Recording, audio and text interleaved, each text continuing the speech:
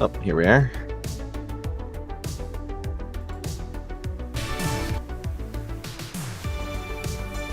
If Jack Atlas shows up again, I guess we have to say hello, otherwise he'll get upset.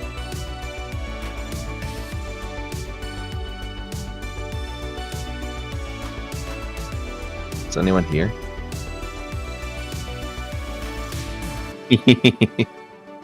I don't mean anything bad by it if you're already here, Jack.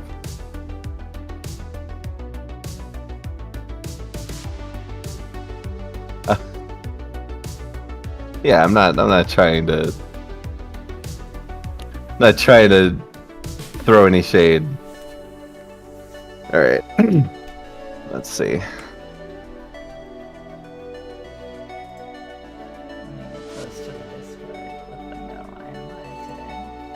Mm-hmm.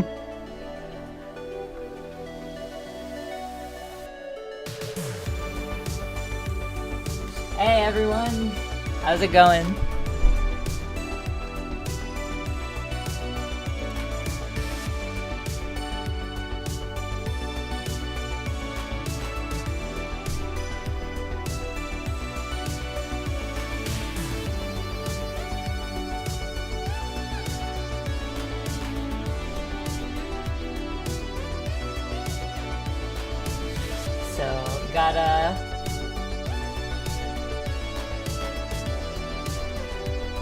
Did a little messing around with our screen. You guys are now going to be able to clearly see the scores of the tournament as it's happening.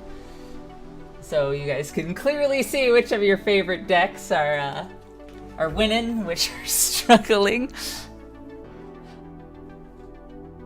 There's going to be a lot of struggling, I think, because optimized decks mean that the weak ones are even weaker when compared to the strong ones, I would think.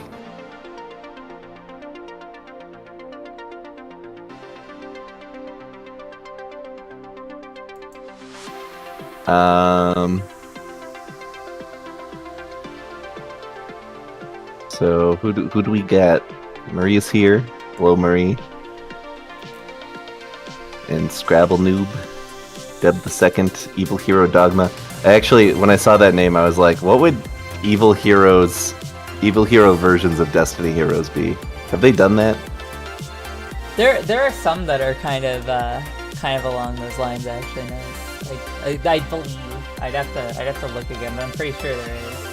So okay. Just to take you guys through the decks and how they have changed for the tournament. Surge of Radiance. Here's what we did. Dark Emperor won the last tournament, the out-of-the-box tournament. Here we have optimized. We're going through if we used 3 of each structure deck, so only the cards that were in the structure deck are able to be put in the optimized versions, obeying the ban list at the time. So, Surge of Radiance here, Solemn Judgment was not limited back then. So, it can run 3 Solemns, which it is running. So, like the Yu-Gi-Oh! Online thing that we played before, I forget what it was called. Pretty sure Solemn Judgment was unlimited there, and it was a nightmare. For those unaware, Solemn Judgment, you pay half your life points to negate a normal summon, a spell, or a trap, which covers a lot of ground. Yep, and Surge of Radiance is really good at reusing their trap cards. They're also really good at getting life points back. They are. So, so with what I did with them, we gave them a second Gelen duo just for a little bit of stalling. We gave them some Cestus of Galga to help with their low attack points and also boost the life points for the monsters that rely on it. Mars is evil in this kind of deck. And with 3 Sanctuary in the Sky, With the tests I ran with this version of the deck, Mars was relevant a lot. Yeah. I mean, it's a 0 tribute, potentially really strong. Like, not infinite strength, but pretty close. So, with how it performed in my off-screen testing, I was confident enough that Mars being around for an option to be brought out with, like, Nova Summoner, not a bad thing. Well, actually, I don't think Nova Summoner can tag it. The fact it's a... Oh, no, Nova Summoner can pull it up, because it's not a question mark monster, it's a 0. Yeah. But, yeah, so that's what we did with Surge. Curse of Darkness was a very awkward one to try and optimize, because the deck has some really strange tools. I tried to make it as stall-burny as possible. We have the 3 Malice Doll of Demises to work with Ectoplasmer. We have 3 Nightmare Steel Cages to keep the stall up so the Stealth Birds can do their job. Plague Wolf, I have it too, just because it can trigger either Crush Cord or Deck Devastation. Crush Cord. And then we have Dimension Wall at 3, and then Magic Cylinder in the hopes that they can get the burn out before their opponent kills them. The true strat is to just keep your field open Dimension Wall someone to death. Yeah.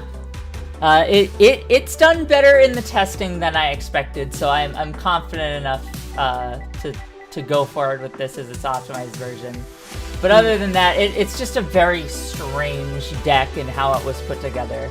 And we have to remember that the AI's love for Ectoplasmer with Spirit Reaper is unmatched.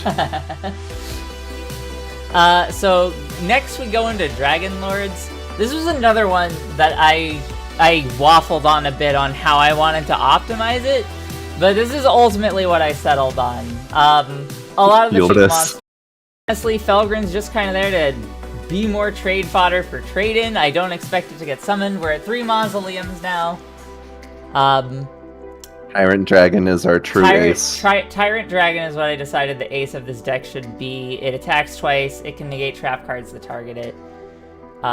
It's a little awkward to summon from the grave, but we used as many things as we could really to keep the summon con available. We have 2 Spear Cretins, so the deck can potentially do a Spear Cretin loop on, like, constantly summoning it back out.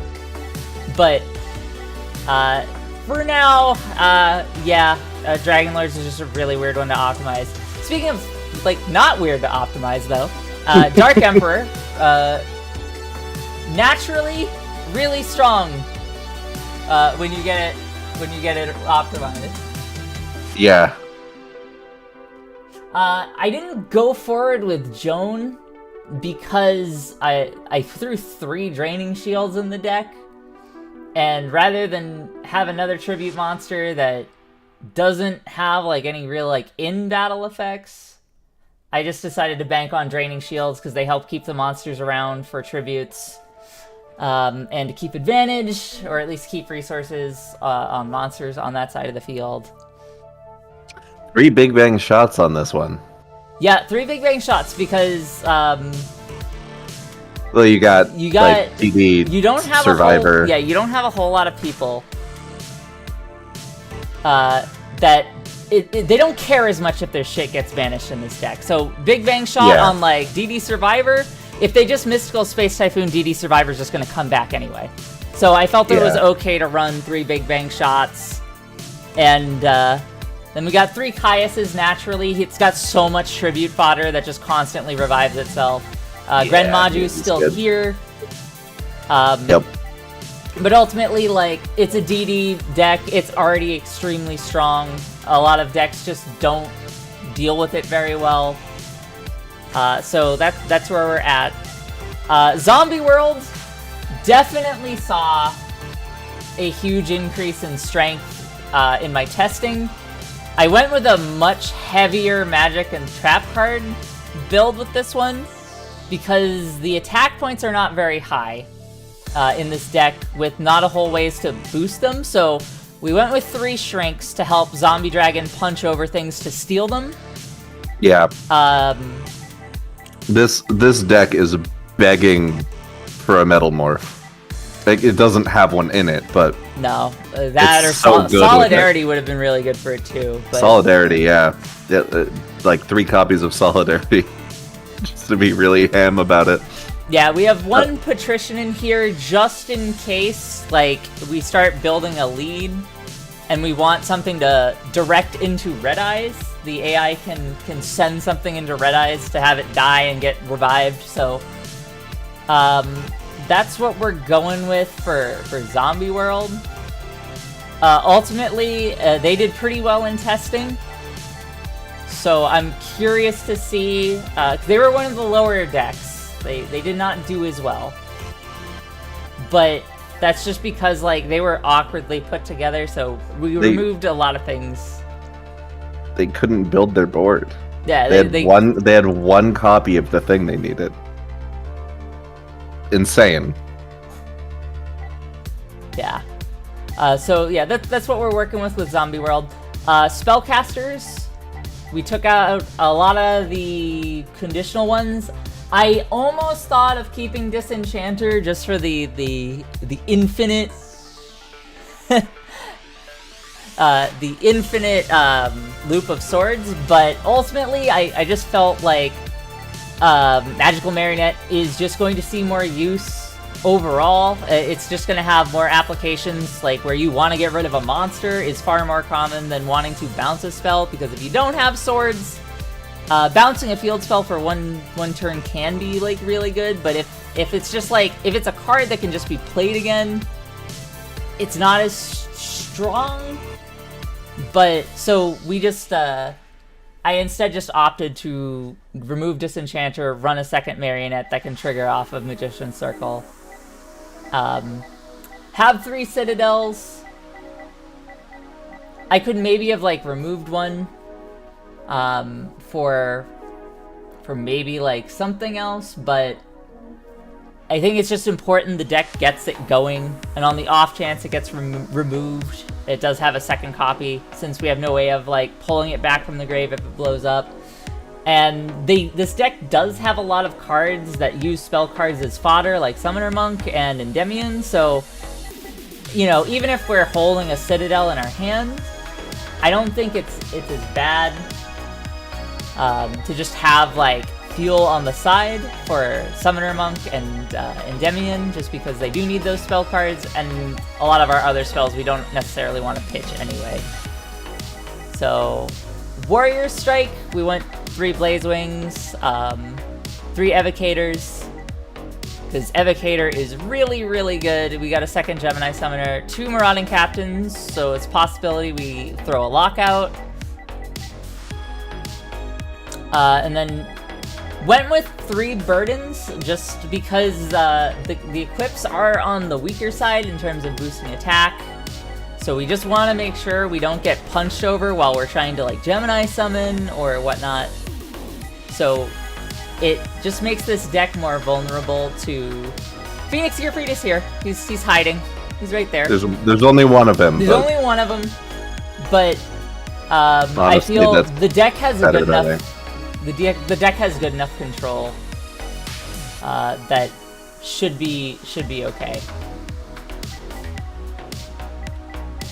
3 Supervises to run with the Gemini monsters we are running.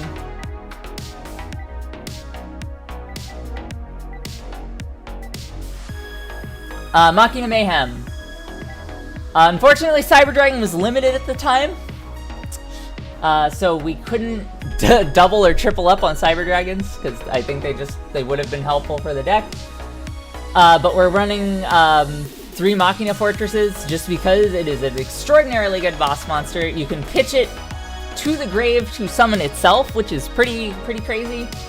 Machina Gearframe to help search it out. Machina Soldiers to also help swarm the field and summon it. Completely ditched Armored Cybern because it only works with Cyber Dragon, and Proto Cyber Dragon's not that great. And because we can only run a regular Cyber Dragon. There you go.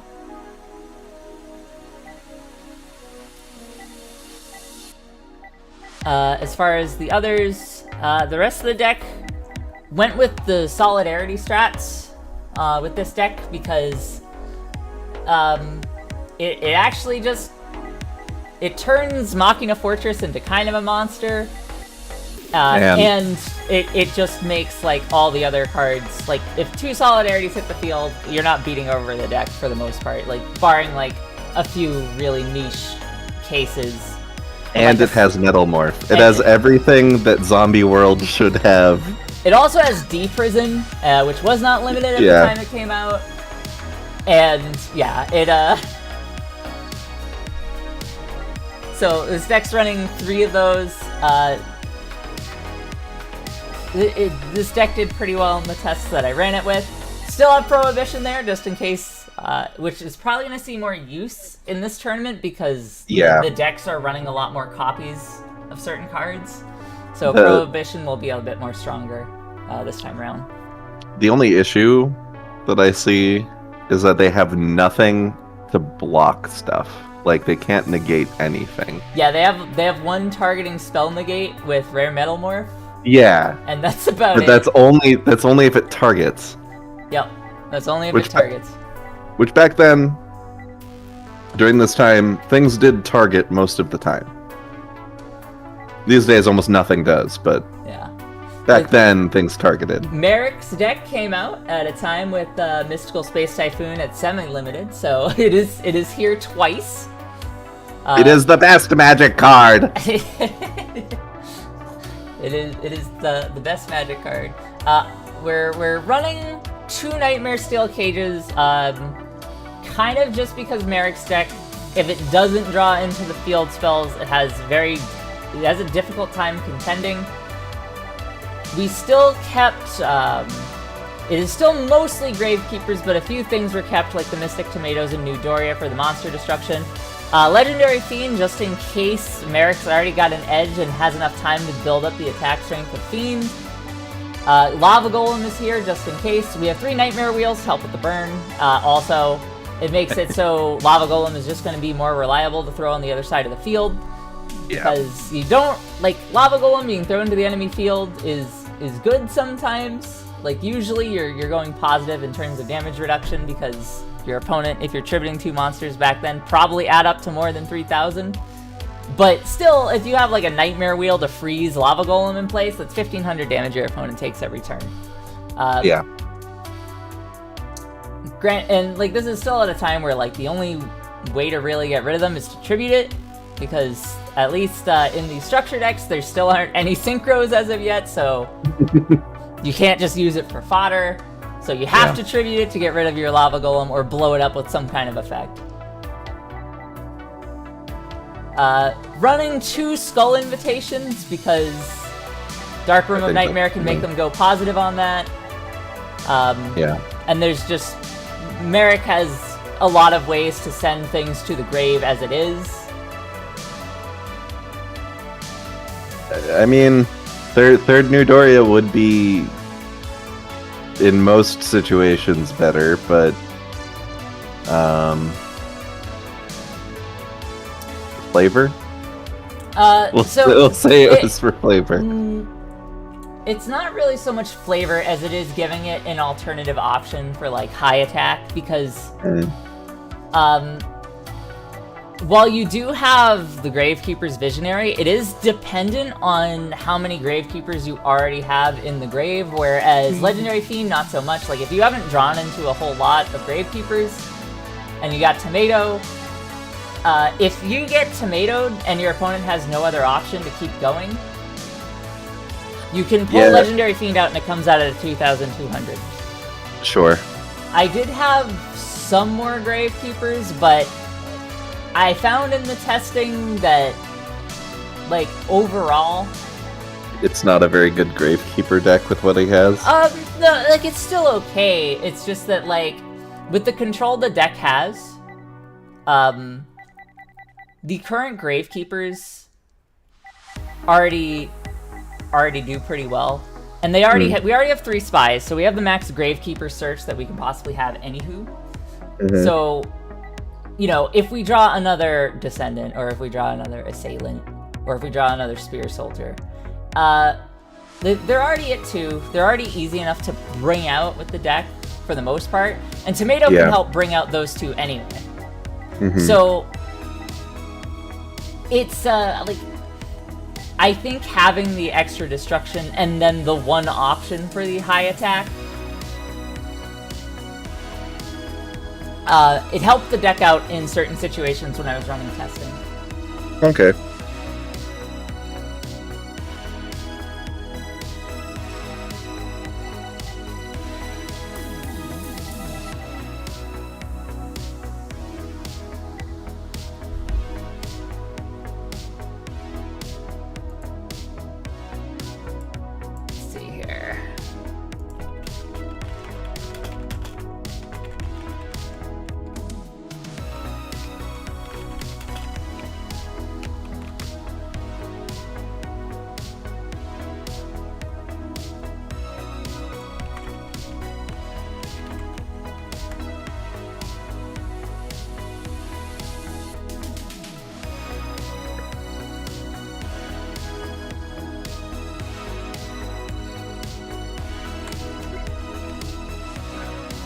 Lure of Darkness was limited at the time, so that is why there's not more of them.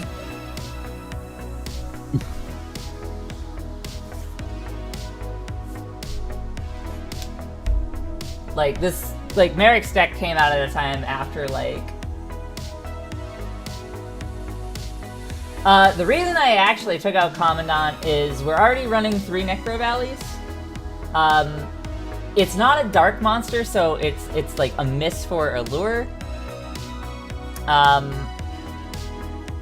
And like it just gets missed by all the searchers because it has like 1600 attack. So because like it didn't have that same level of control, I felt it was kind of okay to just nix it from the deck, because like if you top deck a lure and then all you draw is like Commandant and like a spell card, you lose, or Lava Golem, like you're gonna wind up losing the cards you draw anywho. So yeah, running Necro Valley at 3, I was confident enough that we could actually lose Commandant.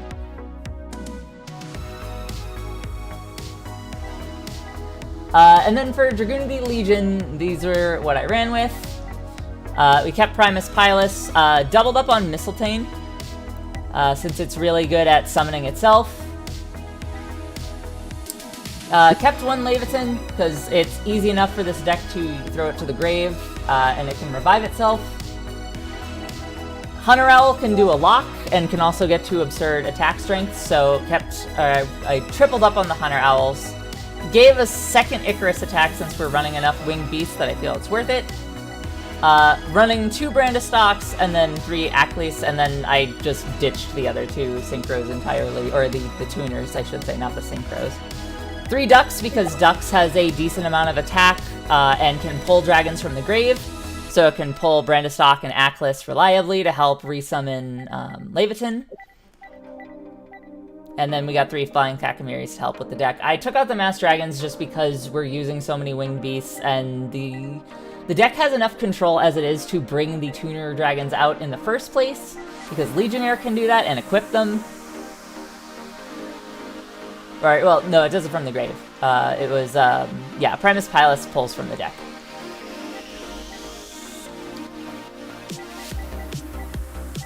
And then I kept 1 Mist Valley Falcon in there, since Mist Valley Falcon can do some silly stuff with Dragon Ravine, like bounce it to make its effect twice. And Armed Dragon just didn't do well when I tested. There's not a whole lot of high attack points for Armed Dragon level 5 to like discard with the deck. Like, it's primarily a lot of low attack monsters, and you have to discard something that is a higher attack value than your opponent to trigger its effect. So because of that, I just didn't like it as much as doing some of these other things. Like Hunter Owl can get to higher attack. with how like the field can get swarmed with these guys. Armed Dragon's just one of those things you don't really want to splash into a deck. You kind of have to build around it. Legionnaire, like, Legionnaire can do the monster destruction thing generally easier because of how easy it is to get the dragons in the grave, to then pull something out of the grave and then blow up the monster you want to get rid of. So if it's the destruction effect you want, I feel Legionnaire already covers that, and then if it's the attack strength you want, I just built the deck to boost attack strength as it is too, like, and then like Dux gets a decent amount of attack, United We Stand helps boost, all that other stuff. So I just felt that the monster destruction effect of Armed Dragon, it didn't have enough value to it when you had other options that you had from the deck. So that is ultimately why I kicked Armed Dragon out of the deck. And it did pretty well in the testing. So now that we have gone over all the current changes, we're gonna give them a run, see how they all do. And if any of you guys ever like do your own tournaments like this, like where you like, because I know not everyone's gonna agree with how I optimize it. Everyone's gonna have different opinions. Why didn't you do this? Why didn't you do that? And like that's just kind of the nature of the game. We all believe different things are gonna do better than others. Because, like, you know, it's down to RNG at the end of the day, like, how the cards are drawn. You can make some more consistent than others, but, like, you know, if you guys run your own tournaments, just totally let me know what you find out. Until, like, let me know, like, what you changed around, what you guys did. Because I'd love to see, like, how things go, like, let's say, Myron, you ran your own thing, like, and you did run it with Armed Dragon. Feel free to let me know, like, how it does. I think what Myron's saying is that not having Armed Dragon is a good thing. That's how I'm... Well, I do know, because Myron's on my Discord, and he posted how he optimized, and Armed Dragon was in his version of the optimized. So okay. I misunderstanding then. Yeah, I presume he thinks it works better with Armed Dragon. I personally, when I played around, I didn't think it worked as well, but again, that's just the nature of card games. Like, everyone's gonna have their own opinions on what works and what doesn't. And that's usually the sign of a healthy game. Yeah. Because when it's tier 0 and you're like, well, obviously this is the best choice. Yeah, this is the only choice. Yeah, gross. Alright, so let's get things kicking. Let's try this. Right, let me just try that again. I didn't plug my line there. No. Let's kick things off. We'll fix it in post. Sure.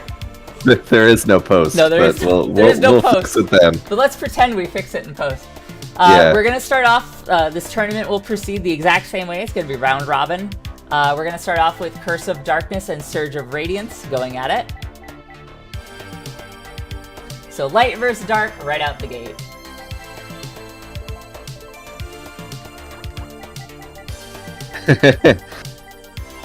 Fairy agents were so strong. Like, optimized.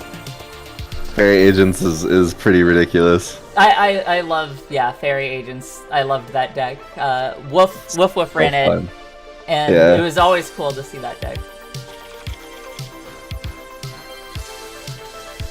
It was possible to counterplay against it pretty hard. Which I like. Okay. Okay. Alright, well... That other card face down is really important, that's apparently. Bold choice by Surge of Radiance by blocking that giant Trunade. We got a Plague Wolf coming out, boosting its attack, going to punch over Bountiful Artemis. Really should have played Bountiful Artemis face up if you were gonna just, like, devil trigger that Solemn Judgment, but, you know... It's almost like, oh my god. Alright, well, Nightmare Steel Cage is getting blown up immediately. We're gonna regain some of the life points we lost. Some of them. So we're back up to 6,300. So that wasn't as costly a move as it looked, I suppose. It still wasn't a strong move. No. Mist Archfiend is gonna come in, punch over. This is going to blow up. Hello there, Jinzo. Oh, we got Solemn Judgment back! Solemn Judgment's coming back. Goodbye. That's gonna blow up, deal 1,000 damage to its owner. Shining Angel's here. We're just gonna Solemn the next thing we see, regardless of what it is. And that, like, could even pay off, too. They're not gonna. They're gonna... Oh, the computer's gonna show restraint. Shining Angel is gonna get punched over by another Plague Wolf, which is gonna bring out a Nova Summoner. We're recruiting the recruiter. Good stuff. Plague Wolf is gonna die. Nova's just that wasn't very smart. Right now, Jinzo, it is Surge of Radiance versus Curse of Darkness. These are the optimized versions. They're if you bought 3 of the structure decks, and using the current ban list at the time they came out, constructing the strongest deck you could think of. Stealth Bird is going to wall off Nova Summoner. That is going to prevent its burn effect from going off this turn.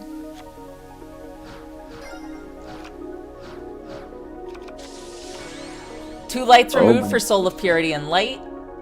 That's. And we're getting rid of the bird. This is dire straits right now. Yeah, this is dire straits for Curse of Darkness. Voltanis is going to hit the field. I think it's game at this point because they Surge of Radiance can just say no to whatever any of those face downs are. Yeah, I actually don't know the reason that these weren't released in the TCG. If you could enlighten me, that'd be cool. Not gonna play against the Dimension Wall because it doesn't damage back. Yeah. Megamorph gonna be played. Megamorph. Nope. We're gonna negate. Probably should have said no to the summon at this point. Heavy Storm's gonna happen. Okay, well. It didn't matter in the end. Surge of Radiance takes round 1.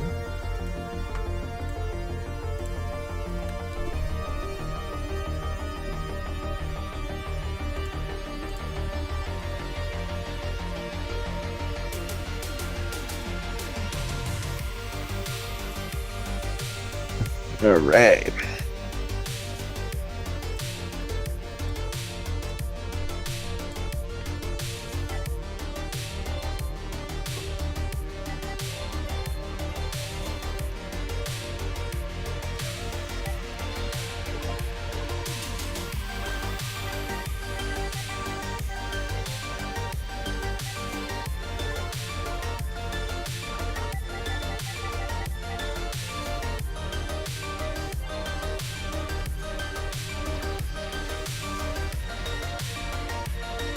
I like that Curse just gets a question mark. Like, is it optimized? Is it optimized? I don't know. I don't know. It's partially too. It was a play on the fact that like what I was using to abbreviate optimized was OP. OP. Yeah. So OP I was just like, is mark. it OP? Really not. Are we gonna Dimension Wall and okay? No. Well, that's unfortunate. We're looking at a very early life point lead for pretty strong. Yeah. Oh, Crush Card Virus gonna hit. That's rough. In spite of our rage. She's still just a rat in a Nightmare Steel cage. Surge of Radiance is going to go on the defensive there. Nova Summoner flipping itself face up. You don't take some reason damage right now. I am getting a little echo of myself through your side. Interesting. Okay, one sec. Second Nightmare Steel Cage gonna buy some time.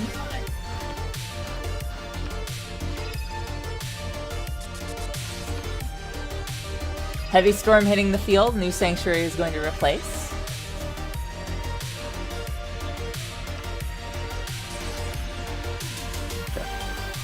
Yeah, Crush Card was a whole lot of fun back in the day, if you could get your hands on. I managed to get my hands on one when they released the Gold series. Yeah, no, it was It was dependent on the strat. Some decks were hurt by it, others weren't.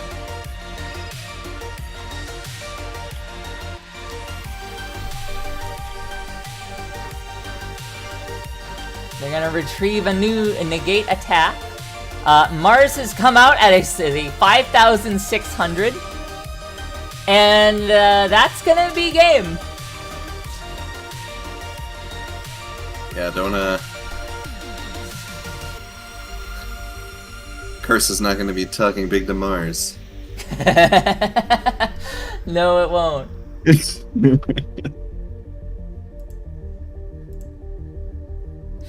That's gonna put the first notch on the board for Surge of Radiance. Next up is going to be Dragon Lords versus Dragunity Legion. I'm gonna make a prediction that Curse goes completely winless in this one. You think so? It wasn't winless in the out of the box, but yeah, but I think the other decks being stronger is going to expose it. So you want to know you want to know what else was funny? Because I mentioned I did testing, right? Yeah. It did win during my testing.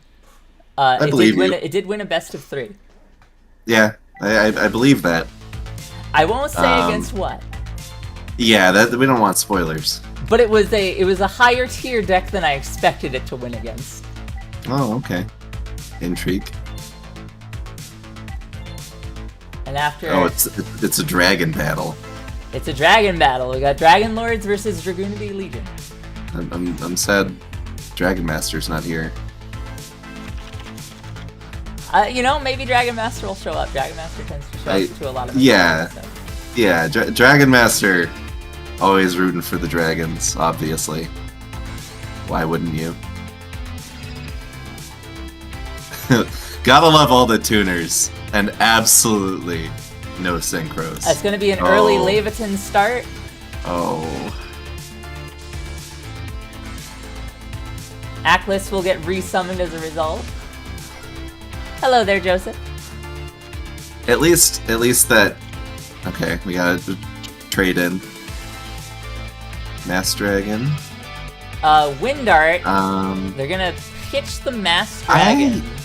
I don't agree with that. I guess they're really afraid of taking 2,800 at the start. Thank you, Joseph. Glad you like them.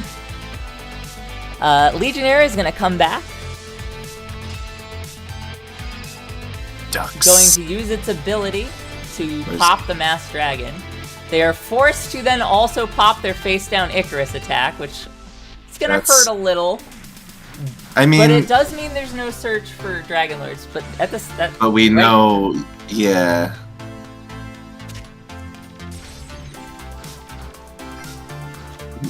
We know that there's playable monsters is the thing. Kamakiri with mage power. I see. That's not a terrible play in this situation. That's actually... It is keeping momentum. Yeah. Twin-headed behemoth comes back. What do we got? Is that a... Oh, that's a face-down morphing jar. Yeah. Tyson, I always forget to let the AI cook. I'm notoriously bad at that.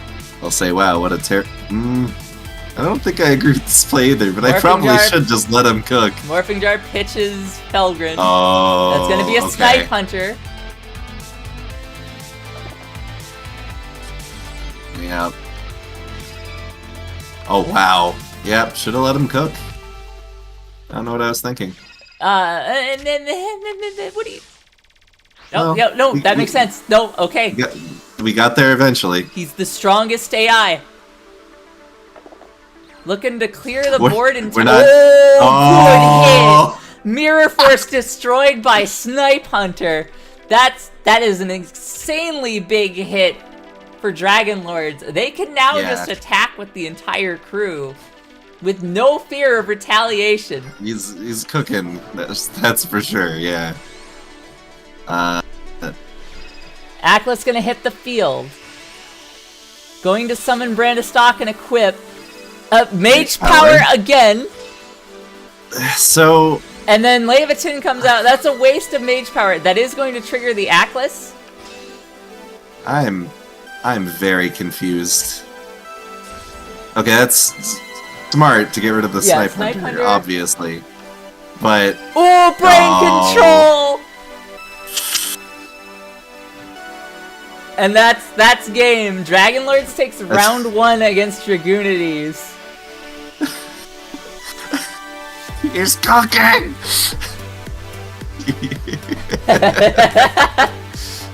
I think I'm gonna cook! Yummy moment. Yep.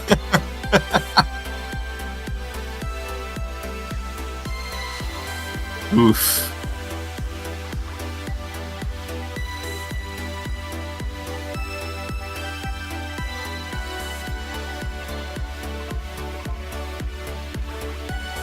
My favorite part of the duel was when he said it's Dragon Lord time.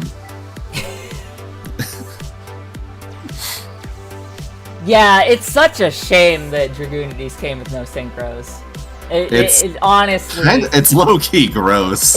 Like, that was their point. Yeah. Like, that was the theme of their entire archetype, was like, they were just a synchro archetype. And then they were just like, well, nope. Leviathan thrown to the grave, that'll allow it to come back later. Mausoleum's also going to be here, so both field spells will be in play. Unless we feel like holding our cards close to our chest for some reason. They might not have anything to bother tributing, and so therefore, don't give your opponent access to your field spell. Ducks coming out, but there's no dragons that it can equip in the grave, unfortunately. That doesn't make any sense. Pitching United we stand to pitch Mistletoe. I'm a little confused, admittedly.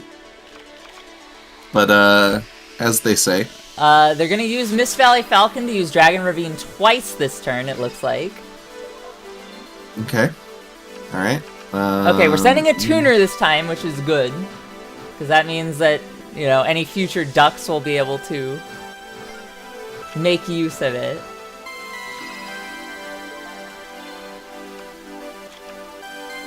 Hunter Owl's going to be sent.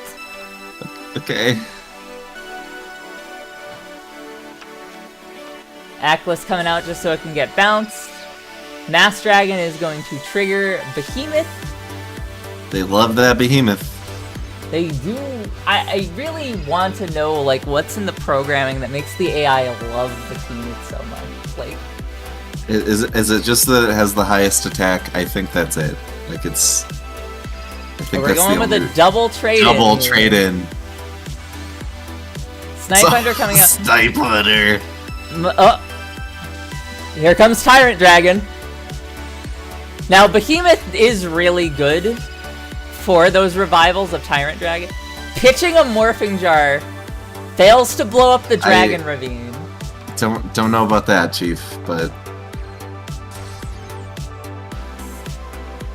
Tyrant Dragon is going to clear the board here.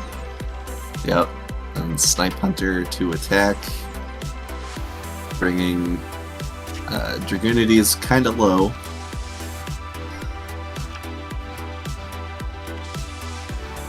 The Dragunities are in some serious trouble right now.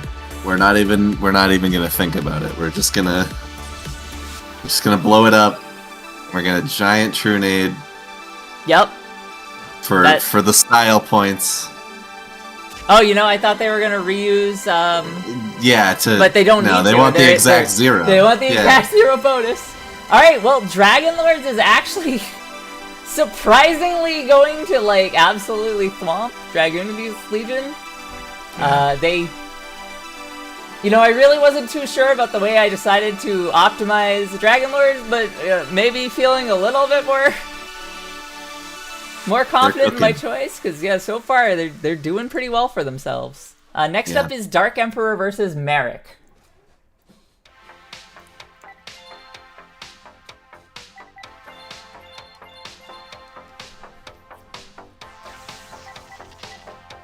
Merrick, you're on the wrong side.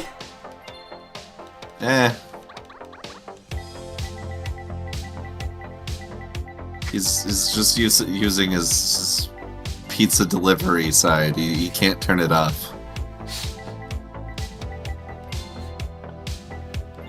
I'm so happy people found that as funny as they did. Someone, I don't know if you saw, someone did fan art. Yeah, you showed me. Yeah, it was really good. It was really good.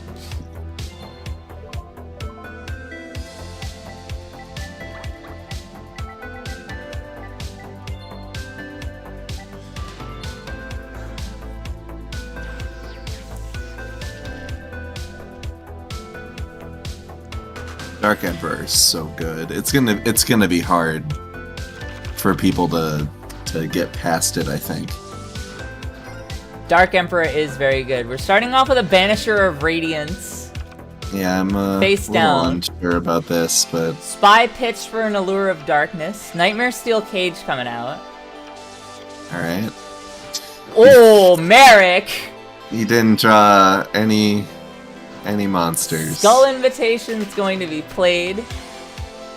Now we're gonna start flipping face up. This is gonna counter Skull Invitation completely while it is up.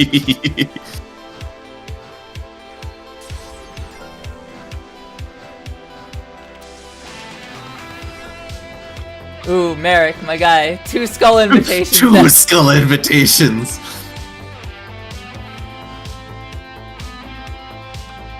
Yeah. Nightmare Wheel. I knew. Oh one no, had to never be mind. coming out. Merrick's safe for now. It's for now, yeah. No, it's gonna remove. Yeah. Yep. Yeah, that's really unfortunate for Merrick, all things considered. Huh, okay. Double Big Bang shot on Banisher of Radiance. Oh, okay. Alright, sure. Alright, Merrick finally has a monster on the board again. But how long? Oh no! Goodbye! Oh, and it hits Spy too! Oh, that's super rough. Caius comes out. Goodbye, Necro Valley. They were banishing that too. Wow. Merrick Wow. is in some serious trouble right now. Yeah, this is gonna be tough. This is gonna be tough to do anything about. Alright. And what do we got? If that's a Mirror Force, he's okay. Oh, there we go. Clutch. Clutched out Mirror Force. And Yeah, that hurts. that hurts. That hurts a lot. Of course, Merrick also has to watch out about how many of his own cards he sends to the grave at this point. Oh, another wow, Banisher comes out. another one. Oh, Merrick has a monster again. If it's a Mystic Tomato, that's a problem. If it's a Goodbye. Alright, that's gonna be round 1 for Dark Emperor. Merrick did quite a bit of damage for only drawing like 3 monsters. Yeah, he did a lot of damage, but to say he put up a good fight is a little. I don't know. I didn't see him having the upper hand at any point during that. No, he was never in control of that duel, at all. He was on the back foot the whole time. Granted, he did better on the back foot than some decks would do, but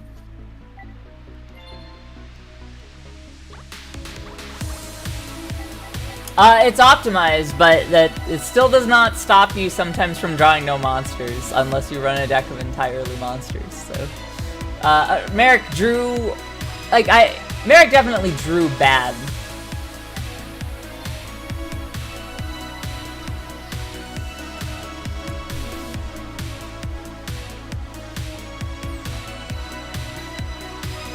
the deck says no, there's not much, there's only so much you can do.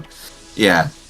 I mean, ideally, optimized means you have monsters, but it doesn't always mean you have monsters.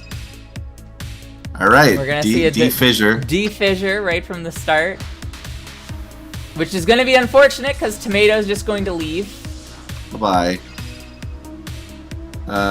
Not getting rid of... We got rid of Macrocosmos, which is the bigger hit, so... I'm gonna go ahead and call that a W.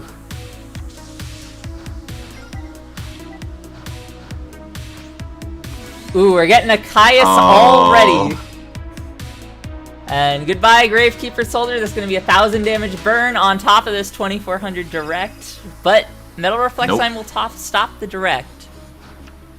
Until it gets Vortex Lightning immediately. Vortex. Oh, Dark man. Emperor showing no mercy. Yeah, Dark Emperor is it's strong. Merrick has a monster this time. And now we have another Super tomato. Survivor.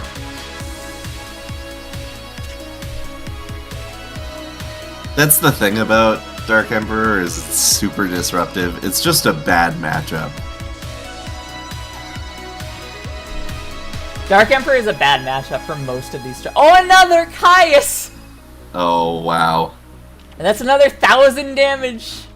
That's Goodbye. it. That's it. Yep. That's it. Demolished. All of Merrick's pals were completely destroyed. All of Merrick's spells were completely destroyed. That's going to be a 2-0 for Dark Emperor. Does he have burn cards? Because that's what his deck pretty much is. It's burn cards and it's Gravekeepers. And yeah. Torture theme. It's accurate. The short of it, Matt, is when I played around with his deck, I made it so it played into the burn part of it, because like when I looked For at some like reason, everything Gravekeepers alone wasn't working. when I looked at like everything the deck had, like how I decided to optimize it was I gave him some more stall to play with, because he had like Lava Golem, he had like the Nightmare Steel Cage, and then like, you know, he had a lot of the continuous like spells and traps and all that stuff, and I was like, well, I honestly won't be surprised if Dark Emperor just goes completely undefeated. Like, they might drop a duel, but not a match, I would think.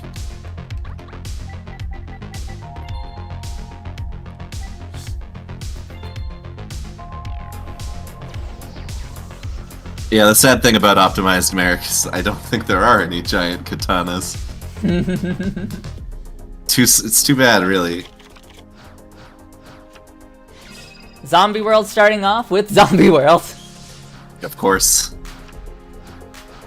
And this was the thing that... Oh... Cyber Dragon with Solidarity.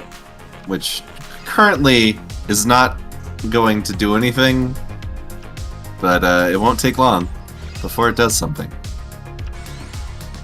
And... Zombie Dragon is out.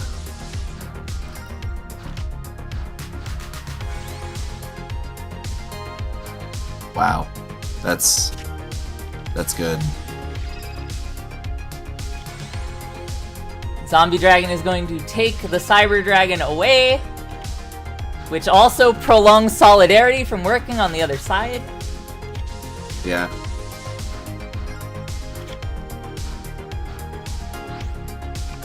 Another Zombie Dragon is going to come out.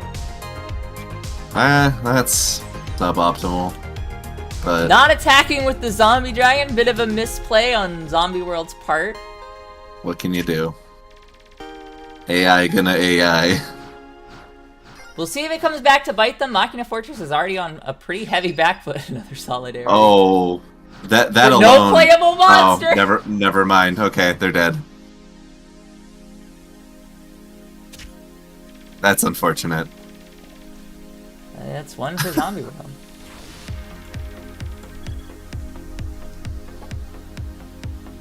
Complete shutout victory. Like, ouch.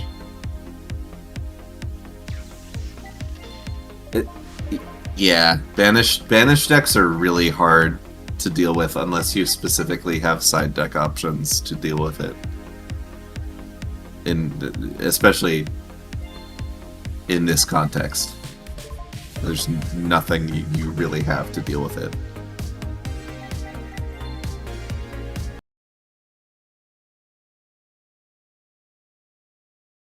But we already have Solidarity online.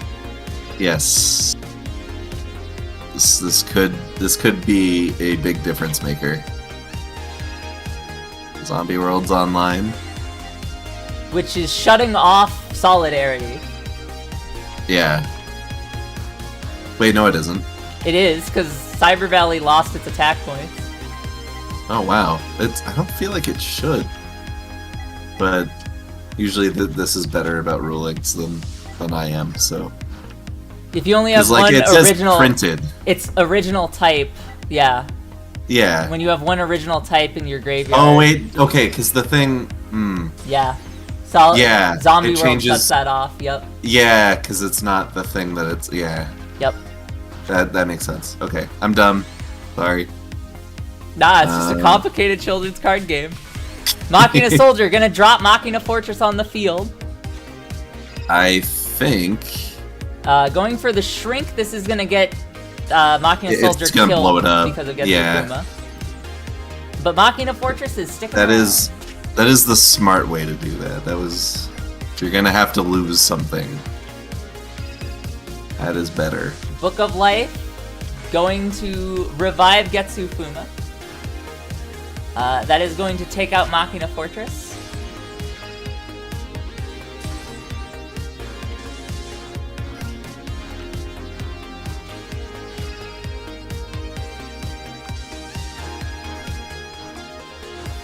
I mean, Odeon... Well, I honestly believe that Merrick is the worst pure duelist in the show. Like, out of anyone who's important. Swords is going to stall. We have double Solidarity, which is still unfortunately offline because Zombie World is still out here. And he's the entire reason Odeon lost, as people are saying.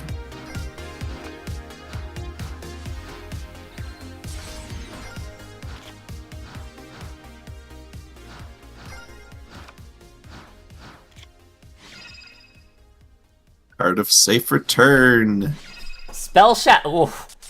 That hurts.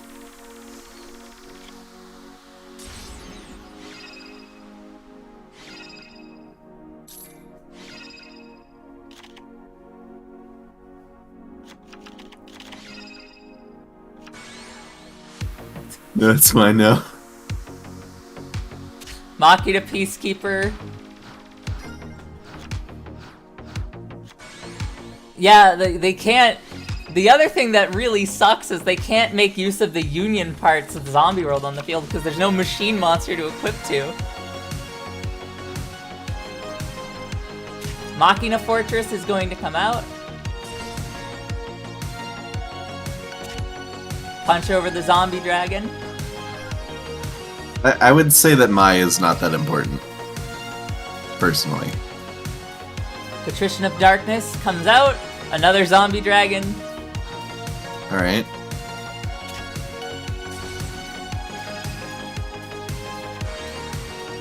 Pulls the Machina gear frame over to its side. And the creature swap though! That's so rude. That's so rude! A new Machina Fortress comes out.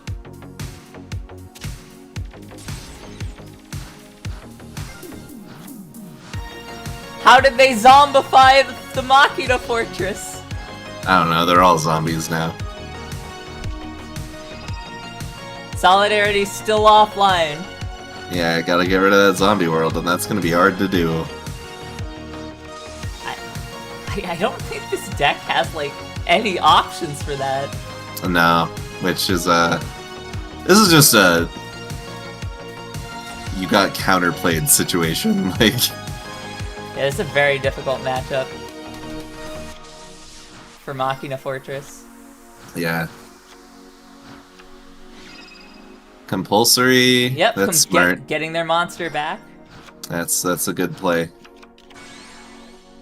They're gonna summon another Machina Fortress. They may have turned this. They turned this around. Yeah.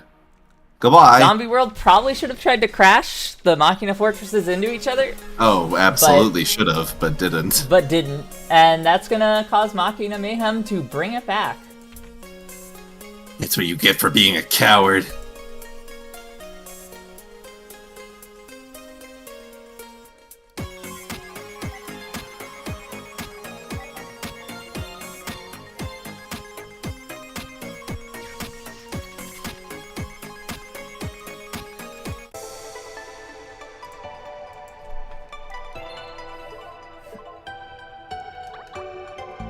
Alright.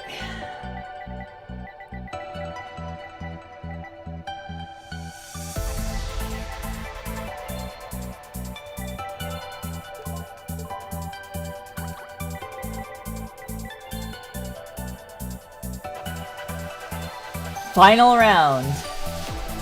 Round 3 height. Our first round 3 of the tournament.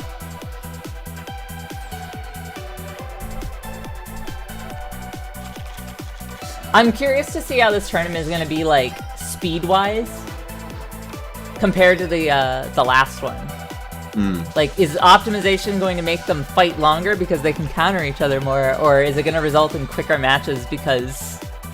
So far, the matches have been lightning fast.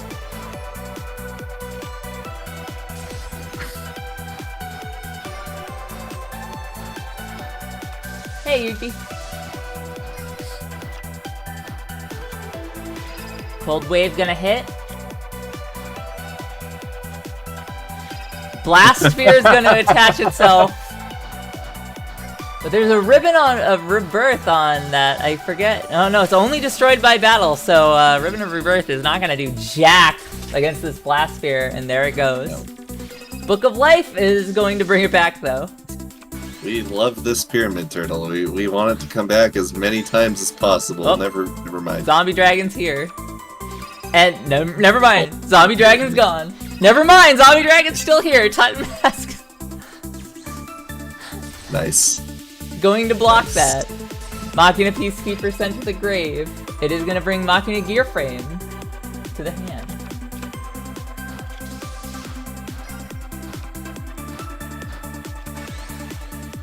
Rest in peace, 3 blast spheres. That's the peak, huh?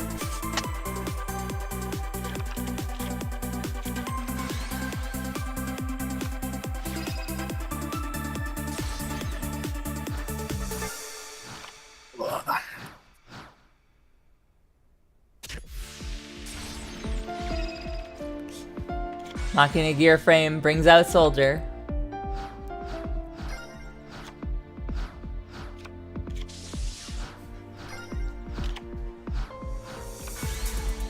Getsu Fuma coming out.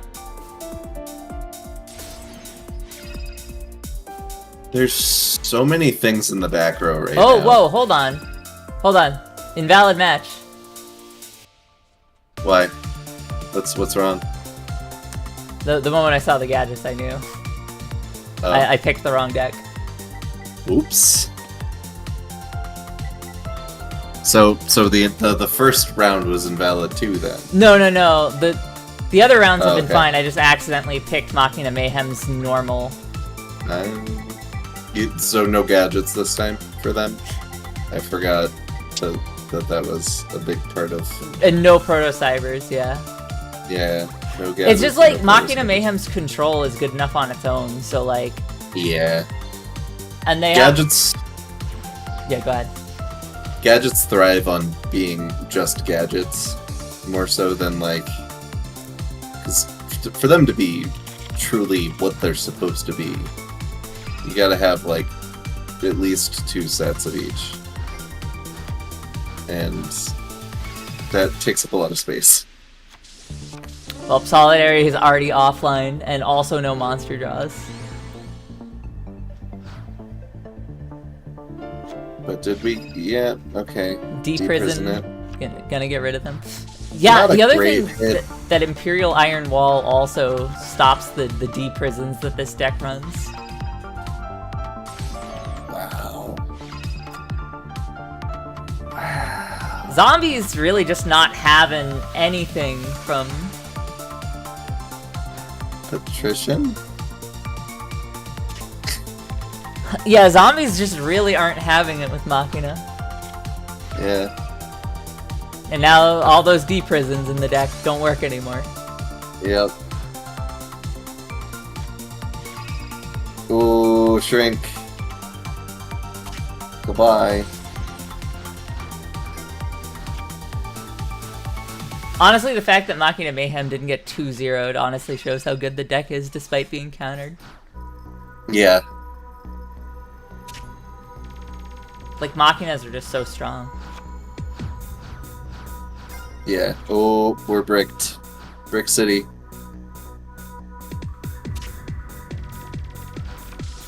Brick Junction. We're still bricked. Ooh, the zombies bricked!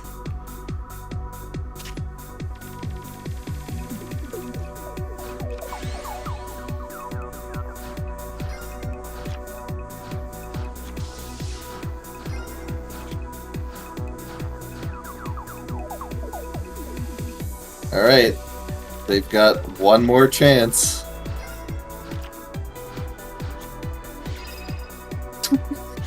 They bricked. They super bricked. They super bricked. Oh my god, there's absolutely... What a sad match for zombies to lose. They're like, I have the Right? perfect counter to your deck. And they still lost. Why are you shrinking? You're just... This is just childish. This This is just childish. You've lost.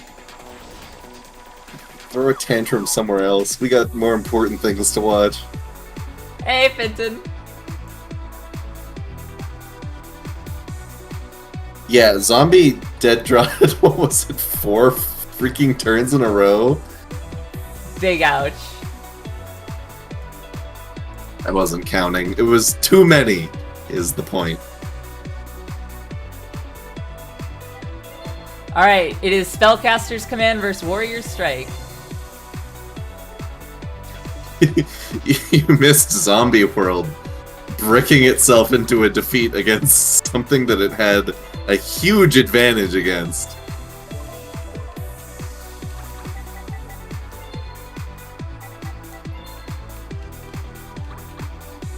Unless you didn't. I mean, there's delay, and I'm not good at that.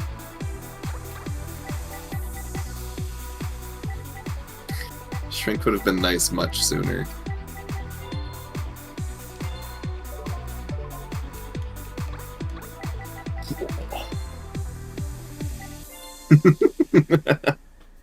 Monsters would have been nice sooner, yes. Yeah? They did have monsters sooner, and then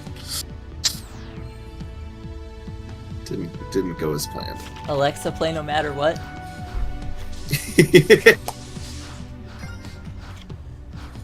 You know, from the very start, with Honor they dueled, watched each other's back, and they battled with pride. That's an early Burden of the Mighty. Okay. Magical Marionette getting pulled out. But Gemini Summoner has a can't be destroyed once per turn effect. And is just going to knock out the Marionette thanks to Burden of the Mighty. Burden of the Mighty is gonna play huge into the strategy here. Old Vindictive is going to take out. Is Breaker going to break the burden? Yeah, Breaker is done with this burden. And Mage Power is going to put Breaker higher up. Gemini Summoner is going to be sticking around. Not going to be using its effect, so unfortunately no Gemini is in the hand.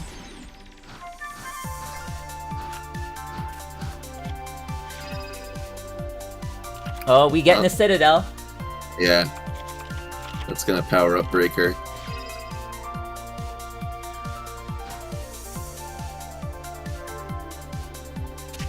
Damage, but no death.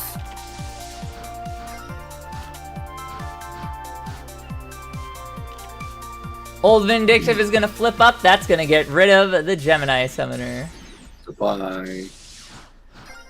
Thanks for playing.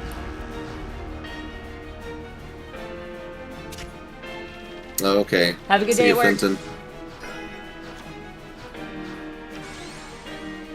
DD Warrior Lady is gonna come get rid of the breaker.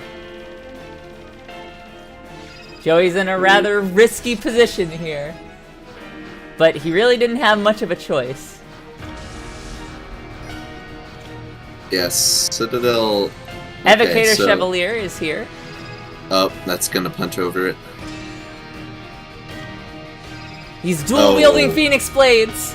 It's the sequel. He gets 2 swords this time. And he's supervised. By something. That's gonna blow up the Nope. Crystal Seer. Alright. Enemy controller Enemy says no. controller.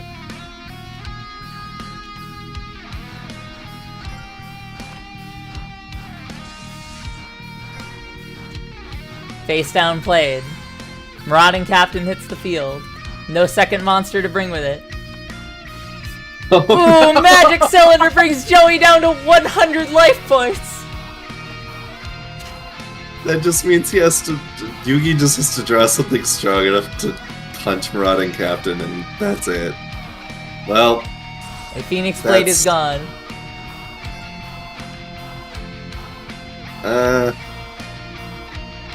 Yeah, this is still rough.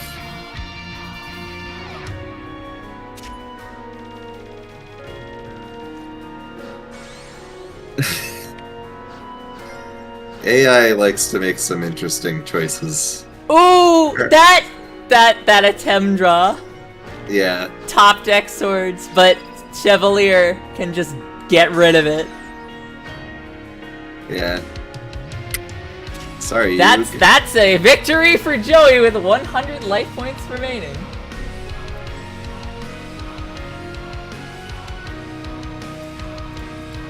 Dude, one of the most annoying meta decks that ever existed during the time that I was playing was Neosilius Gemini Spark Spam.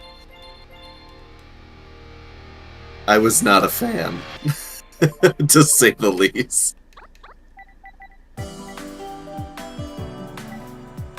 You mean his Red Eyes Black Brick? That serves no purpose in his deck? Yeah.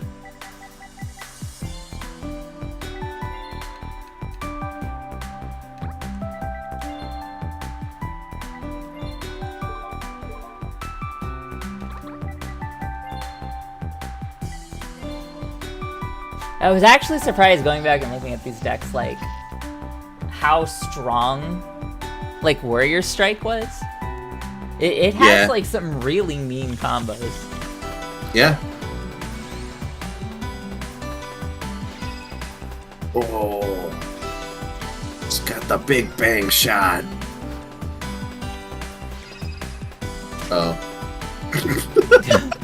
Oh, Dark Brian says no. Yeah, draw a card instead. Are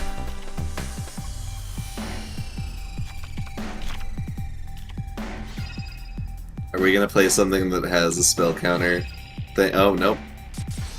Okay, cool. Alright. You should have played your Magical Exemplar before that figure. Whatever. It's fine. Everything's fine. Future Samurai. Future Samurai in attack mode, just throwing it out there. That's a Joey Season 1 kind of move. That is a Season 1 Joey kind of move.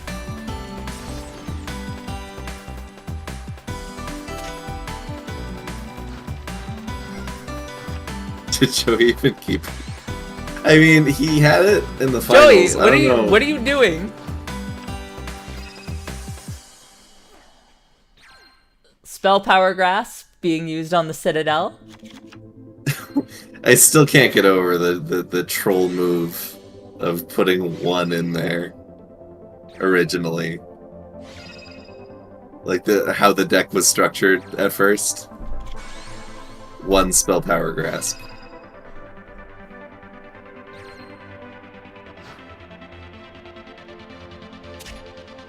This was one of those structure decks that just begged you to buy multiple copies.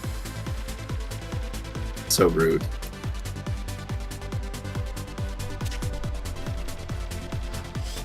Joey in trouble yet again.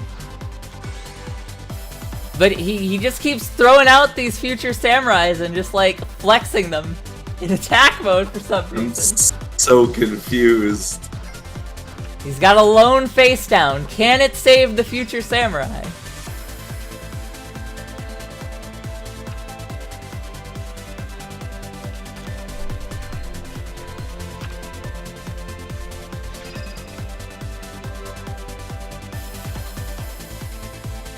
No.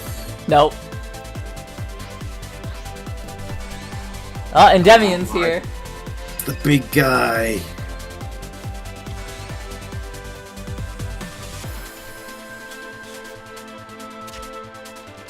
Yugi flexing really hard on Joey this round. That's it, right? That's it, yep. Sorry, Joey. Alright, round 3 hype.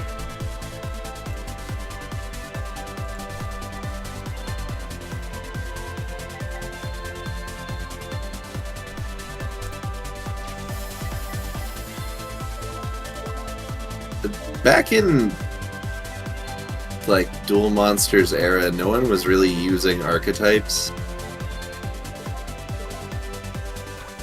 Like Kaiba was the closest one to having a themed deck, and even he didn't have a super strong theme.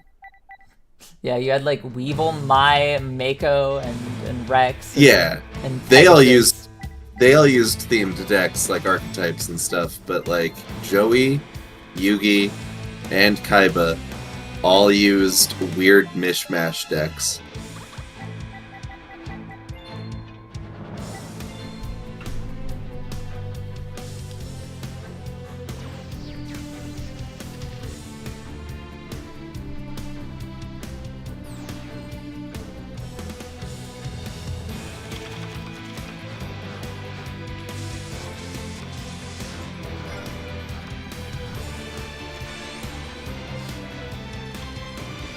Evocate a Chevalier. Starting off with Big Bang Shot and Phoenix Blade. Again. This could hurt. Could hurt real bad. Oh, double burden. Double burden! Alright, we are running straight into that enemy controller again.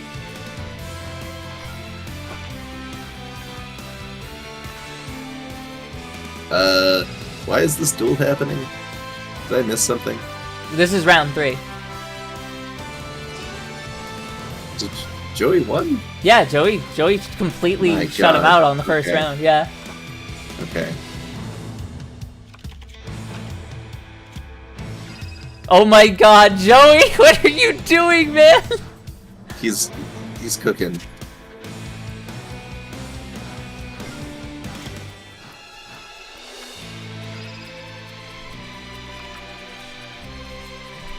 Magical Citadel coming out.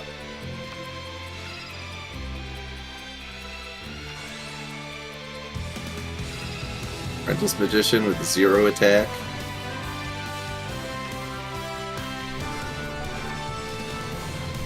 Joey is cooking. To death. He's cooking. He's just like, look, Nuke, all I gotta do is just keep attacking your defender. And you'll die eventually. Got a captain. Nothing else. Okay. Oh. Never mind, I don't know what I'm talking about. I attack your apprentice magician. But Evocator keeps hitting. Well, he did eat a spell counter to do that. So. Yeah. Let him cook. Oh no. That's if he just hits one big bang shot. Yep. Yup. Goodbye. Well, luckily, thanks to my double burden of the mighty, my marauding captain can beat up everyone on the field.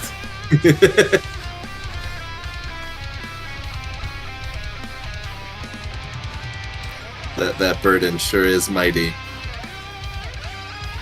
Birthright? Bring back Future Samurai. Supervise. Supervise on Future Samurai.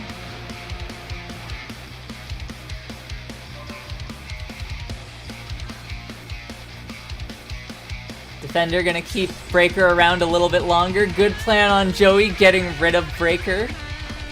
We're gonna be here a while.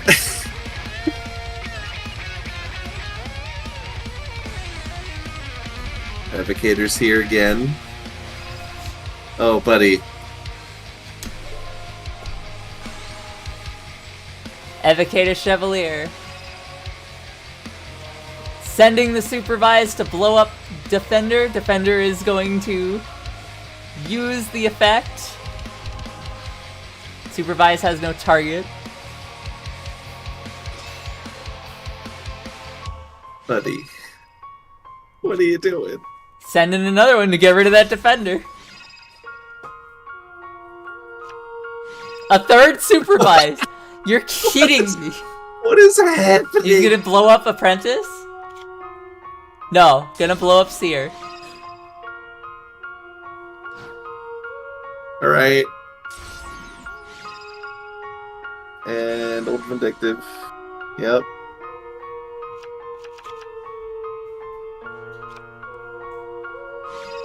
Old Vindictive. Blows up. Oh. There's like some logic in that, but it's still like it's not your life good. points are already very low, man. Oh, what did he put? What did he set? He set Breaker, yeah. Well, that makes sense. Wow. I guess. That double burden was That too double strong. burden was just way too strong. Like, he couldn't... Like, even if he had broken one burden with Breaker there, he still just would have been punched over and killed, so... Yeah. Alright, well, Joey and Warrior Strike take that round. Yep. Here is the standings, as of right now. We got Surge of Radiance.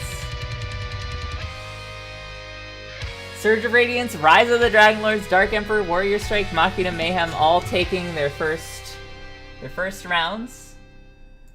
And we move on to round 2.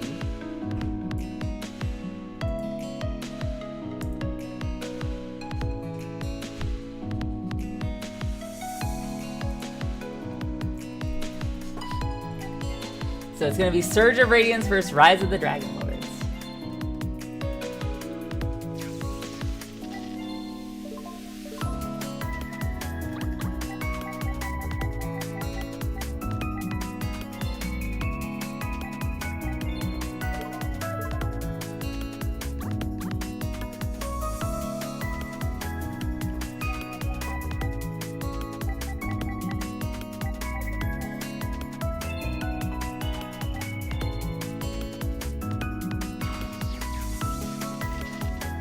Later, Tyson.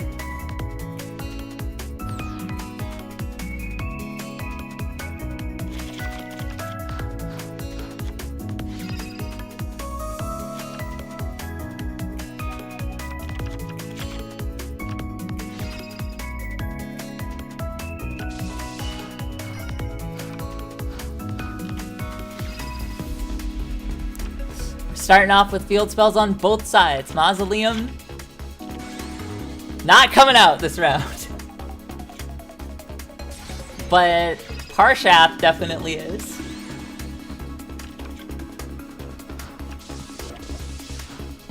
Hopefully those back rows can stop it, because if it gets going, it's going to be hard to deal with. The Draining Shield's gonna come out. Yeah. That's gonna pay for a Mausoleum. Right there. Okay, Parshath. Parshath has gotten incredibly buff. Parshath is now only kinda buff. Mausoleum. The discounted Mausoleum. Ooh, Tyrant Dragon out. Gelen Duo is going to bring Dragon Lords to a halt. Misplay on... Oh wait, no. They won't take battle damage. That's right. Yeah.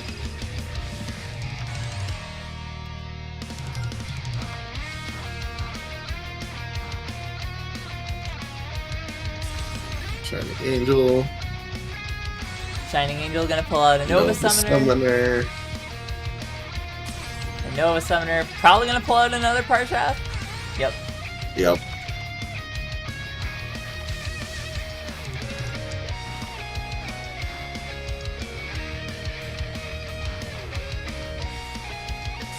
I mean, okay. Parshath's gonna Hopefully pierce and draw. Hopefully that draw is good. They need something. Nope. That's rough.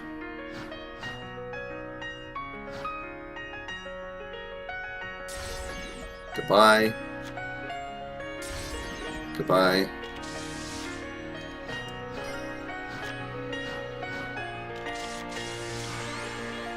Soul of Purity and Light. Bringing back Parshath? They want more cards. Yeah, it makes sense.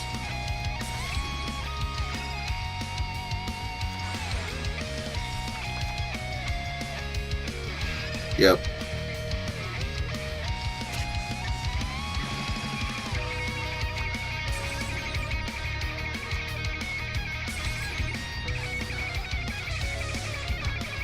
Nothing for Masked Dragon to hit? Yeah, they have a surprise. Like, Dragon Lords has a surprisingly low amount of dragons to hit. Goodbye, Parshath, again.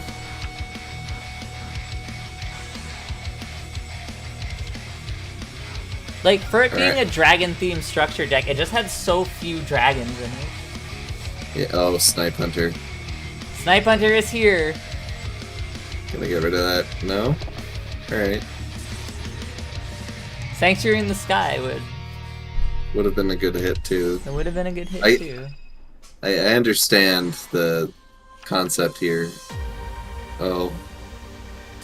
Sorry, Mars. Sorry, Mars. You showed up at the wrong time.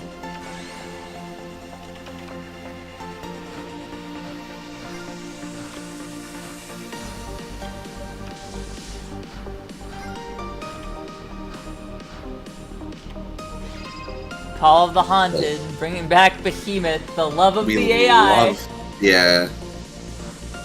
Loves that card almost as much as it loves Ectoplasmer. They are out of recruiters.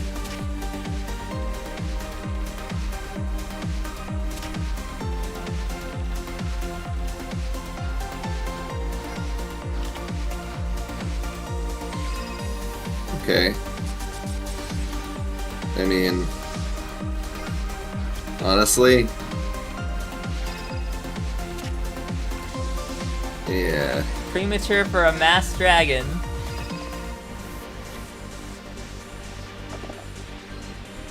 Snipe Hunter says goodbye. Okay, nice. Dragon Lord's just flexing for no reason. Dragon Lord's doing surprisingly well so far. Yeah, I mean, well, Apparently, Tyrant Dragon Turbo was just the answer. it's less gummed up than it is normally. Yeah, like out of the box, it's really so unfocused. bad out of the box. Yeah. It really is so bad.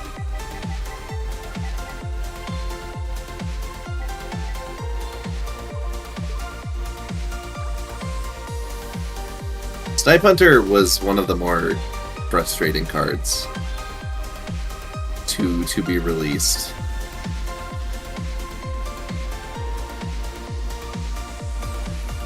Yeah, like Tyrant Dragon's double attack and trap block is just like, it's really good.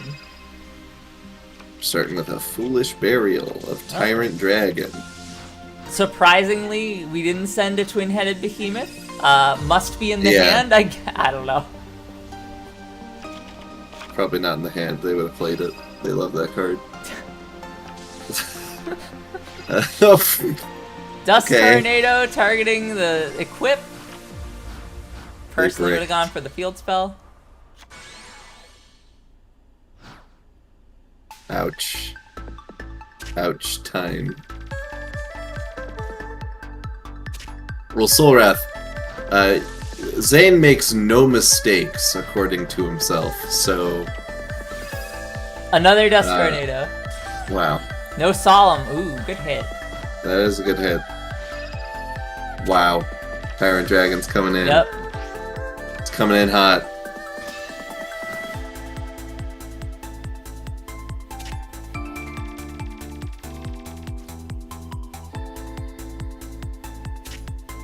Last chance berries. Are you gonna waffle super hard? Well, we got a monster. It's probably a recruiter. No, never mind. They're dead. Goodbye. They're dead. Thanks Bye. for playing. Goodbye.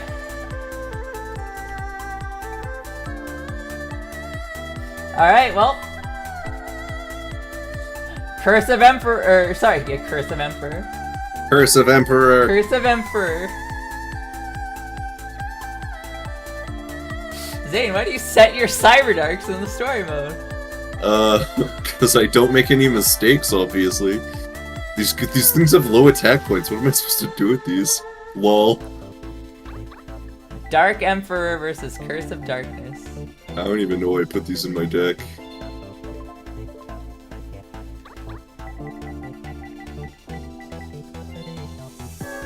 Tommy, you will hear absolutely,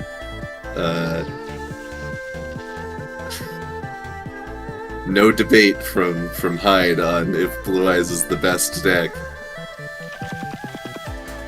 Forever and always, Hyde's favorite deck is Blue Eyes.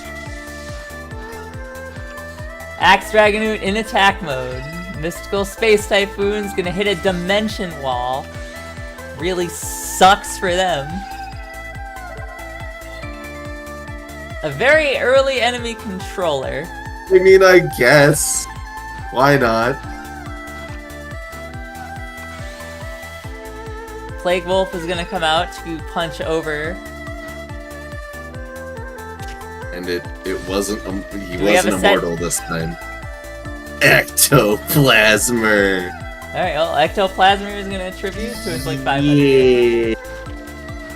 Just so close from doing Eradicator Epidemic. 1700 direct, Ectoplasmer is going to trigger off. This is just going to be a duel of them punching each other back and Oh forth. god, the Mystic Tomato Punch! Bonk.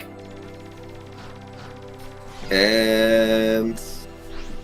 Ectoplasm. Banisher of Radiance! Bonk. Bonk. Ectoplasm.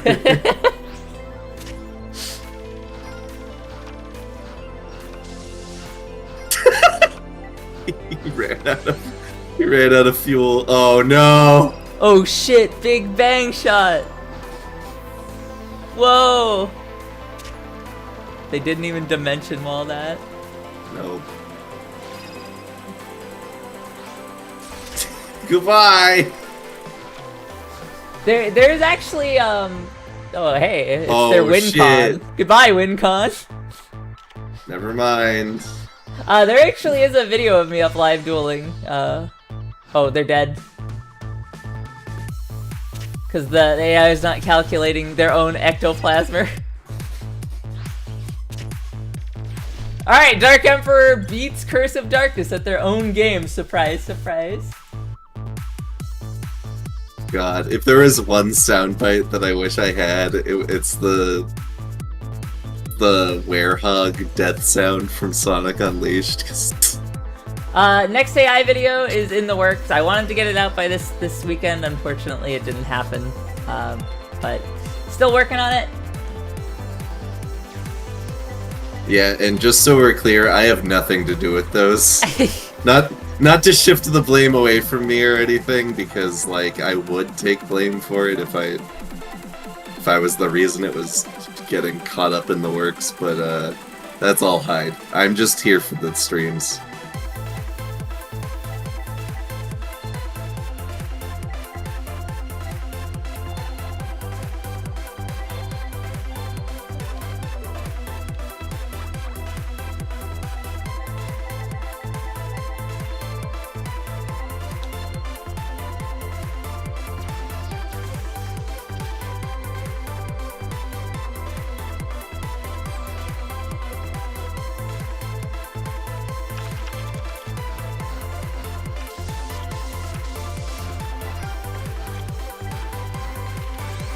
Alright, we got Bazoo the Soul Eater going up against a Malice, Doll of Demise. And it runs right into a Sakuretsu. But luckily this time, it's got Nightmare Steel Cage to avoid getting punched in the face immediately. Okay.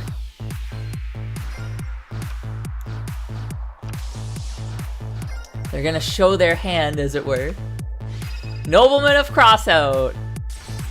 Goodbye, Tomato.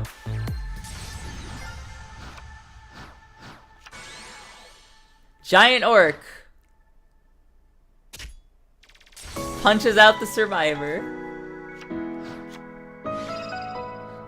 Another Nightmare Steel Cage. The Orc does not high Orc by Orc, but there's Caius.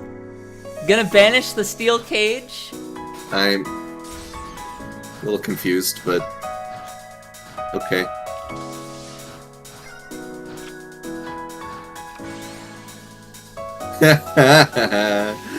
Oh no. Here comes Kaiku to destroy them ghosts. Oh, never Dimension mind. Wall. And Kaiku's effect doesn't trigger because the damage was deflected. Yeah, I was. Huh? Having Caius's attack by equipping it with Megamorph. A pro play. Sure. I mean, you still don't have anything to defend yourself with. Uh-oh. Yeah. Ken's gonna spend some time staring up at the lights, I guess. Oh! And now it doubles! Oh. Oh, goodness. That's gonna be 2 for Dark Emperor.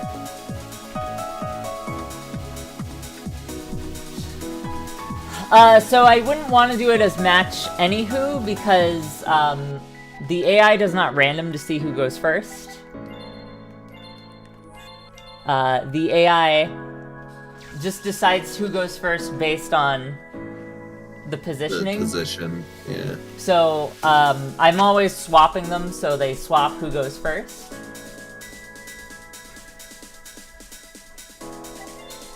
And also, the AI battles don't actually have a match setting. That is there for if you duel the AI. You can do a match, but the moment you do spectator duel, there is you can just change the life points to 4,000, and then that's it.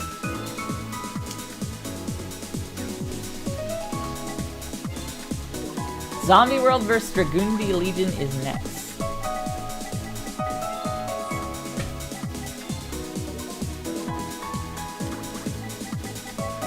Zombie World's really disruptive to a lot of these. And, let's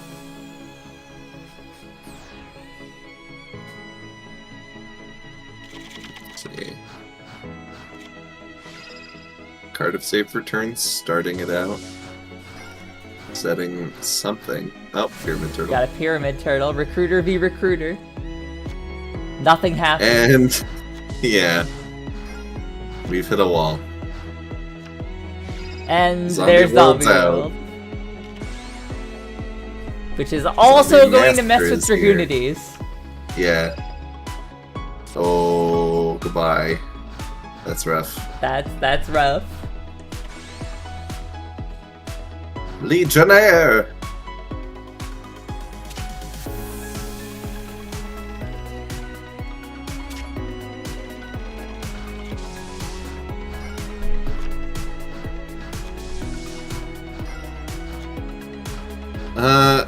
I wouldn't say that it's an upgrade or a downgrade from Zombie Madness, because Zombie Madness was just like an autopilot deck, and Zombie World requires some level of decision making.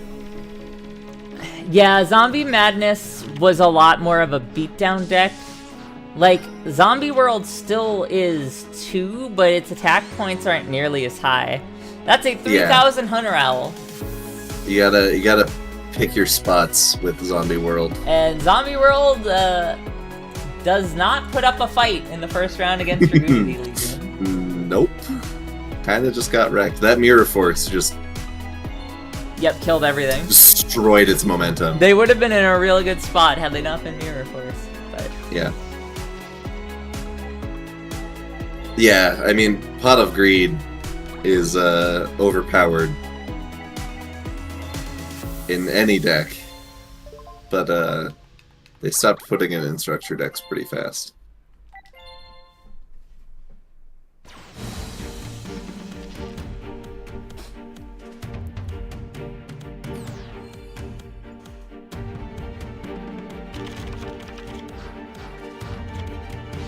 Starting off with a card destruction. That also pitched to Zombie World. Yeah, yep. It did ditch one Zombie World, but he probably just drew another one, so... Getting rid of Creature Swap to get Ducks. Setting Ducks? Did you not get a tuner into the grave? Yeah. Well, that was your only chance to grab it. Card of Safe Return, Zombie World, and Getsufuma. We are tributing Ducks. Saying no to Getsufuma. That's a choice. Legionnaires here. Dragon Ravine. I'm a little confused. But Getsufuma's back. Wait, no. Okay. Okay. This is a silly, needless play because that's a self-destruct no matter what. Yeah, that was a waste of a creature swap.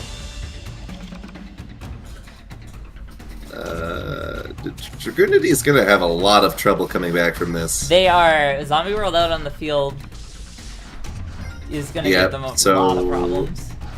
Especially with this situation where Hunter Owl is just gonna be like, oh, I'll join your team now. Hey man, what's going on? How?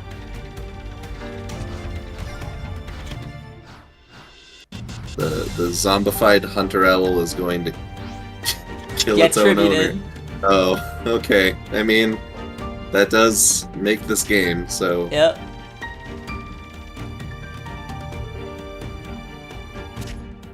See, I have no idea what Kaiba's going to say about the Blue Eyes deck, but I have to imagine he's going to be like... You know how when you love something, you're way more critical about it? That's what I foresee. I won't say anything. Yeah. I'm not looking to spoil it for anybody. I'm just giving my own personal expectations. I have ideas of how I'm gonna be writing that. Yeah. I'll only know when I finally get to that deck, but... Yeah. I mean, I haven't looked at its deck list. I haven't... like I said, I have nothing to do with anything but the streams. We have a Patron's Choice video coming out this month, too. Oh, neat. Yep. They got to vote on one of the videos this month. Cool stuff. Yeah.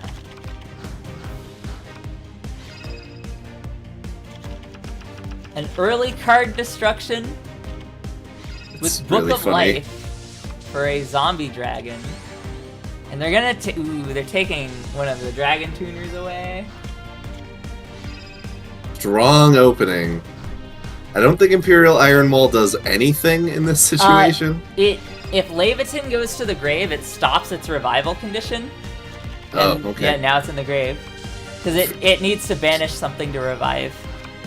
Yeah. Alright. Zombie Master. Zombie Master is being used to summon a pyramid turtle. My ultimate dragon patrons, Matt, have the ability to vote on a video. So there was a vote put up on the Patreon, and they have been voting. There's still probably like a couple of weeks left on the vote, just because of how long it'll take me to get to the video. But yeah, there'll be a Patron's Choice video this month.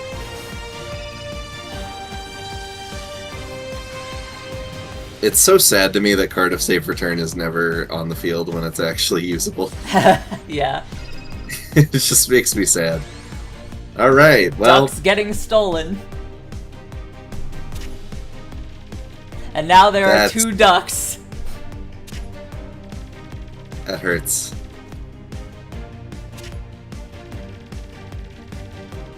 Dragunities in some serious straits. So Mirror Force? Mirror Force, please. Want to buy Mirror Force?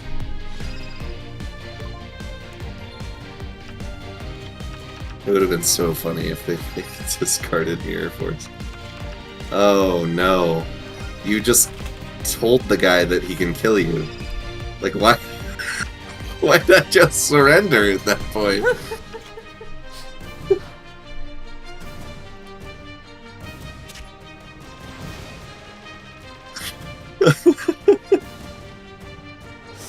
Alright. Oh no, I'm Hyde's brother.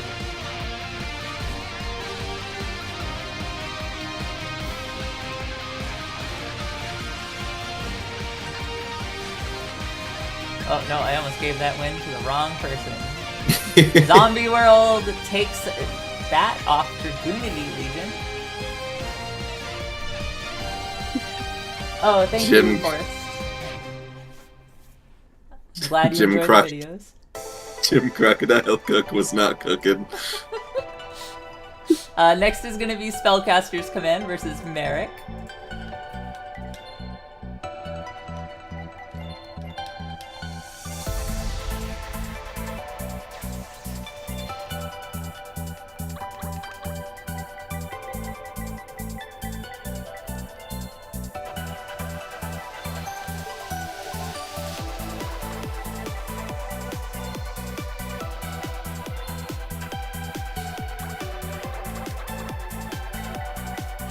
How does the AI foresee this battle going?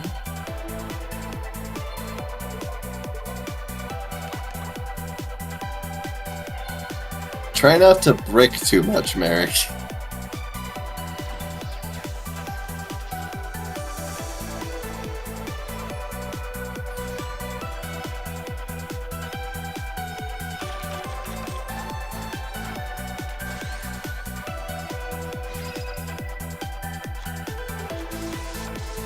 Summoner Monk with no extra summon. Unfortunate.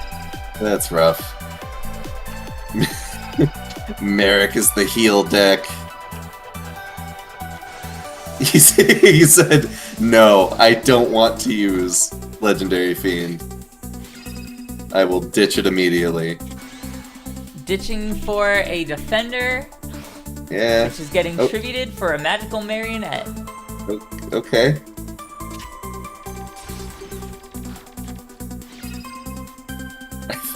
I think Tristan's the only one who. I think Tristan's the only one who would lose to Merrick, if I'm honest. Nightmare Steel Cage going to buy some time. But also is going to power up Magical Marionette. Oh, Twister.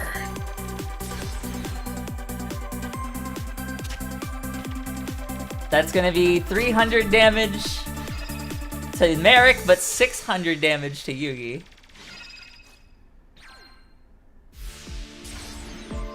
Ooh, goodbye, Mystic Tomato.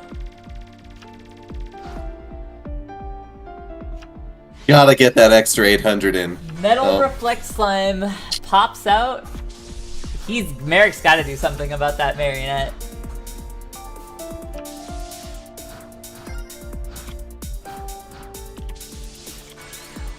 Old Vindictive is gonna pop. Metal Reflect Goodbye. Flame. Another 300 damage. This is not going well. That's gonna be For a tribute that costs Yugi 600 life points. Yeah, he can afford it. Oh, Mystic Tomato. Tomato. Will it summon another tomato? No, it's gonna summon Nope. an assailant, which That's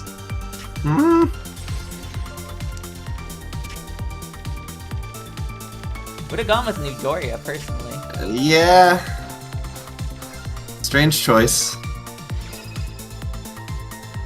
My mystical space typhoon. Wait, why?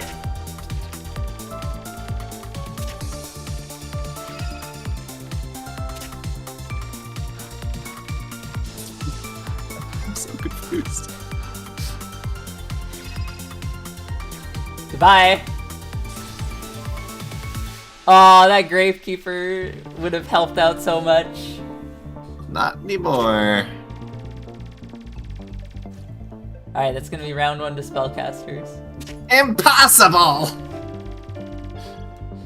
Merrick always draws Metal Reflect Slime. Only one in the deck. No. Yeah. A really Yeah. hard time drawing Necro Valley, though. Yeah. Really hard time drawing anything that makes him competitive thus far. He's been struggle bussing the whole time. He needs to find a way off of that struggle bus.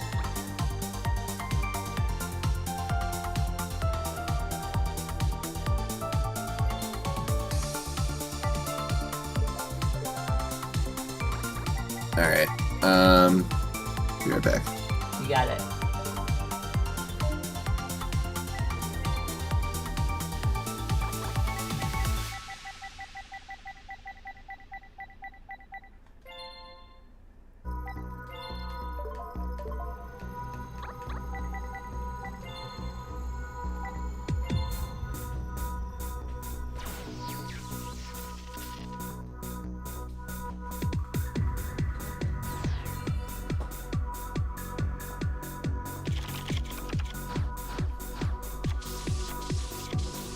Merrick starting with the standard defensive opener.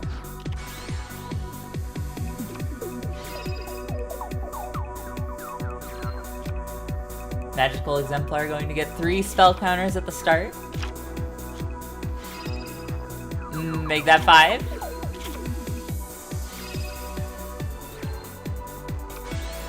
To summon a Magical Marionette. Ah, Newdoria. Gonna take out that Marionette.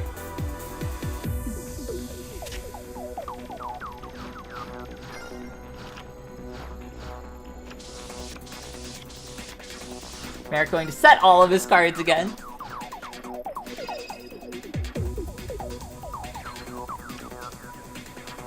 Another Spell Power Grasp.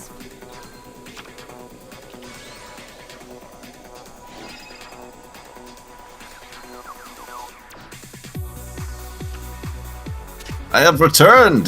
That's going to be a Exemplar into Spy to pull out another Spy.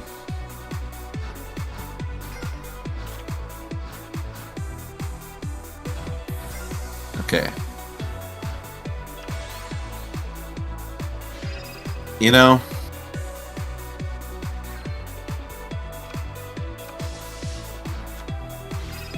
this board is tricky. Magic Cylinder destroyed. That is gonna give Exemplar enough to resummon. Yeah. I think from the grave.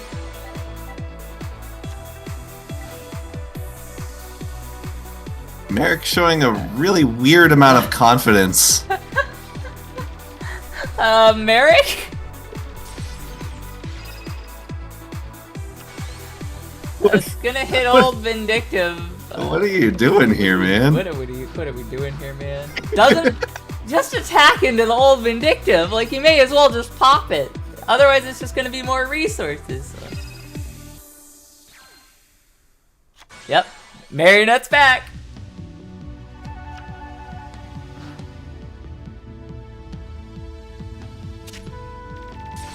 What are your face downs, even, my guy? Oh, I see. He's okay. Yep. I was gonna say you're sitting on Nightmare Wheel forever.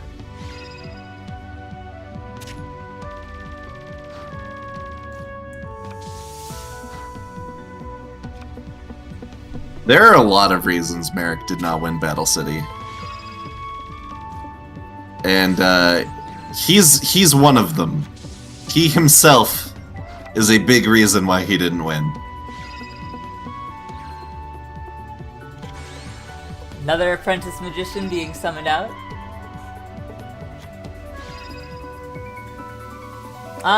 Bad play. Bad play right now. That Book of Moon is so valuable. To turn down a card that was already... You unhooked it from Nightmare Wheel. What? Why would you do that? I forget who it was, but someone in response to me saying that Merrick is like the least good pure duelist out of everyone who's important, brought up Mai and asked if Mai was important. Mai, if there wasn't nonsense in how Ra works, would have beaten Merrick too. So... does that? I don't think that saves. Yep. If it worked like a normal card game, goodbye. Merrick would have lost just about every duel that he had on screen.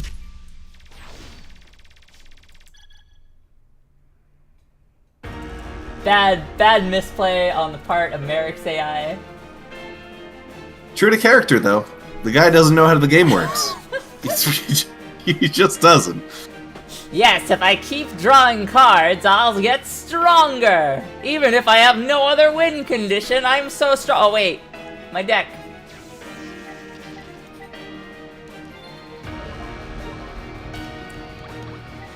Zane going to be piloting Machina Mayhem for this round.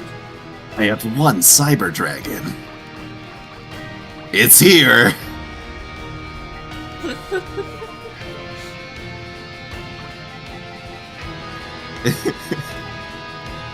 Yeah, Bakura is legitimately good. Yeah, no, Bakura I legit view as a really good duelist. Yeah, he doesn't win a lot, but like, you can always kind of tell that's because Yugi does his usual willing cards to the top of the deck thing, and you can't account for that. Like, if you're talking you just about can't.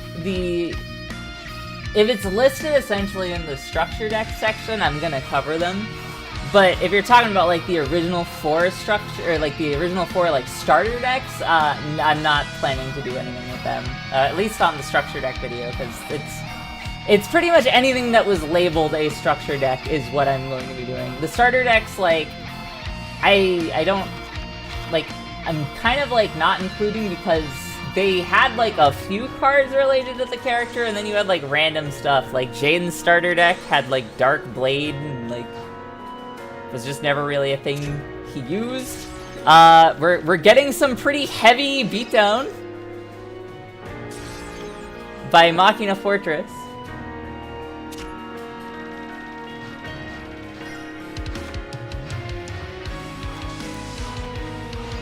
Burden of the Mighty is going to come counter some of the effects of Solidarity.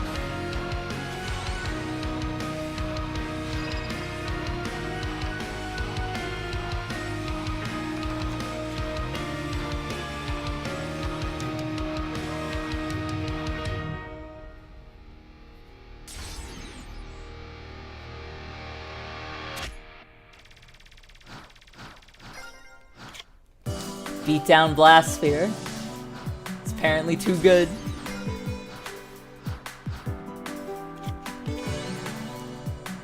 Machina Fortress has hit the field.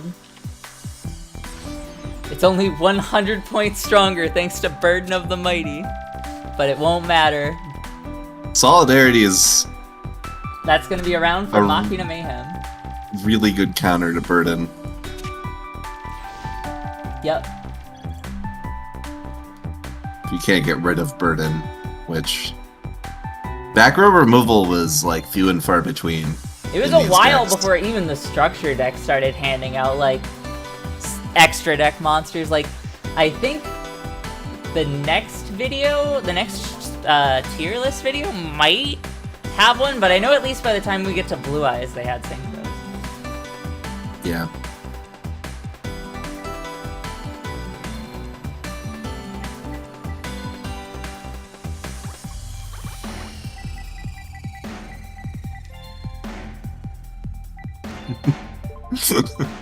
Thousand X restrict was such bullshit.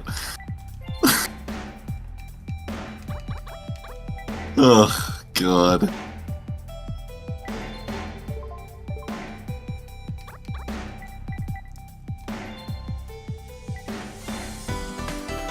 I legitimately love Solidarity as a card, but it's pretty ridiculous when there's very little back row removal.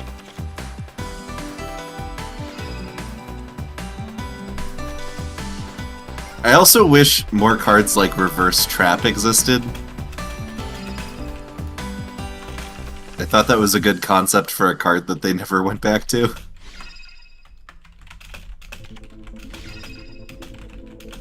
Oh no!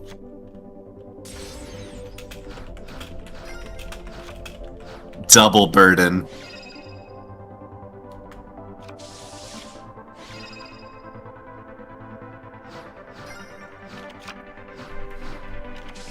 Double Burden hurts so much. Double Burden.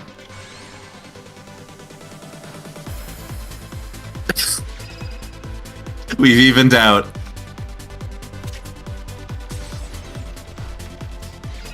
Prohibition. Field Commander Roz. No more. Okay.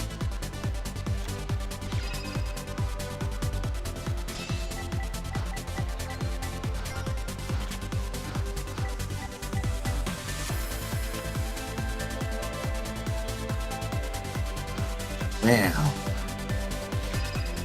Good old Gemini Summoner putting in work. Future Samurai is going to double summon Evocator Chevalier. Hits the field. This is going to be a hard board to deal with for Machinas. They're gonna go after the Gemini Summoner. That's a fair choice, I would say.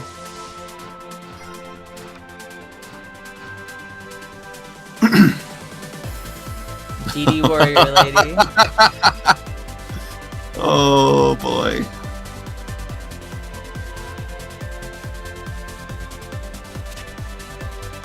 Yeah, we're gonna say, wow.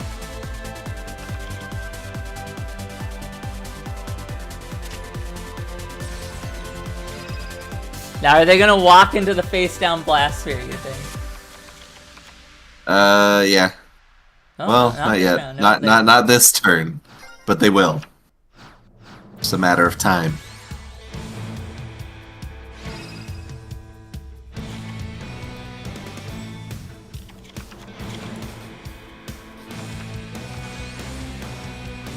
It's gonna be a Machina Fortress, which is only 1900. Okay.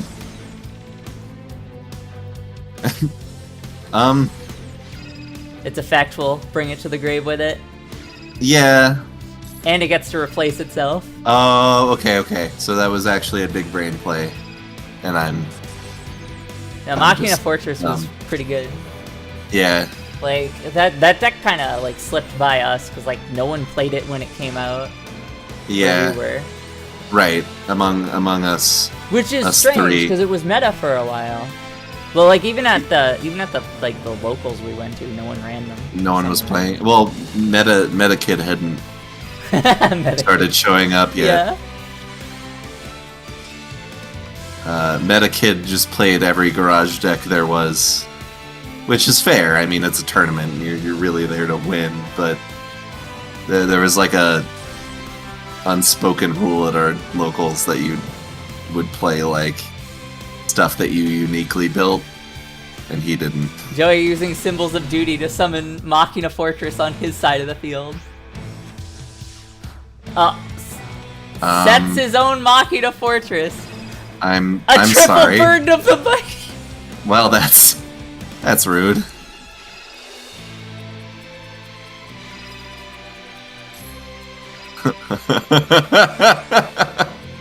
What is happening?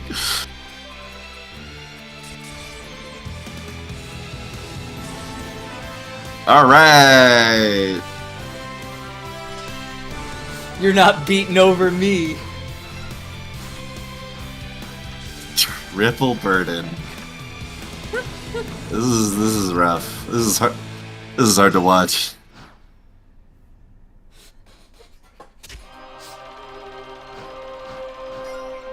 I remember I ran Burden in my Toon deck because they got beat over so easily. Yeah. And you couldn't Solidarity, so like... No. Next best thing. Burden's your best choice, yeah.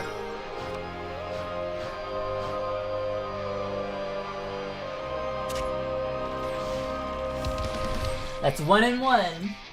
Round 3 hype.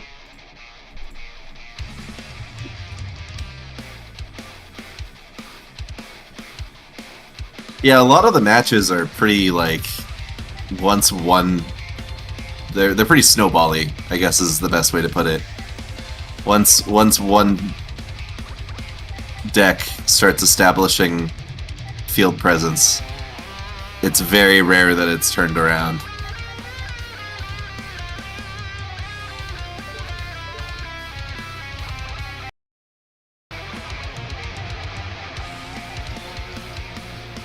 It really was Evocator beatdown.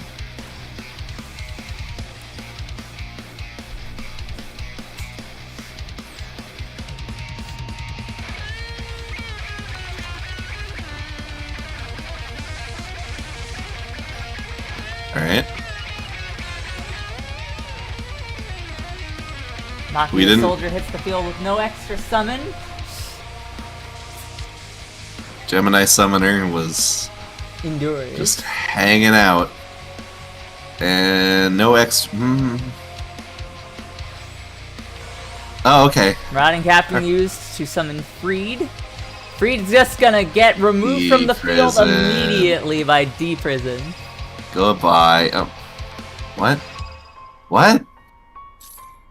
I am so confused. If they were planning to Mystical Space Typhoon their own equip card, it would have just vanished. Right. But were they, though? Were they that smart? It looks like not.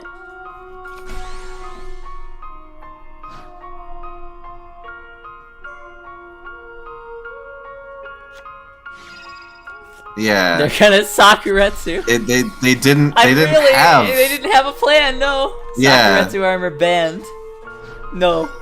No more Sakuretsus.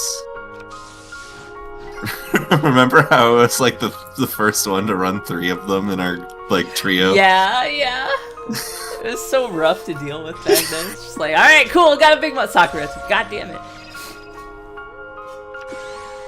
Granted, like for everyone who's in the chat, we weren't playing optimally because we had like just gotten back into the game. And our what we had available to us in terms of cards was very limited. So 3 Sakuretsus. 3 Sakuretsus is meta. It was at the time. At least in our little trio. Yeah. It was S tier. It was. Mr. Oz, I mean, I wouldn't say you're missing something currently. Well, if they just you're arrived, here now. Then, yeah. Yeah, you've missed stuff previously, but you are not currently missing anything. Yeah, we're just at the end of round 2.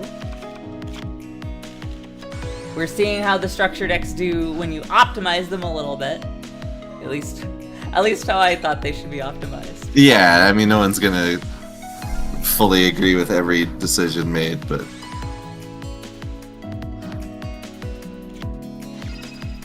yeah, I personally believe that, there's another like, D-Prison. Goodbye. a lot of games lose their fun when you play them optimally. Yu-Gi-Oh! At one point, I've said this like basically every stream I've been on, but Yu-Gi-Oh! At one point was really fun, and eventually became a lot less fun, and everyone's idea of when that happened is different, but everyone kind of agrees that's the case.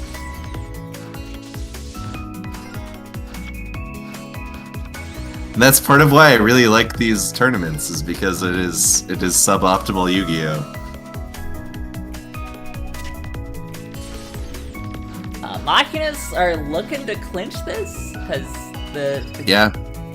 This Birthright is bringing back Future Samurai, which is going to go into special... or double summoning it to get rid of... okay, supervise. I thought there was more to that play. Well, supervise, you know, it's gonna bring it back again. Yeah, So, yeah. It's back. He's playing the long game.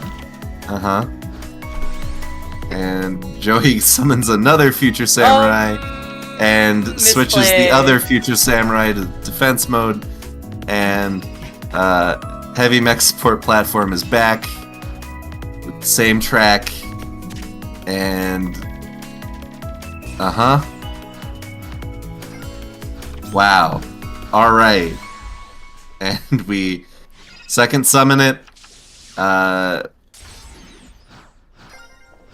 There's still some back and forth in the game as it is. It's just, it's changed, and I still don't like the current iteration of the back and forth, because, like, now it's like, do you have the right hand traps? Do you know... Did you draw the out? Did you draw the out, yeah. There's a good video that I watched on that recently. Yeah, that was MVT, I believe. Yeah. MVT talked about that. Yeah, it's... Yeah, did you draw the out? If yes, you could win. You probably win. If not, then... Yeah.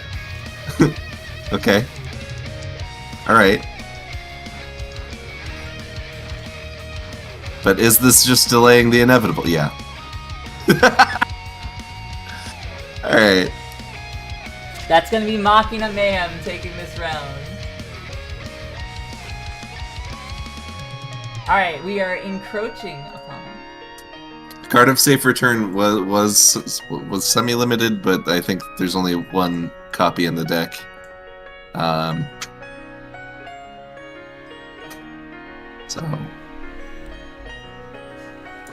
So here we are. These are the standings at the end of round 2. We only have 3 undefeated decks right now, and honestly, I didn't expect Rise of the Dragon Lords to be up here. But yep, Dark Emperor, Machina Mayhem, and Rise of the Dragon Lords are sitting in the undefeated seats so far.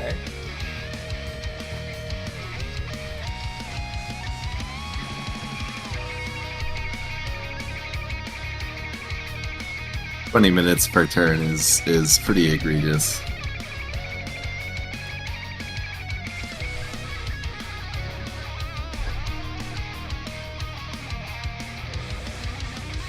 Like, part of why I like Yu-Gi-Oh! Is that it doesn't run on a mana system. Part of why I don't like Yu-Gi-Oh! Is because it doesn't run on a mana system.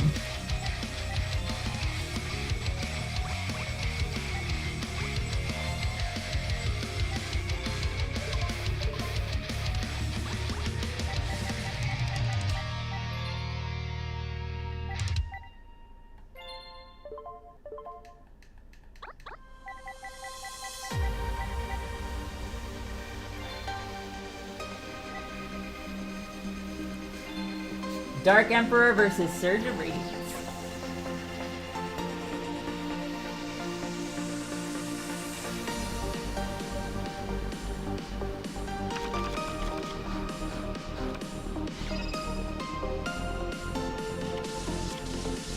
Yeah, it's Supreme King Jaden.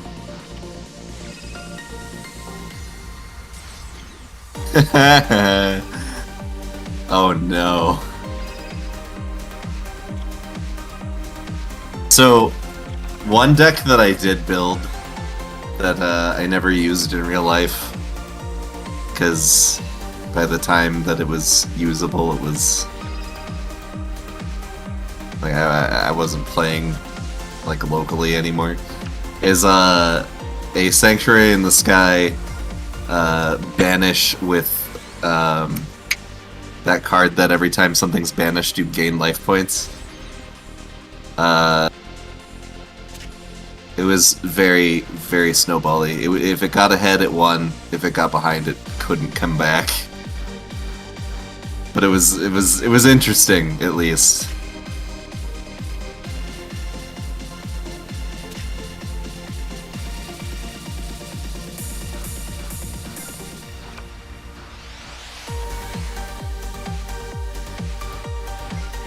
All right. Dark Emperor with an extremely strong lead early. Dark Emperor is very hard exact to deal zeroed. with. Yeah.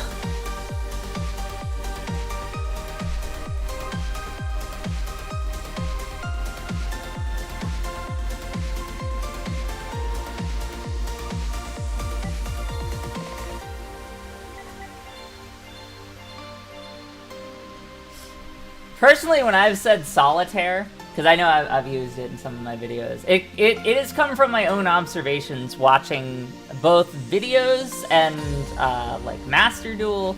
There's some videos I have watched out there, like no joke, where the guy that I'm watching who made the video, he's almost timed himself out because of how long his first turn has taken. Like, he was legit going down to the wire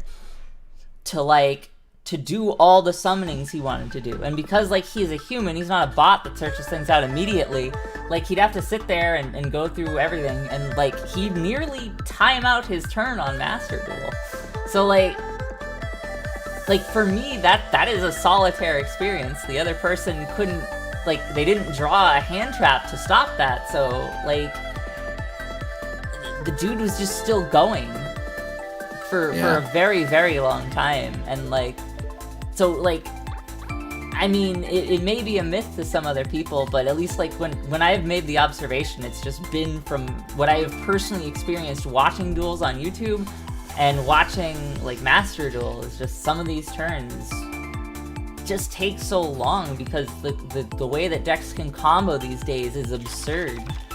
They have far more control than we ever had, like, 10 years ago, 15 years ago, like.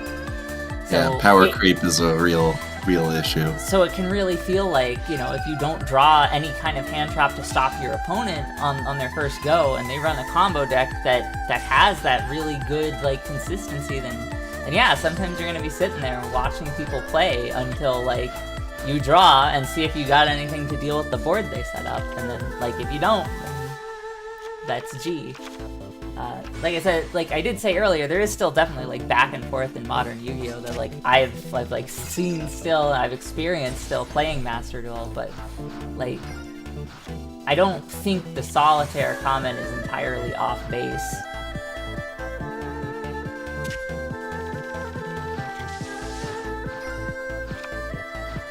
And it's not like, this wasn't like one isolated case of me, like, seeing one guy do a combo this one time. This was a guy that, like, I had watched some of his videos, and, like, I liked some of them, but there are just so many of his videos would just, like, he'd nearly time himself out on his first turn just going through all of his combos.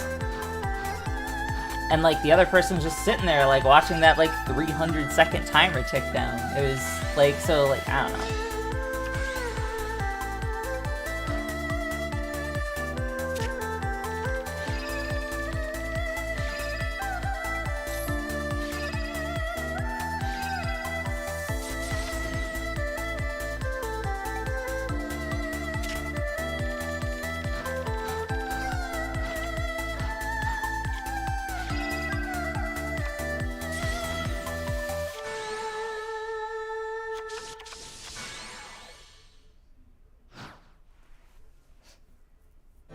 Looks like Surge of Radiance is having a much better time this time round.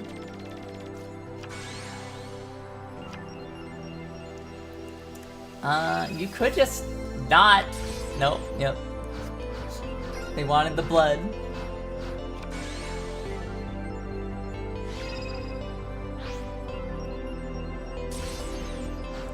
I'm not saying that those other decks don't exist. I am certainly not saying it is the entire experience. My personal assessment from what I have seen looking around is that it is too common. And that doesn't necessarily mean that it is the majority. It is, I see it too much for it to not get to me. Now that could be, you know, that's different for everyone, right? Some people could see like one match with Blackwings and say, ugh, Blackwings dominate. They're too prevalent because I saw them one time. Or, you know, it could be some person going to a tournament seeing 2 or 3 Blackwings and be like, but Blackwings are too prevalent. But like, yeah, like for me, it's just like, I see too many of those turns that take so long watching other people play the game on Master Duel or on any of the YouTube videos that I watch. And I just miss what it used to be where those turns, like, did not take so long. Like, there were those type of turns, too, because, like, I went to regionals with my friends this one time, and there was this one guy one of my friends faced, and his turn took a really long time because he was running a Magical Explosion deck, and it took a really long time to get through his entire deck. But that was, like, one guy. The thing is, like, that wasn't the common deal back then. Like, not everyone was running like a Magical Explosion where they're milling all the spell cards into their graveyard, and then, you know, did they win at the end?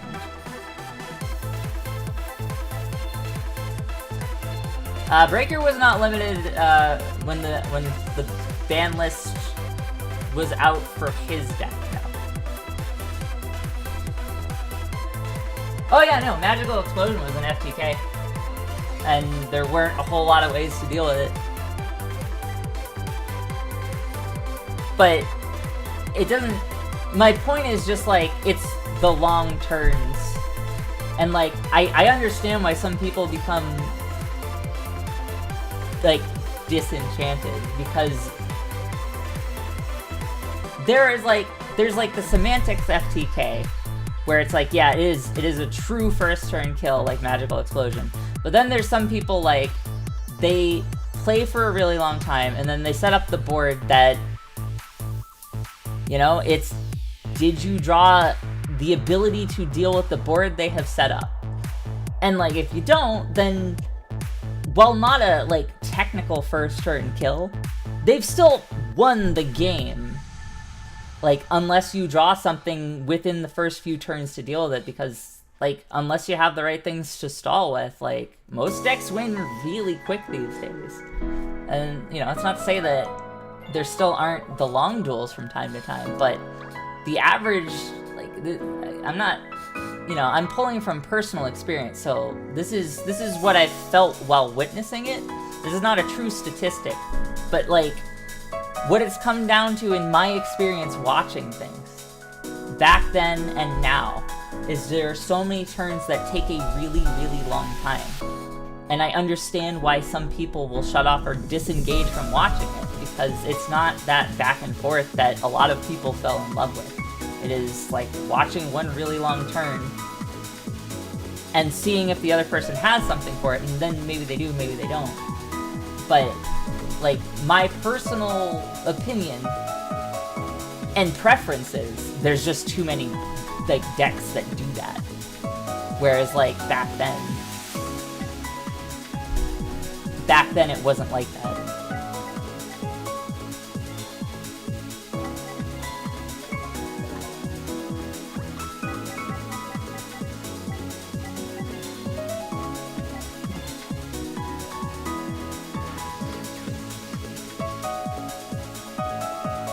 And don't get me wrong, this is not me saying the modern does not have its own merits or its own brand of fun. But it sometimes feels like an entirely different game. Just with, like, how it's paced. And if you like that different game, then you're good. But not everyone likes, like, what it's turned into. And that's been a thing with Yu-Gi-Oh! All along. is a lot of updates end up making it feel like a completely different game. I remember Synchros even made it feel like a completely different game. Yeah. Suddenly, like, all these rules that you had to, like, that could just be broken. Like, you know, mind control. What used to be just, like, kind of a, you know, there were a few ways to use it, right? But, like, you couldn't tribute the monster, and you would just take it. So, like, you could fuse with it, maybe, like, if you had certain cards that could have used the fusion. But, like, mind control when Synchros came out was suddenly way better. It was just like, oh, well, I'll just take your monster and I'll tune with it. And I'll make this cool monster.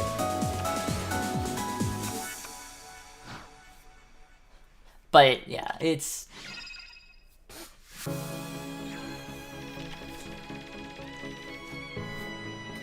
Yeah, the game's changed a lot. And, like, I still enjoy playing it. I just missed some things. It's the short of it.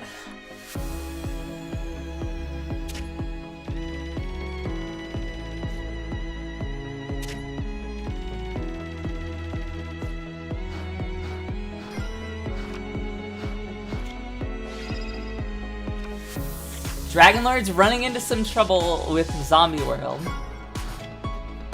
Yeah. They could lose their undefeated. I do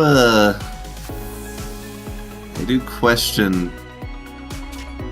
Oh well, there's actually nothing they could really do about that, because their life points were too low.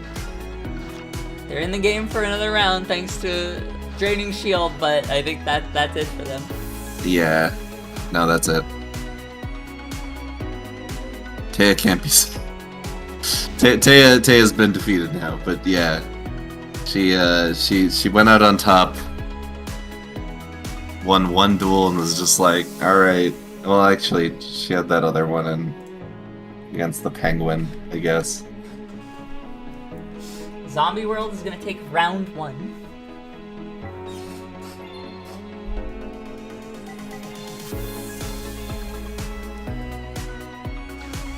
Yeah, I mean, everyone's gonna have their own take on how the game should play, and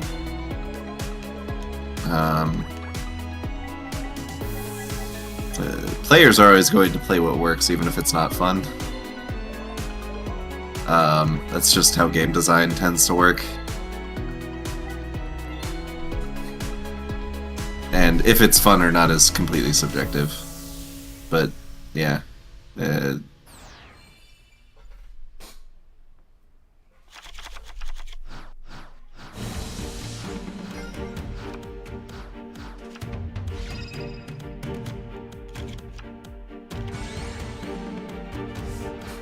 Tyrant Dragon sent to the grave at the start.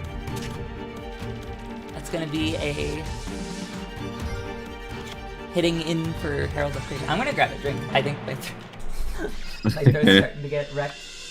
Sure. So I'm hearing the scratching it. Right back.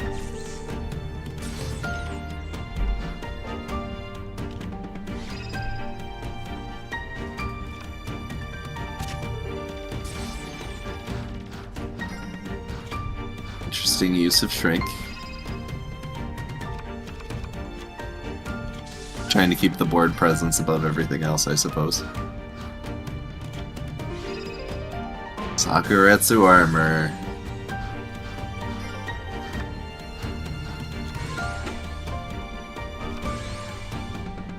Double flame ruler.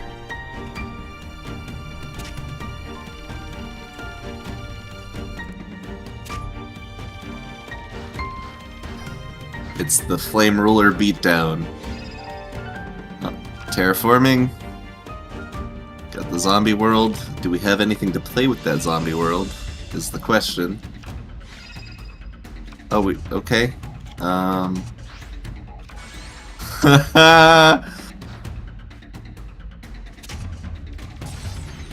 more flame ruler beatdown for them.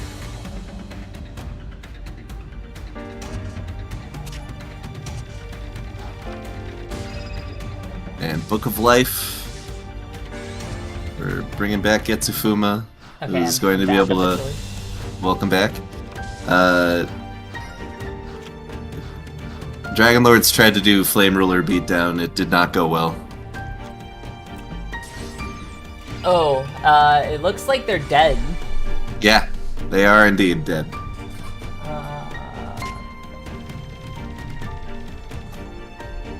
Yup. Goodbye.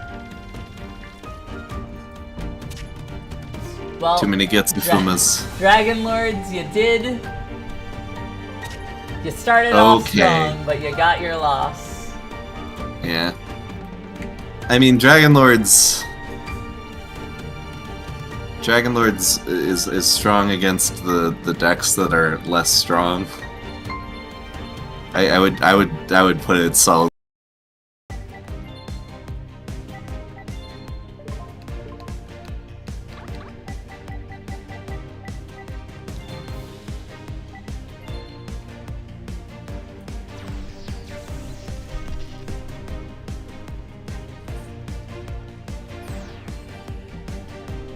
We'll see if Curse of Darkness manages anything here. Curse of Darkness will take on Spellcasters command.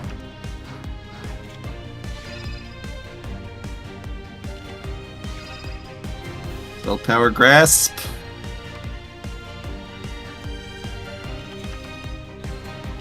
Are we misplaying? Should we have? No.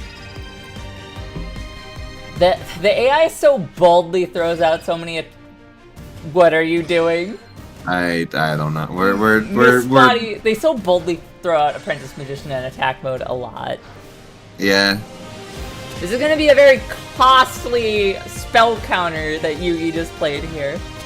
Yeah.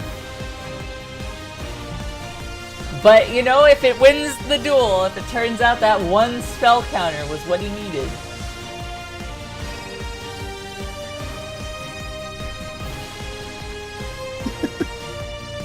Alright, Spell Power Grasp. Again. We got... Oh my god. Sure. Why not?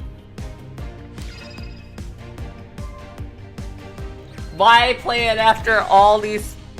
What are you doing? I'm... confused. But, it's working, so... Is it? It's working. It just works. It just works. Hi, Orc. Oh, okay.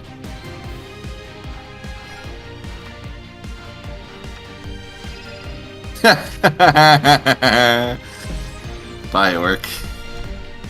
Oh my god. The punch with Crystal Seer.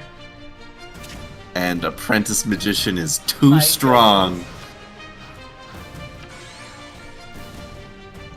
Plague Wolf.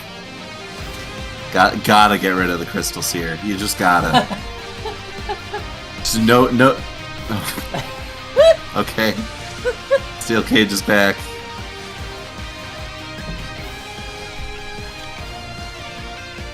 It's the strongest Apprentice Magician we've ever seen.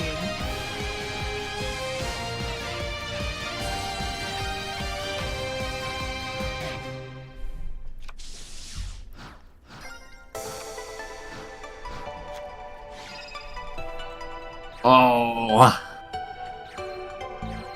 It's got so many spell counters on it. So many spell counters on it.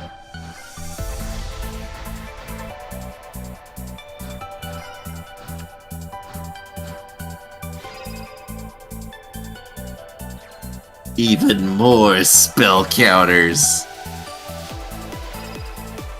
Wow. What are we bringing now? Magical Marionette. And blocked by Spirit Reaper. Okay. Which isn't gonna block for long because Marionette's No. probably just gonna take some spell counters and blow it up immediately. Yeah, or it's gonna get tributed for missed Archfiend. Immediate deck tab? Why? Ectoplasmer! What are you doing? Kill me faster! What are you doing? You could have just thrown it straight onto the field. Kill me! You were gonna. Oh my god, that's cool.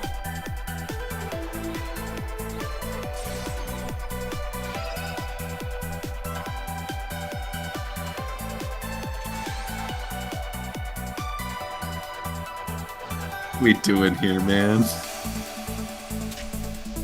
Well, you know, I guess Yugi knew what he was doing, I guess, playing the Apprentice Magician beatdown.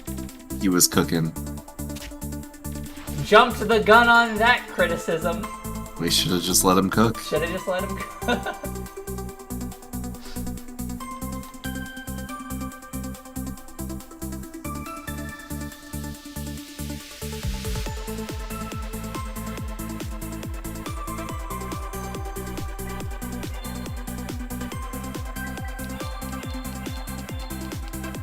Can you even call that magician an apprentice anymore?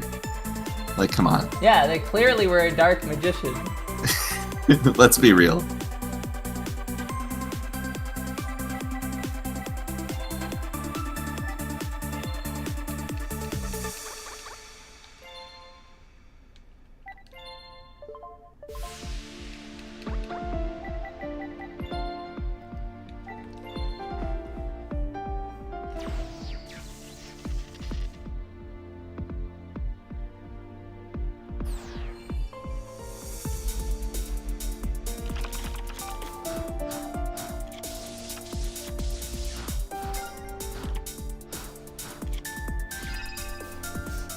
Heavy Storm hits a Spell Power Grasp and Mage Power. That kind of hurts.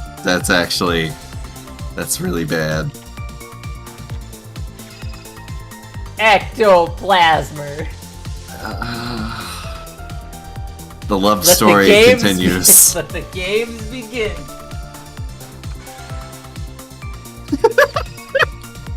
My god. My god. What are you doing?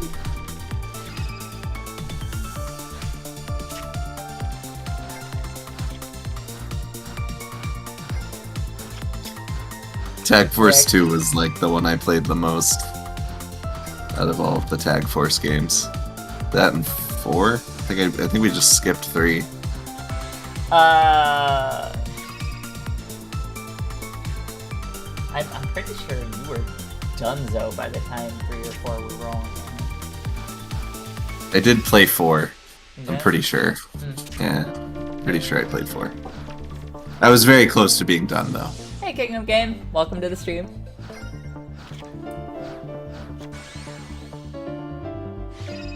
Defender is here to get tributed after maybe punching out that monster. Oh, no, never mind. After getting magical cylinder. Yeah. Was Apprentice Magician semi-limited at this time?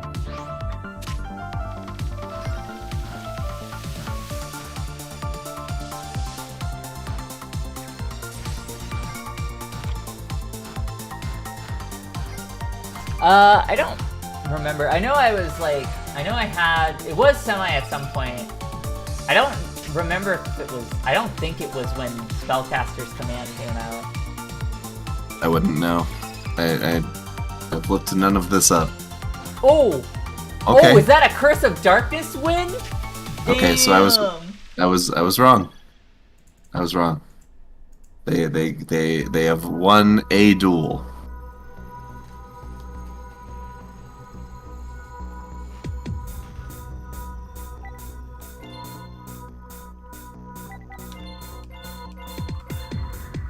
Are there 3 Apprentice Magicians in the deck? Maybe? Let's look. So if there are, apparently it's illegal. Yep. Let me look.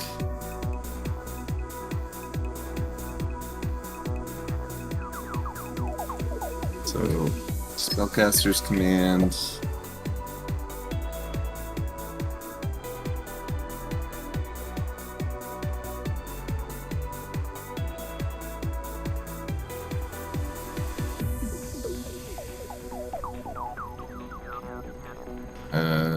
Okay, reprinted in 2014, but originally came out in 2009, March 31st.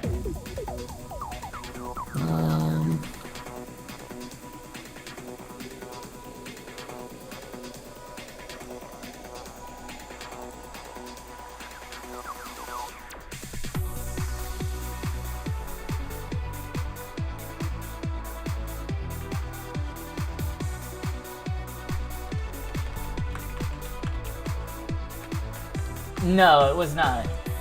Okay. All right.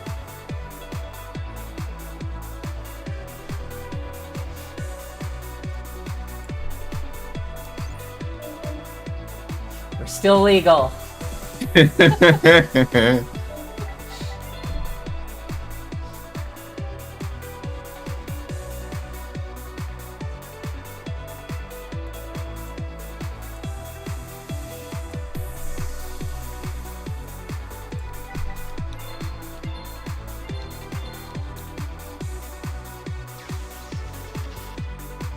Now, where were we?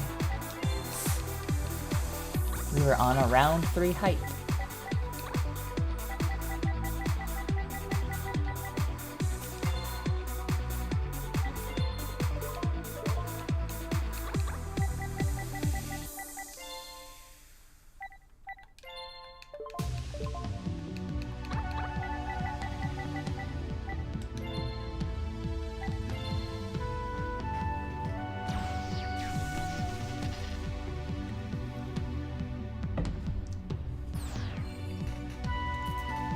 I have serious doubts about Curse of Darkness being able to win.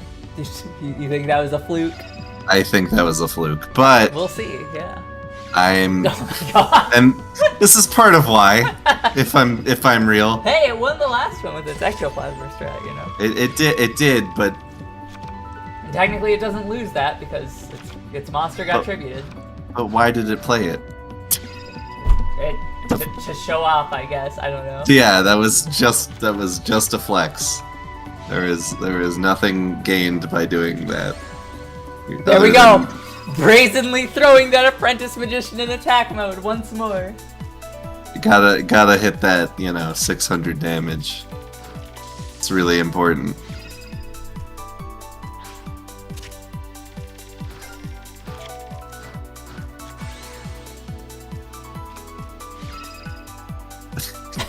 Well, it matters here at least because it's gonna punch. It does. damage. It does. Yeah, it's doing slightly more damage. And honestly, that's the optimal way to use Axe Dragunute for damage purposes. Yep. All right.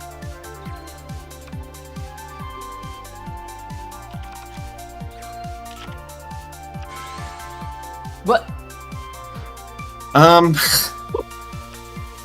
Oh no. Okay. Okay. That's legit. That's legit. Yeah, that is entirely legit.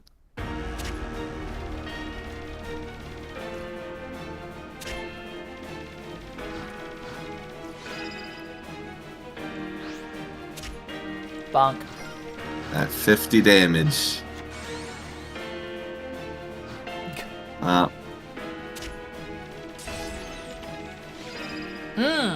Wow. That could actually really hurt. It could. Oh no. Oh no.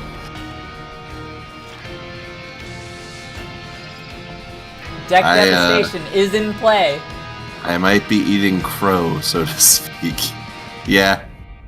Yeah, I'm pretty sure. Pretty sure I've played myself. It is unlikely.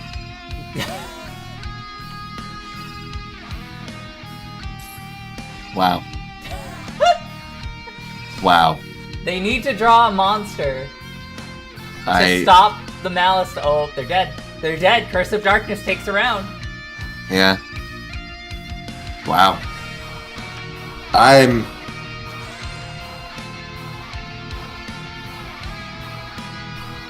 If you lose the duel, you lose your soul.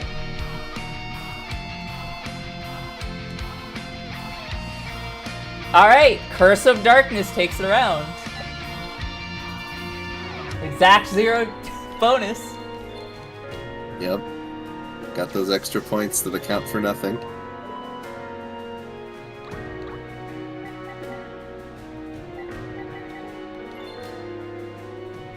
Dragunity.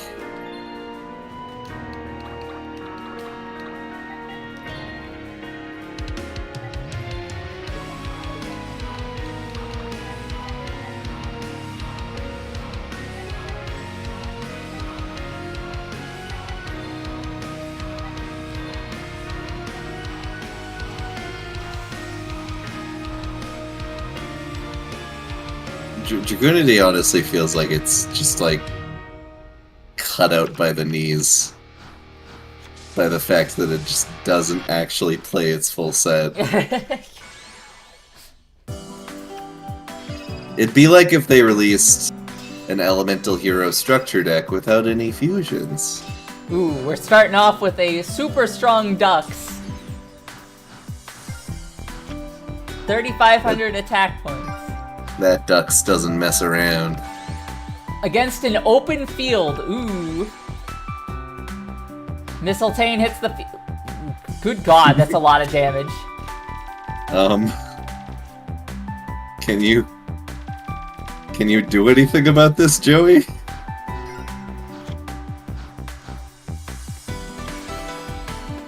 Evocated Chevalier.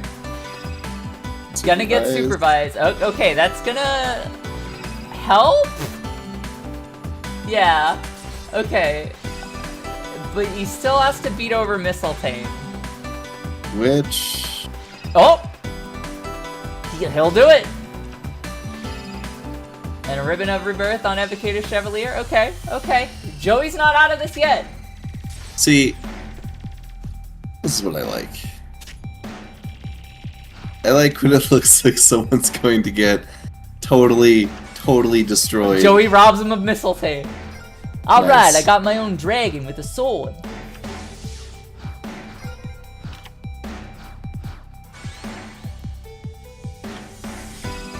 This is some classic Joey nonsense right Oh, here. wow, he is just really turning this around. Goodbye. Ooh, and that hit Wow. a recruiter too. You know, So, okay, it's down to the wire.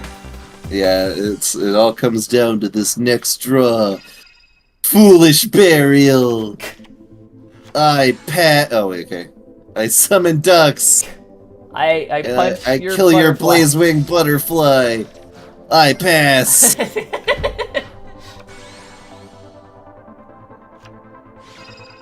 Burden.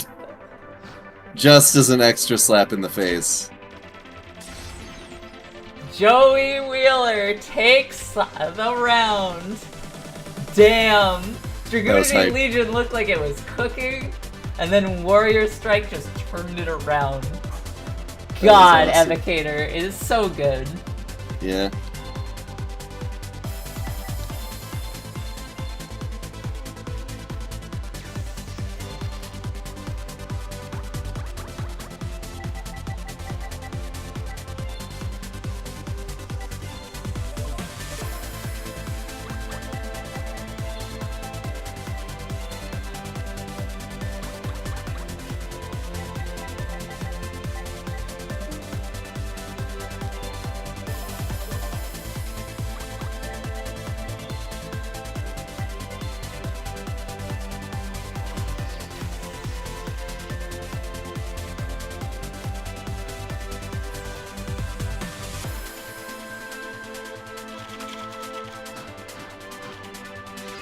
Alright, we're starting off with a Dragon Ravine.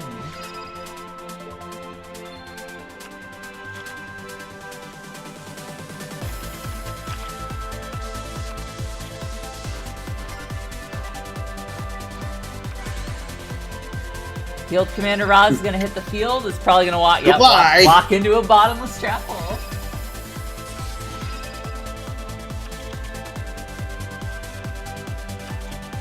It still does what it came here to do.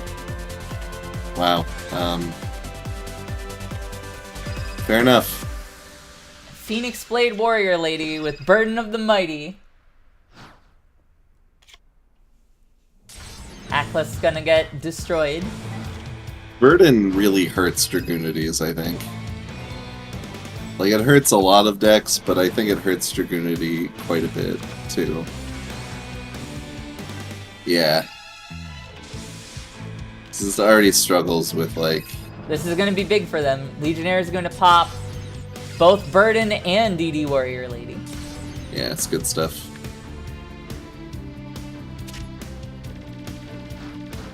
Yeah, the double destruction from Legionnaire is really good. Yeah. Oh, Evocator's back. In my opinion, Evocator is like practically the ace of Warrior Strike in itself. Oh, He's just so 100%, yeah. Like, Gearfried's there, the Phoenix Gearfried's there just to flex. But Evocator's the real workhorse of the deck. Gonna get rid of Brandistock to punch out Evocator. This boxing bird is just going in. Look at him. He's got his dukes up. Yeah, he's got those fisticuffs up. Marauding Captain. I'm gonna guess there's another Evocator Chevalier in the hand already.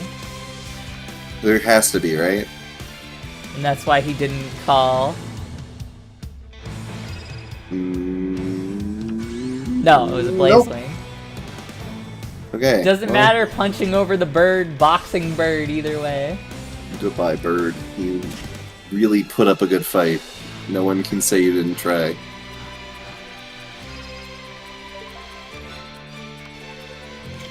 Got rid of card destruction to get Dux. Dux is very strong on this field right now compared to everyone else. There's Brandistock. It's gonna make Dux a double attacker for 1900. Which is very strong. Because in this context, there isn't a lot that can... Why do I talk? Oh, didn't crash. No. That was probably a mistake because it's very easy for them to just get another Dragunity. Yep, there it is. Yep. Double attacking Dux, very strong. Does Joey I don't have think an there's out? I don't think there's an out in that deck. I don't know. Yeah, I don't know if there's a one card out right now. But is there it? But there is a future samurai. It don't So matter. this You're is- cooked. Oh wait. Well, oh, wait. No, It's that's just- smart. Yeah. Well, no, because Dragon Ravines can guarantee Oh. they yeah. get a Dragunity. Yeah, yeah. Yep. I mean, it was mind games, but you're playing against an AI that doesn't get psyched out, so goodbye.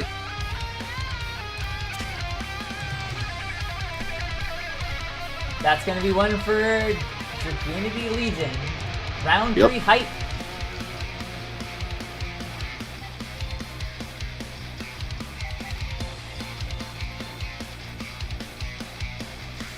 It was a fairly one-sided duel.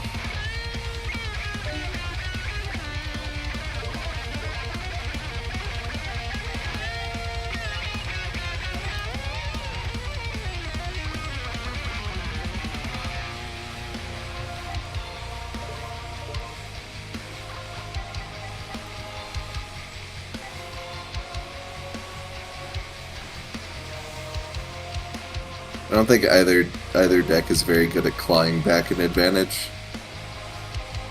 So it really does come down to who builds a stronger board first, as these things often go.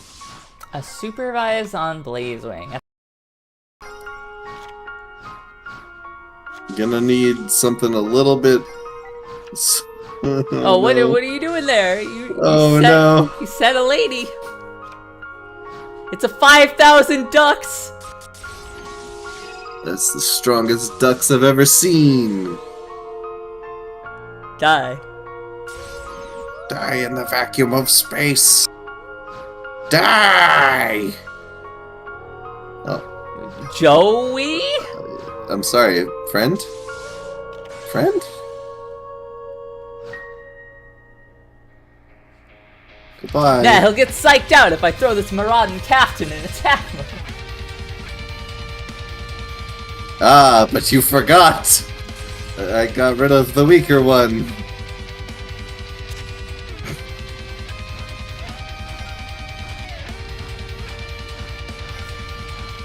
Well, that was fatal.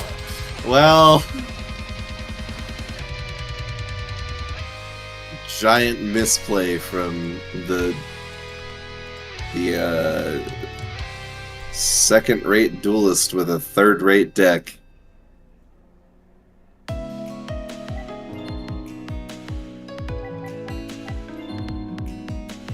Alright, well, we're moving on to Merrick versus Machina Mayhem now. Sorry, Joey. You choked. There's no nice way of putting this. Yep, really should have DD'd into...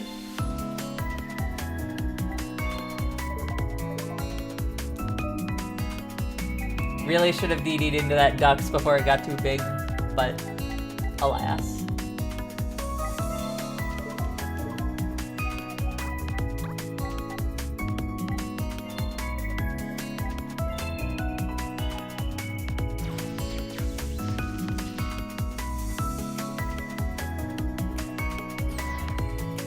Now you must face my ace, the mystical space typhoon. Your solidarity stands no chance against my mystical space typhoon. My mystical space typhoon deck knows no equal. Alright, we just played the entire hand. Yeah, that's good stuff. We gotta, you know, well, Merrick's gonna stall it out. Sure hope you have something to do about that. No? Okay. Mystic Tomatoes here. And in attack mode for some reason. Be intimidated by my tomato! It looks like a jack-o'-lantern. Oop. Goodbye. Its effect is gonna trigger an pitch. The Gravekeeper they probably wanted to keep. Bye. You're gone.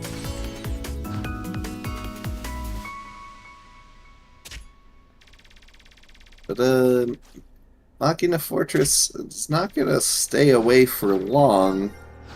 No. So... Oh, here's another gear frame. yeah. And Machina Fortress is already back. Ooh! Mirror Force, though. Merrick That's says rough. no.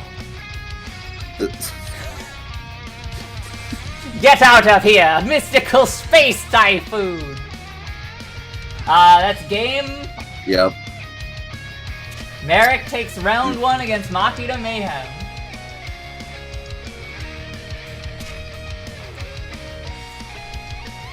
He tried to tell us. That the deck's really, really good.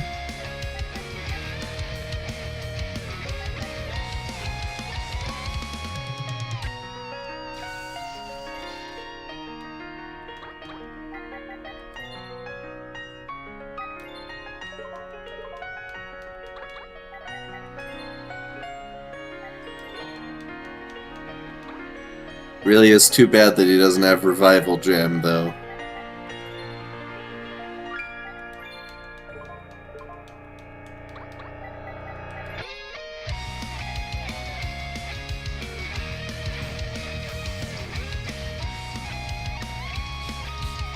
My structure deck is S tier. And if anyone wants to say that our impressions of Merrick are bad, it's just it's Merrick's streaming voice, Yeah. and he can't turn it off. Airtight excuse.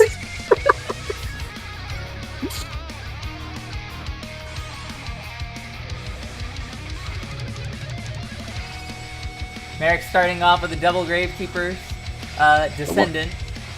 1 for 1. Oh, no. Gonna get sacrificed to kill off Solidarity. Gonna bounce? I don't agree with that play. He probably has a Cyber Dragon in his hand too, to make it even sillier. It would. He's back! What do you know? And deep prison. Okay. Goodbye. And Steel Cage. Alright. Okay.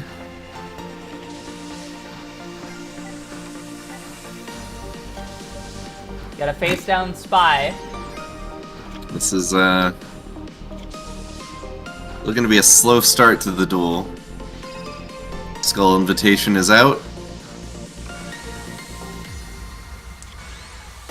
Oh, it's a blast spear. Blast Spear with heavy back. Nope. Oh! Oh, but Metal Morph Doe.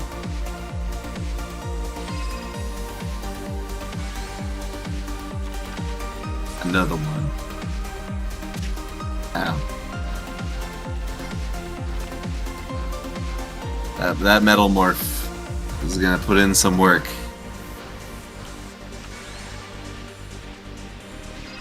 Gear Frame is here. Fortress probably hitting. No, no. Nope. Oh, Mirror Force. Mirror though. Force.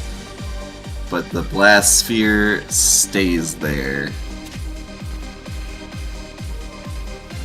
It gets 50 attack points enough to punch over.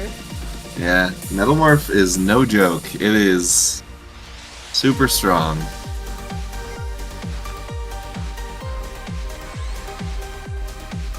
Gear Frame again. Grabbing Okay, this another time we fortress. definitely need a fortress. Merrick probably should have waited on the Mirror Force. Ow. And Metal Morph.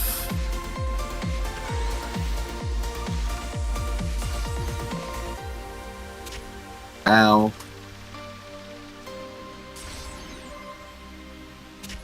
Ow.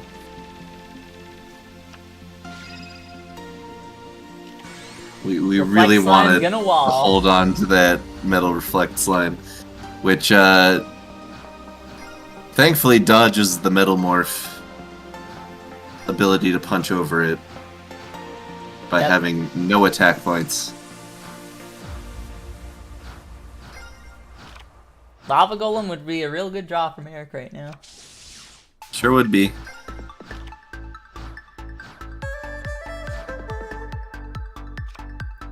That's a tomato. Attacking or getting attacked. Now the smart move would have Would have been New Okay. Doria. would have been.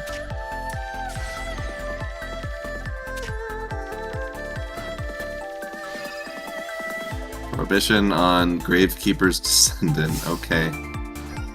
We just kind of choose whatever when we play that card.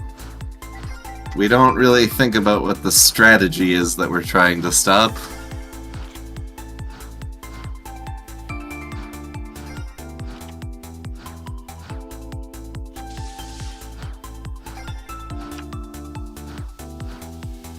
They have really hit a wall over here. Yes, they have. It's a slow duel. You can't attach that to anything. You gotta play a card. Zane, your whole field is full. Oh no.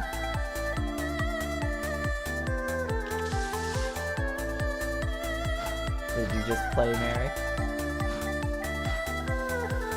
Nightmare Wheel. Oh, we're double tributing for That's gonna be a Machina oh, Fortress. ow. Zane, what are you He's- doing? He's burning himself. Real hard. This is Does Machina Fortress, like, it needs the solidarity and then it deals with the... yeah, but he locked himself, so Yeah. like, can he do it? Oh wait, no, he's unlocked, thanks to New Doria.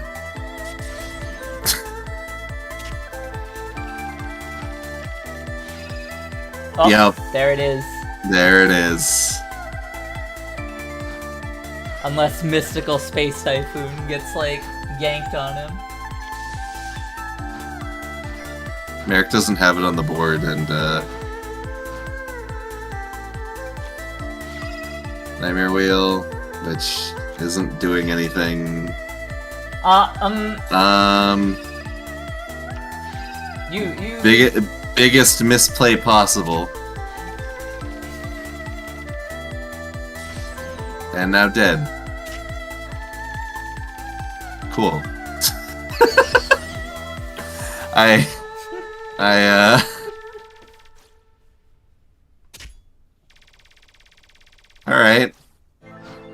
I'm really hoping Merrick manages to just destroy himself this turn, because that would be pretty funny. He had Mystical Space Typhoon in his hand. So, was he banking on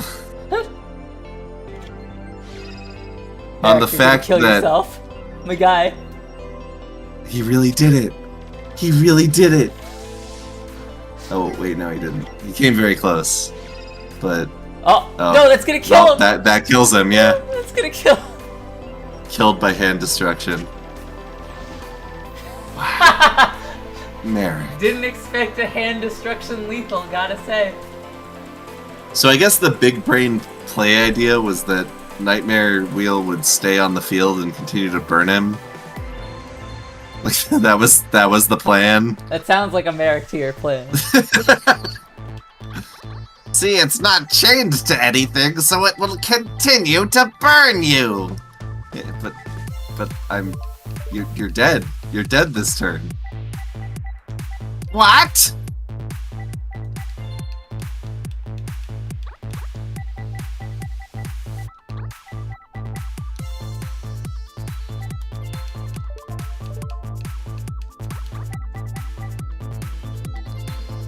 Merrick's gonna sure. Hey, you gotta follow wrestling announcer rules. You can't talk down. Yeah, I can't bury the talent. Yeah, exactly. You gotta assume that every play was an optimal play from their mind.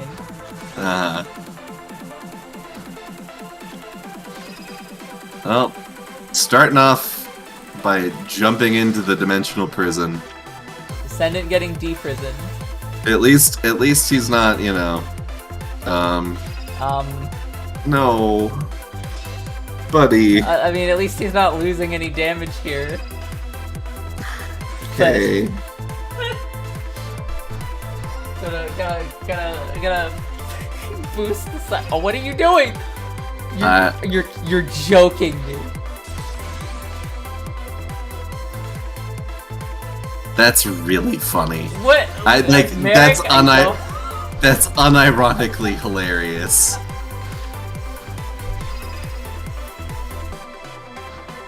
Alright, 22. Legendary Fiend is gonna start getting real buff real fast. It's Broly time.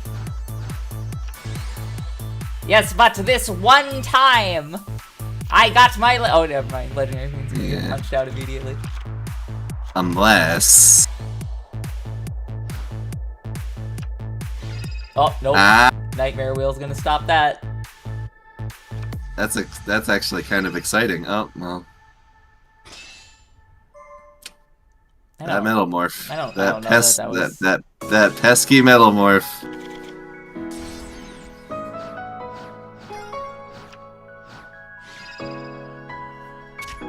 Ew. Now my fiend is at 2,700 or 2,900. I can math. Yeah. And the metal morph could have put in work if you attacked the right monster, but no, you decided to attack the defense monster for some reason. Solidarity. Well, unfortunately, Nightmare Wheel's still putting in the work. Nightmare Wheel still puts in the work, and Legendary Fiend continues to get stronger. He gets 36.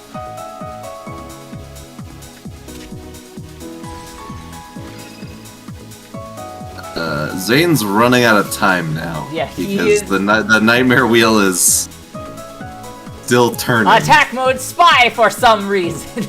Okay, Merrick. Just prove to everyone that you don't know how this game works one more time. Ah! Look at Zane just constantly racing against... Metamorph! Oh shit!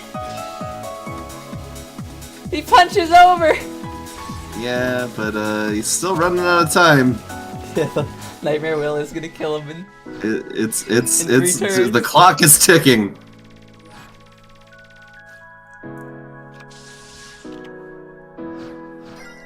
He's just gonna wall him. Yeah, he's just... Metamorph! Woo! if even one card goes to Zane's graveyard, he's dead.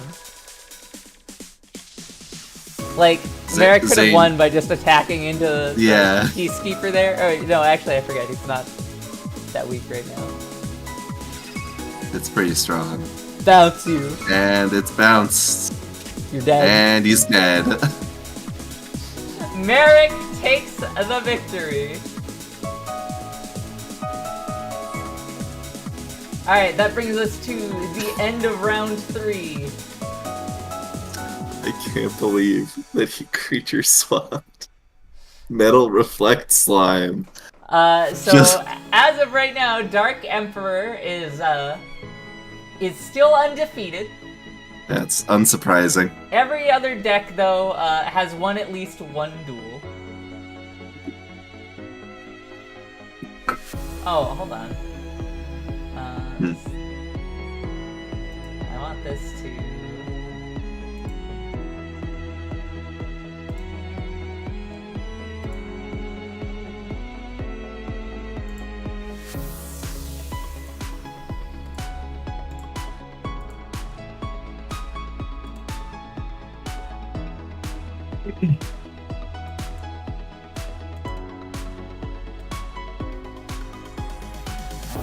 show losses as well.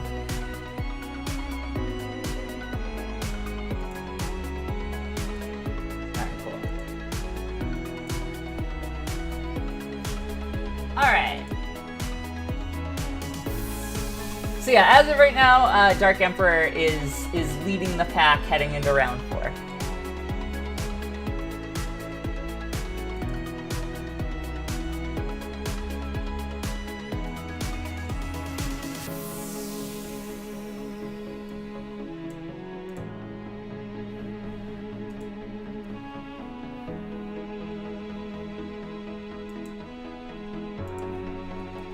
Dark Emperor is just too disruptive.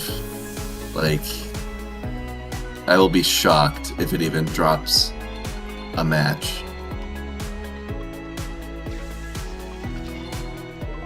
Zombie World vs. Surge of Radiance.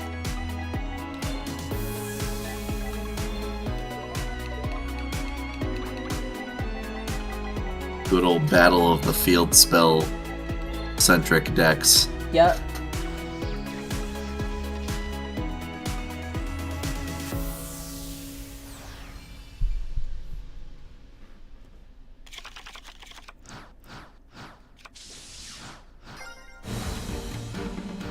One lone monster on Surge of Radiance's side.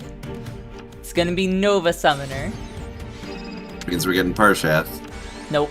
Need a field spell out for Parshath. Right. That's correct. Are we? Oh, okay. Heavy Storm. Shrink. May as well. It's leaving the Why field. not? Yep.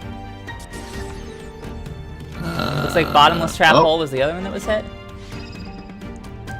You know, personally, because I'm a ham, yeah, that's exactly what you do. You just crash it. And then...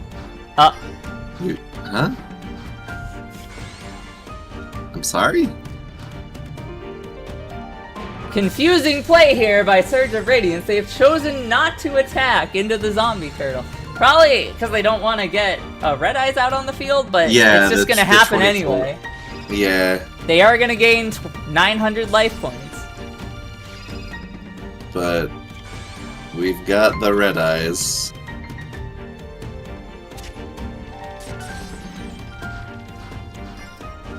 Yeah.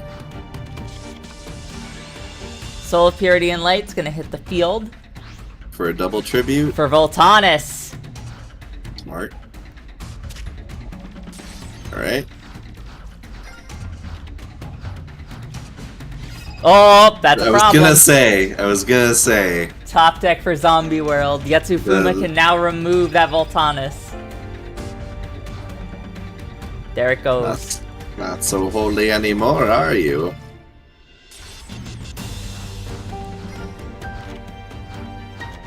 And okay, both of them have turned on their field spells. Now it's just a game of. Even though Zombie Zombie World counters Sanctuary in the Sky entirely. Yeah, it does. And also that. There goes Parshath. Yep.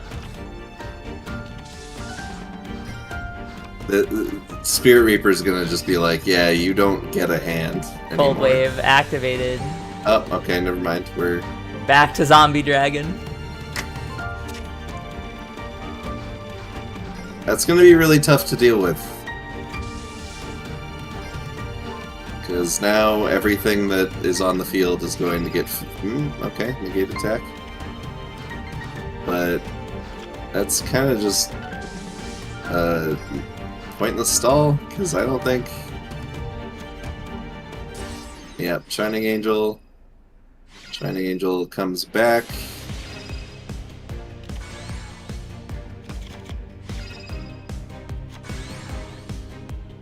If you crash it, you give him 2 monsters, so you're just not gonna... He's gonna crash it, though. He has no reason not to. Voltanis is coming back. Crash it. No? Crash. Yep, Yeah. yep. Look at the value.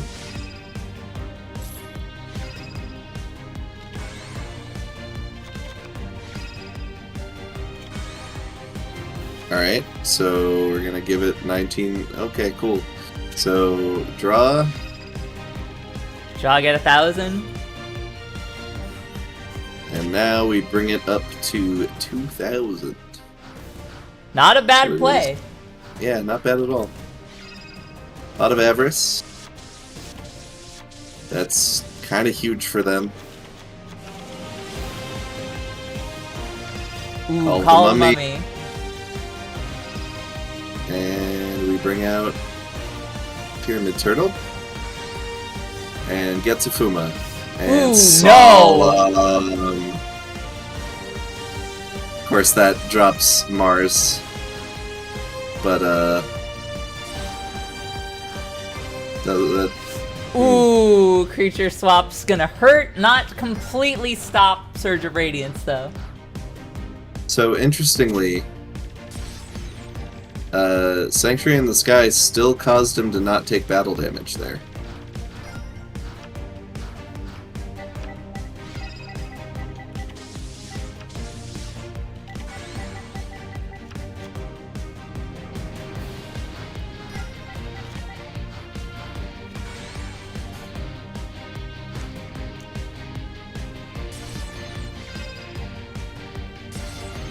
That's gonna be one for Surge of Radiance. They completely brought that back. That was a crazy back and forth.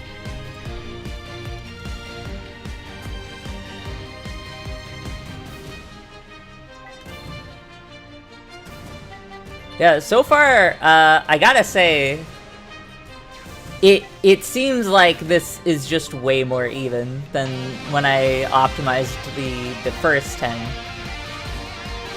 Yeah.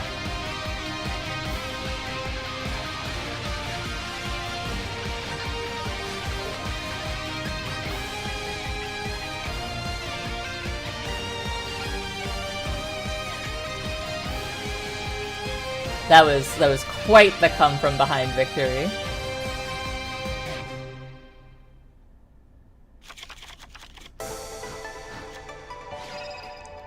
Starting with Zombie World this time.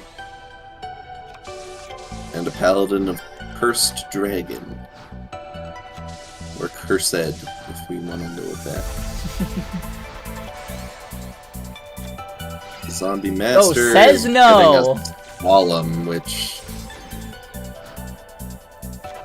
I respect it. It would be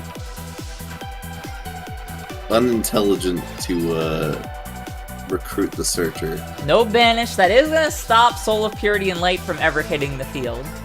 Yeah, that is something. Negate attack.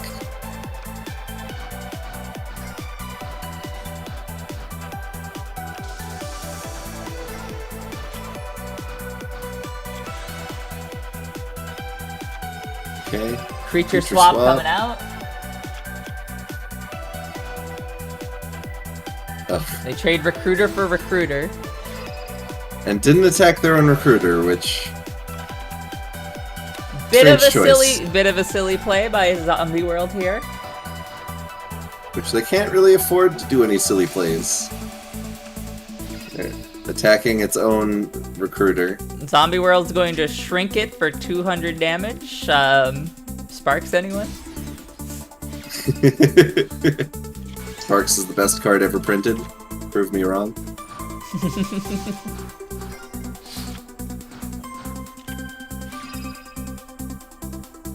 Card of Safe Return going into play. Zombie World just really wanting to chew through all of Surge of Radiance's Recruiters. Could be doing that faster if they just beat up their own turtle. Yeah. They're scared of attacking their own turtle for some reason.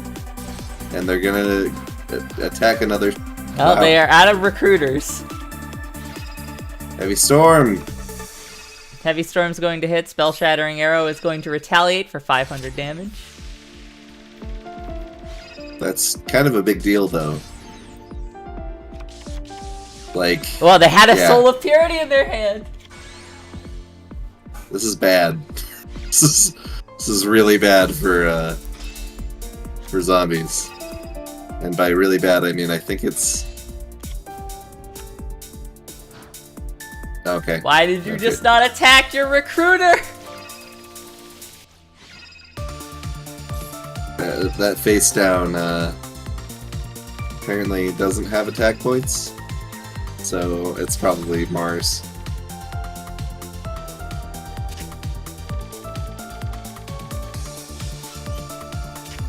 And now Mars is going to be kind of a threat. If that is Sanctuary Mars. in the Sky. You need Sanctuary in the Sky for that to even... Yeah. Another Zombie World. It's likely that Sanctuary in the Sky... Oh, and that breaks the Equips. Hilarious. That is pretty funny. Still dead, though. Still dead. If only they had attacked a Recruiter. If only. Throw by Zombie World, to be sure. Yeah. They definitely had some plays they could have done. They Hail Married that game all the way out of a winnable condition.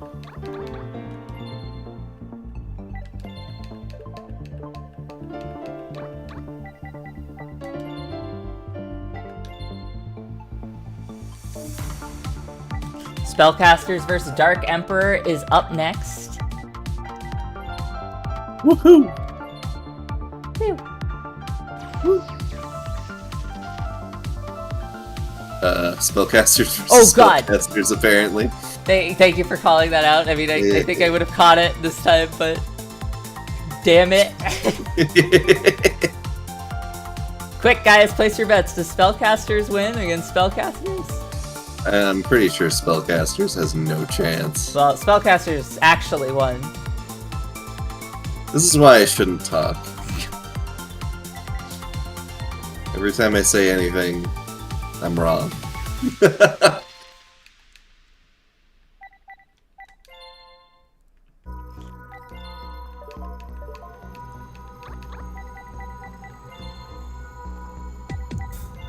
Alright, let's actually choose Dark Emperor this time.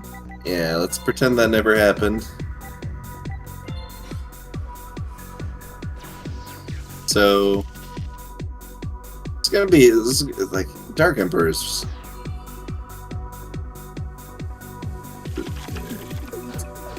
there's so many things it can draw that just instantly become a problem. Alright, so we doing anything with this? Yes. Looks like we're starting off with a magical exemplar. Ditching... I don't know about that. Ditching Magical Dimension, which is like a really good card.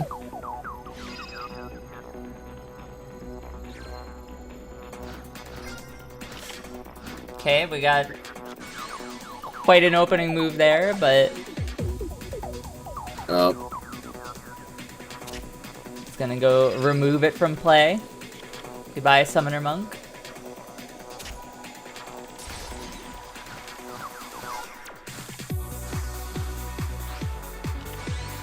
Tributing for Magical Marionette. Spell Power Grasp. Giving it 2 counters. It's gonna be 2,400 attacks. Punching in.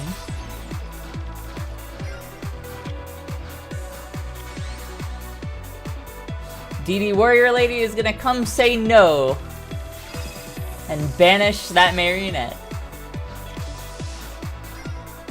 See what that face down is. Nice. Okay. Mystical Space Typhoon can do nothing about the exemplar. But here's another Kaiku. And we're gonna start removing some stuff from the graveyard.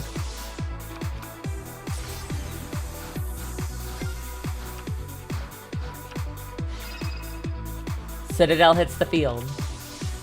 Doesn't Magic Cylinder it. Are we gonna remove it from play? No, we're gonna remove the Goodbye, monster Seer. from play. That makes sense. Punching for 24. Defender's gonna hit the field. Defender gets spell counter. Dimensional Fissure. Oh, he's immortal.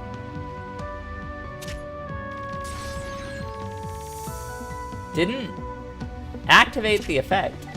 That's interesting. So there's something I'm not understanding. Oh, I think he should have been able to use it, but just didn't. Big bang shot. Oh, it's over. Dark Emperor takes round 1.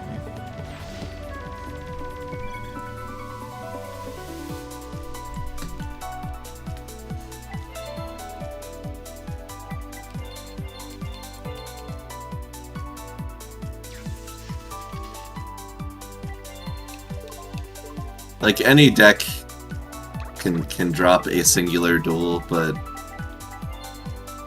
yeah, Dark Emperor, that's tough.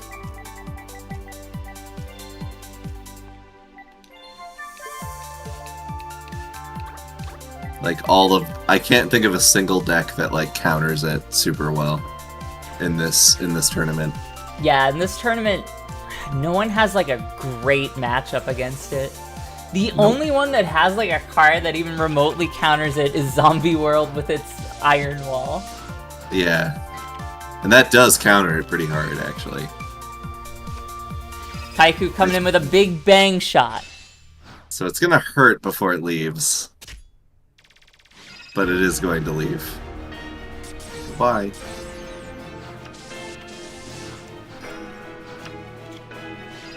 Macrocosmos. That's this early too. That's bottomless. Book of Moon. Saves it with Book of Moon. Don't pick one, buddy. Like Endymion was a good pick. Should have gone with that.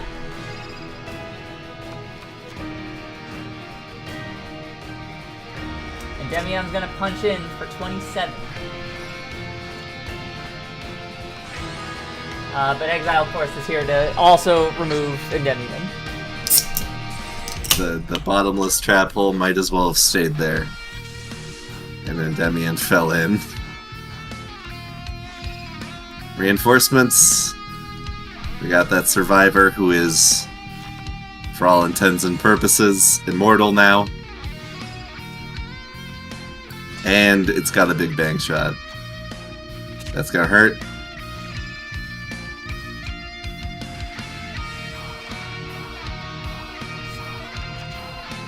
Picks the Alright, marionette over enemy controller. Interesting choice. We'll see if it was the right choice. I don't think. Oh, okay. All right, we're. Oof, that hurts. Yep. There goes Kaius getting rid of an apprentice magician. And 1,000. Okay, and The neat thing is about apprentice magician is it actually still triggers when it gets removed from play. that is neat. It's not a graveyard only.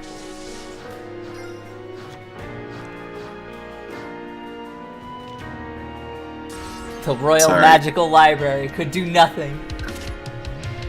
So Dark Emperor takes another one.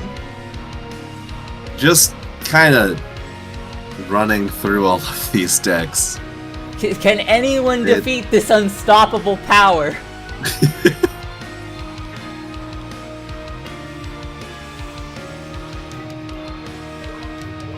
Next is Dragon Lords versus Warrior Strike.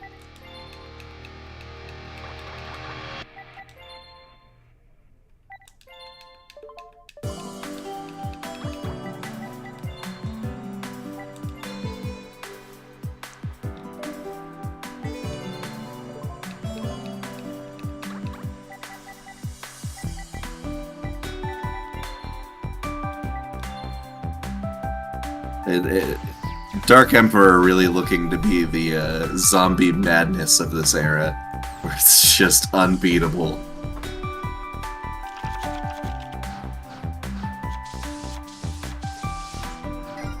Standard opener. Chevalier hitting the field. Phoenix Are we Blade gonna jam it? gonna get We're jamming it. jammed I don't know if it's the right call, at but the cost of a trade-in. yeah, I don't know about that, Chief. Oh no.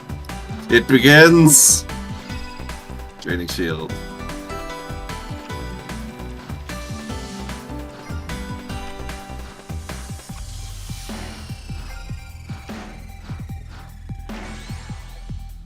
Running Captain. Brings out A Gemini Gemini Summoner. Another Draining Shield. Okay, we're Get bribing that. We're done with those. We don't like them anymore. Stop gaining life points. The Mass Dragon brings out What do you Our know? favorite boy, The behemoth. Twin-Headed Behemoth. Alright. And Behemoth comes back.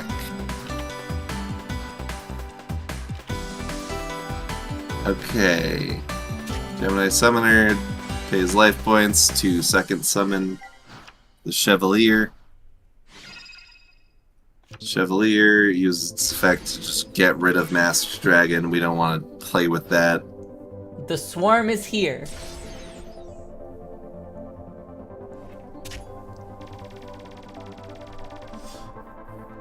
Dragon Lord's gonna lose over half their life points. Yeah, this is a rough place to be They in. still could possibly get an out if they have a Mausoleum and a Tyrant, but nope, that's not happening. So, dead. Just Cretan is oh going wait, to okay. prolong it. Look, Our it's favorite Behemoth. twin-headed behemoth. He's back again.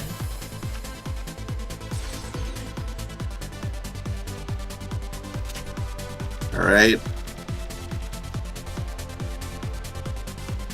But did we get the all-important? Oh, Mausoleum doesn't work anymore. So If they have Soul Exchange, it would have, but they could have just paid one. yeah. 1,000. But the burden is also a problem. Burden top is a of it giant all. Problem, yeah. Alright, so they got wrecked really hard. Dragon Lord's getting totally stomped.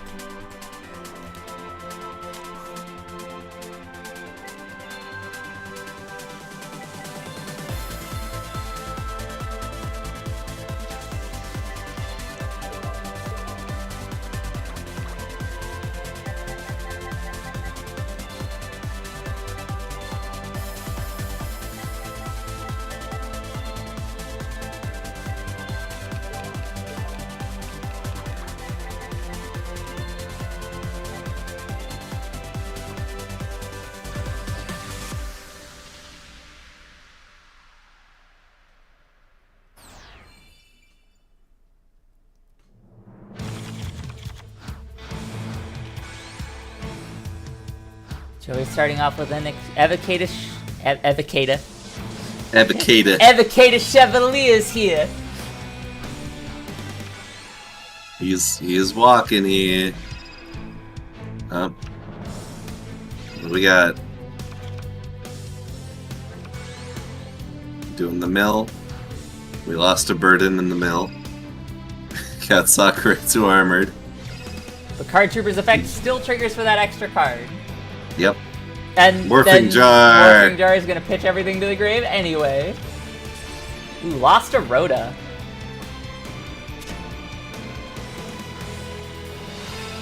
Supervises here. Blows up a giant Trunade. Which isn't like a huge hit. That's like... Alright. Ooh, Yikes! Brick City!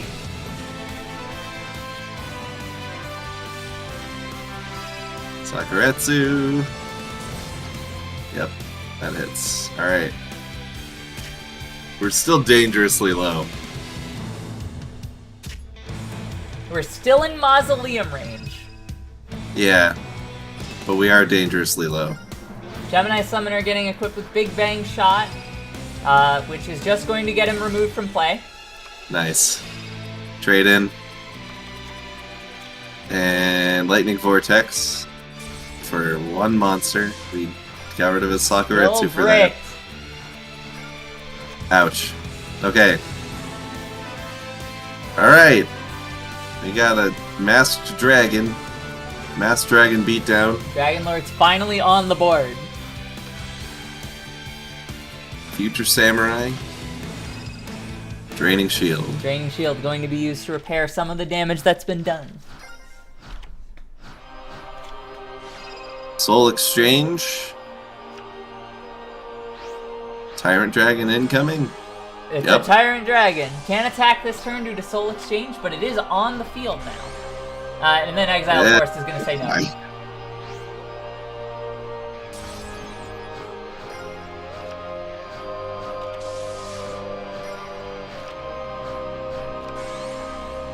Cloudy and Man just unable to get the job done with this deck. I stand corrected. Twin-headed He's bringing Behemoth is back. Twin-headed Behemoth. It's here. Another Dust Tornado.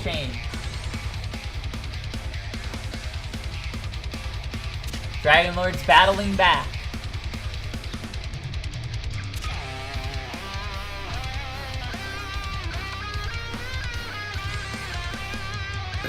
Epicator's out. Kills the Herald. Everyone's favorite twin-headed behemoth still on the field. Hidden Armory going to pull another Big Bang Shot. How dare you go to defense mode?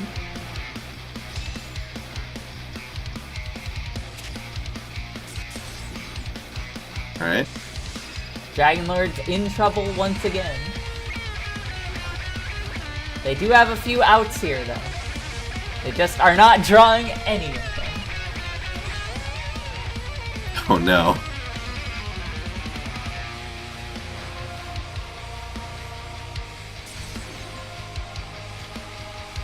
Evocator Chevalier hits into another Masked Dragon. Mass Dragon brings Mass Dragon. Classic.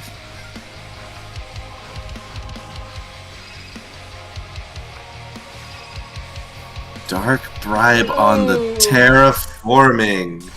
No field spell. But do they draw the fields? That would have been hilarious. It would have been really drawing funny. the field spell. Yeah. Terraforming, no. Draw a new card. Well, okay. I drew exactly what I wanted to. That's Decoy Dragon. We don't want to attack Decoy Dragon right now because Decoy Dragon I believe, can bring... Well, oh, never mind. Double summon. Yeah. Yep. Gemini Summon's gonna get rid of Decoy Dragon. And then return to the hand. You get equipped. Yeah, that combo. Pretty good.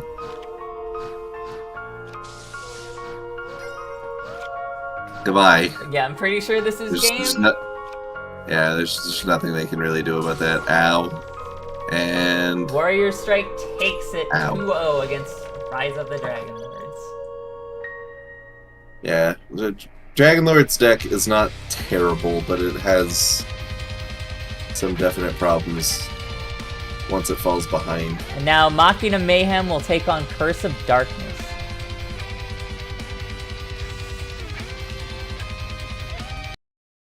Is the music. Can Yusei Fudo make Curse of Darkness work? The answer is no.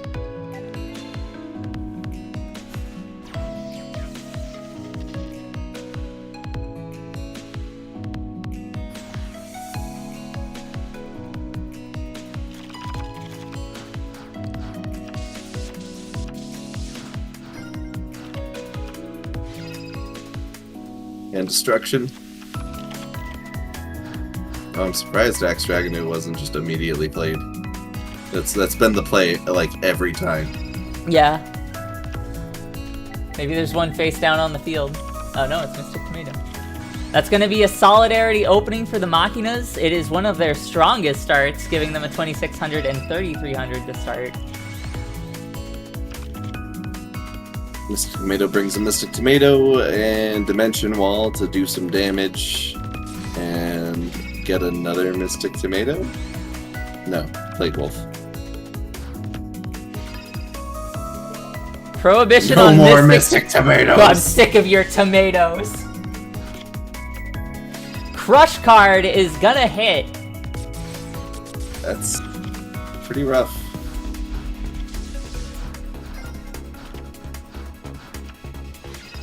Swords of Revealing Light top deck. That's a Spirit Reaper on the field. I will be right back. Keep up the commentary in the meantime. Alrighty. Heavy Mech comes out. They're gonna Rare Metal Morph. Which, because of Solidarity, that actually makes it strong enough. Heavy Storm! And the Mystic Tomato that was banned is back in play. And having to deal with a Spirit Reaper when you're top decking is not ideal, to say the least. Solidarity is back on the field.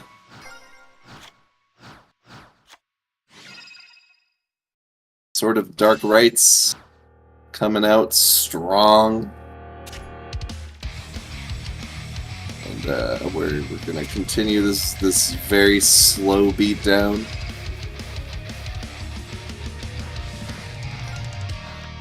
Justice for Mystic Tomato. 2 Solidarities. But that's really not gonna mean anything. So, dangerously low on life points. Can Machina top deck anything? Those 2 Solidarities do make it so a lot of the things they draw are strong enough to get out of this. But unfortunately, they drew a back row instead, which hopefully is something that can... It's a D-Prison. That's not good enough. We're Deck Destruction Virusing for some reason. No real point in that. And that's game.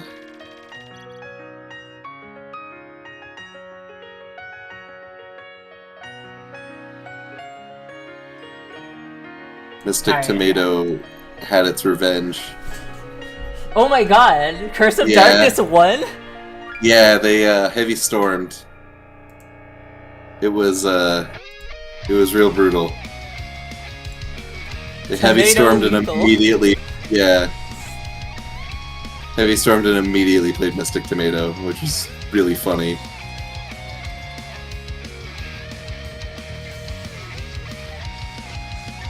Looks like Yusei Fudo did it again. Yeah.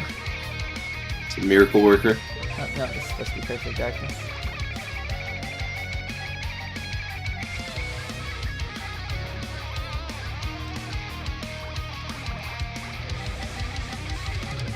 Mystic Tomato, attack him directly. You know things are bad when you lose to Magical Scientist beatdown without an effect.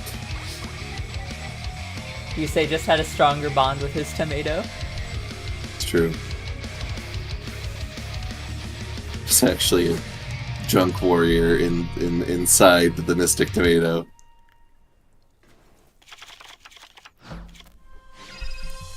Hand destruction starting out. Pitched a Throwing Machina away Fortress. And pitched Cyber Valley, which, We'll see how that works. yeah, And it's Spirit Reaper again. Tomato Synchron when. Hopefully the next set.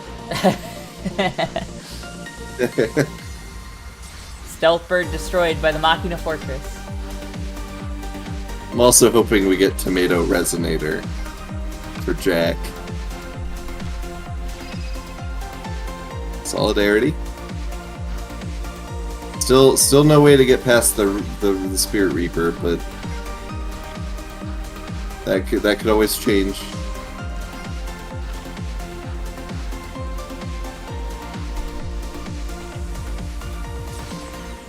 Another Stealth Bird has been completely destroyed.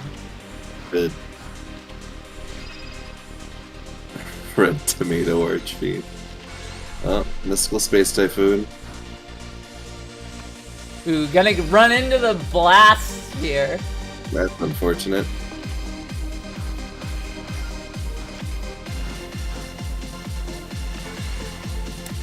You know, Blast Sphere would have been astoundingly good for Curse of Darkness. And it's Yeah. like burn-focused dark strat.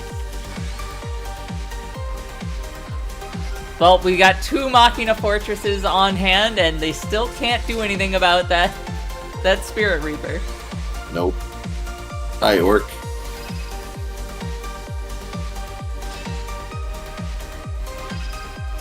Oh god! It's dual wielding! Dual wield orc! Oh, mine! Depends. Bye, Orc.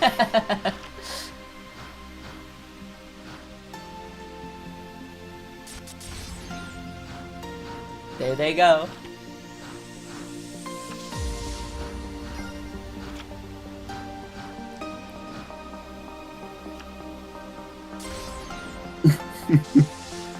What?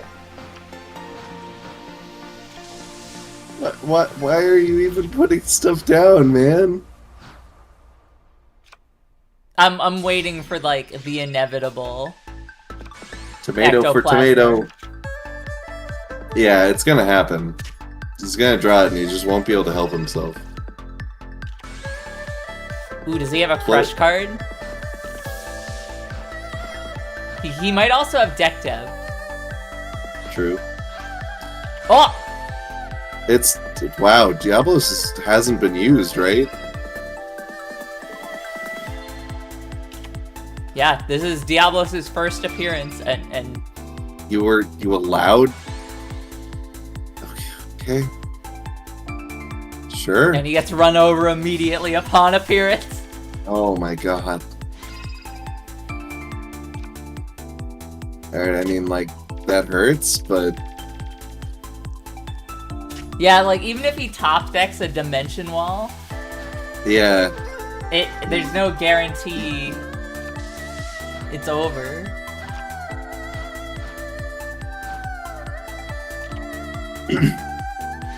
Yeah! Trap! Dimension wall Yep. back to my hand! If it draws another, nope, it can't do anything. Machina Mayhem takes Goodbye. round 2. Round 3 height. I'll be right back. Yeah. Hey, welcome back, Tyson. Dark Emperor is still undefeated, but most other decks have gone about 50-50. Spellcasters Command is like one of the only ones that isn't running 50-50 right now on its win-loss rate.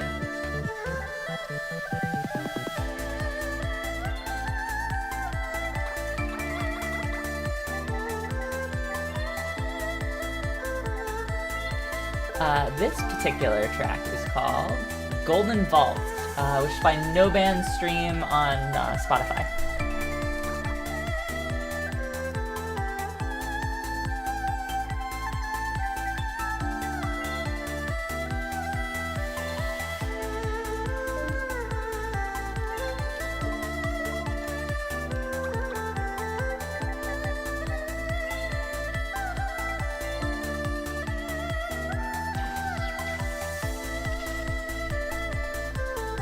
Merrick still has to go this round. We're on round 4 right now. But yeah, he's 1 and 2, which means he could potentially end up in the 50% club.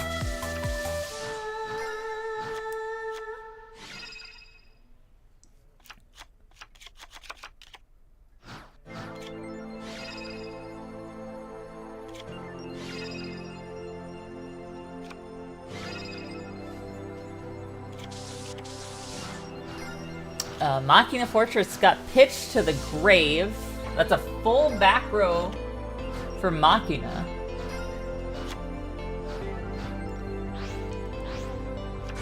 Curse of Darkness going to call out Diablos. They sent whatever card was going to be drawn to the bottom of the deck. Ectoplasmer is going to be used. Diablos is actually immune to the effects of Ectoplasmer.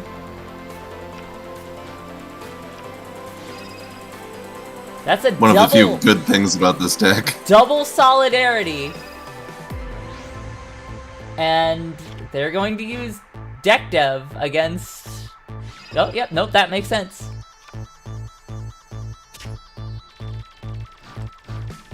And then Ectoplasmer is going to cause it to be tributed.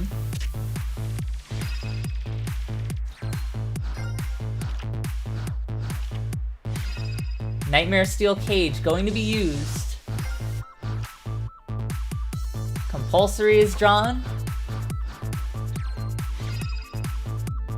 Deck Dev has only 1 turn left on it. Curse of Darkness sets a monster. Ooh, that's a Machina Fortress draw.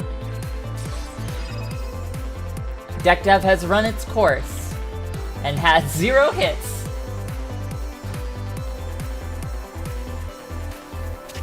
The name of the track was Golden Vault by No Band Stream.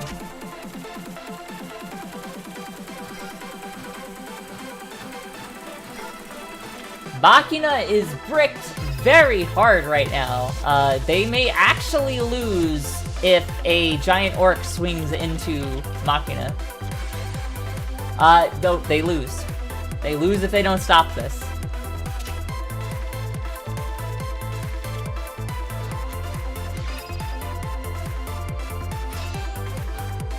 And Curse of Darkness takes this game against Machina Mayhem. That's insane. That is insane.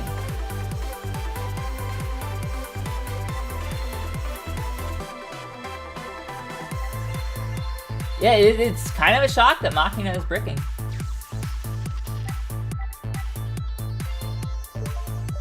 Simon versus Simon.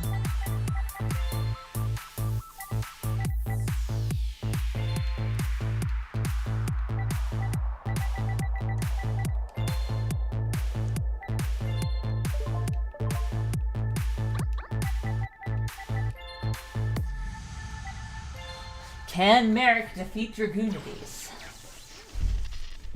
That is the question.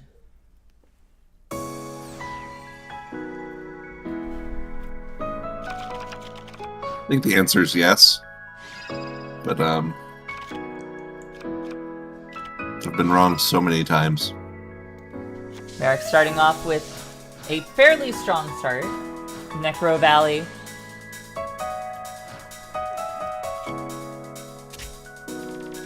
Guard is going to bounce ducks back to the hand. And Mystical Space Typhoon is going to strike, getting rid of Creature Swap.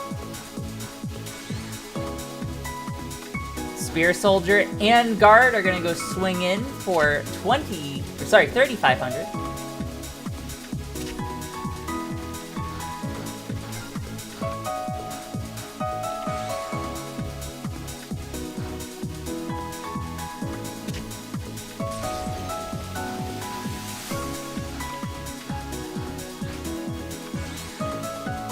Gravekeeper's Visionary is going to hit the field.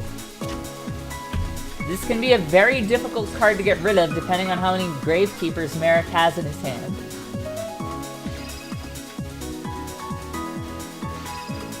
Dragon Ravine is up. The problem is right now, Dragunities can't use a lot of their effects because of Necro Valley. I actually have to go walk my dog real quick. I will be back. I'll hold down the fort. Gravekeeper's Guard played in attack mode for some reason.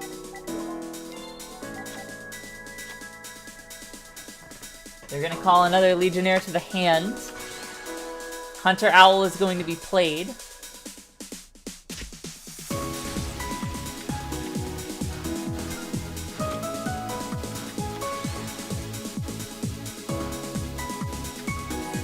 Spear Soldier is going to punch in.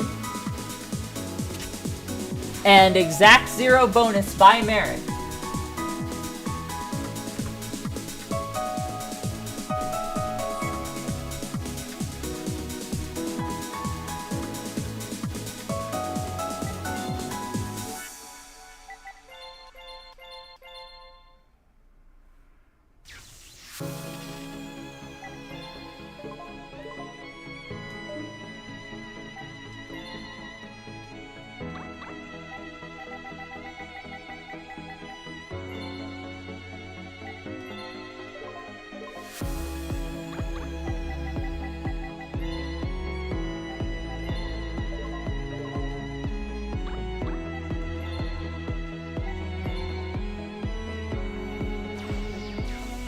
So you have chosen throwing the game.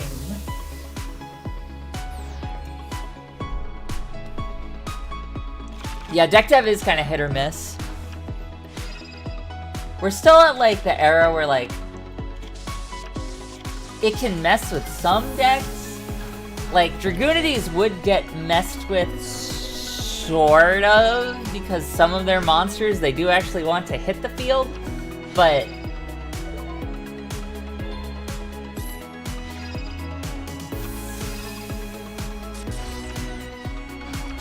we're like rapidly approaching the era where the graveyard is always the second hand. Mistletoe going to hit the field. Much stronger start for Dragunities this time around.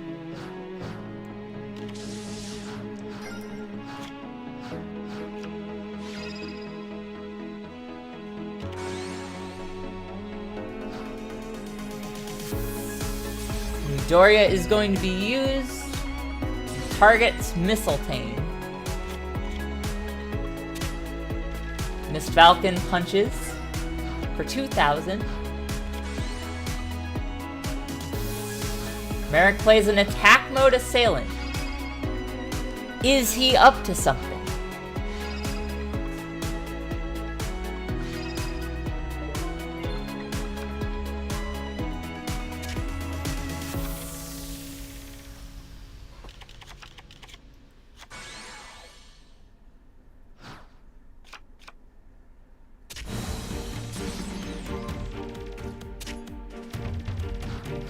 Yeah, no, they are so much stronger with their synchros. Necro Valley hits the field.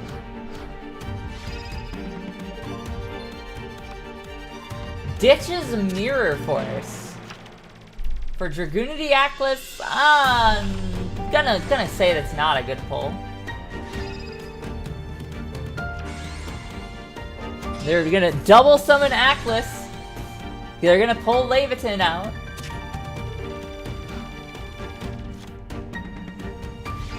Leviathan apparently getting around the Necro Valley effect.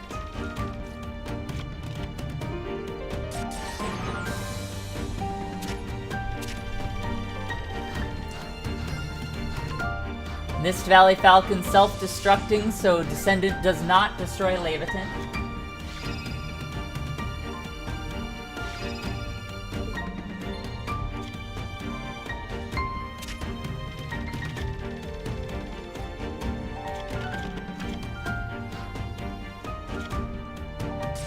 It's gonna be a punch into Mystic Tomato. Mystic Tomato is going to pull Legendary Fiend out. Fiend won't have enough time to get stronger than Leviathan unless Merrick pulls something to... Nope. Merrick did not pull anything to help.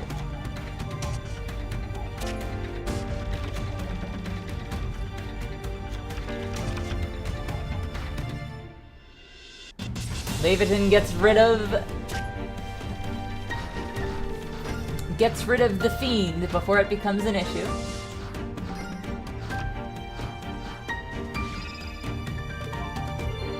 Dragunity's burning themselves every turn with the search effect of Skull Invitation.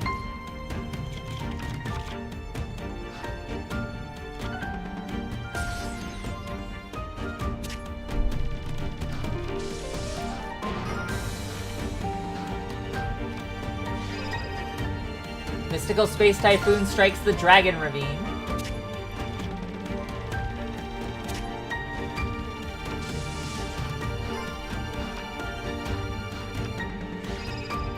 Only for a new Dragon Ravine to replace it. Icarus attacks onto the grave for another Legionnaire.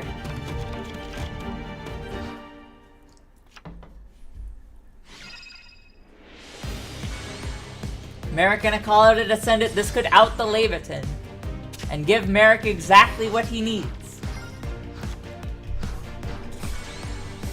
Guard is going to bounce Leviathan off the field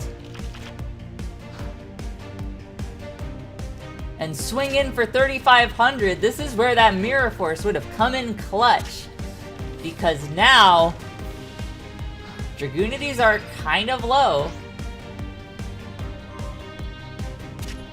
Merrick's gonna do another 300 for 300 trade. Merrick's gonna have to watch out. He can only play, only 3 more of his cards can hit the graveyard.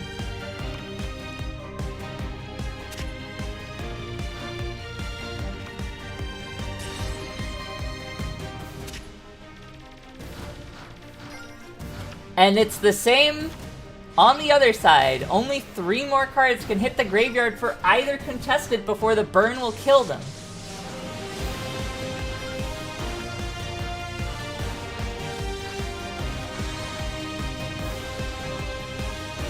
Wow. Lava Golem is gonna get dropped with the Nightmare Steel Cage. This is a victory for Merrick unless something can be done about the Golem. But nope. There it is. Merrick with a Lava Golem lethal.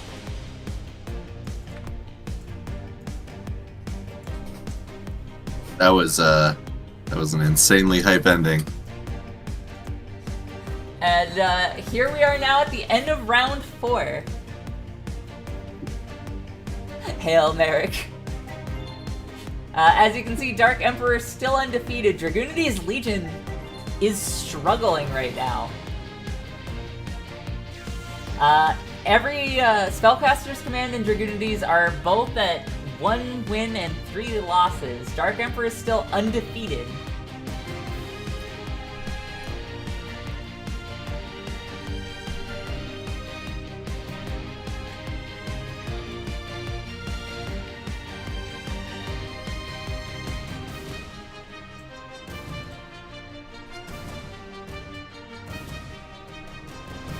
Alright, so yeah, that's how it's looking. Surge of Radiance versus Spellcasters Command is up next.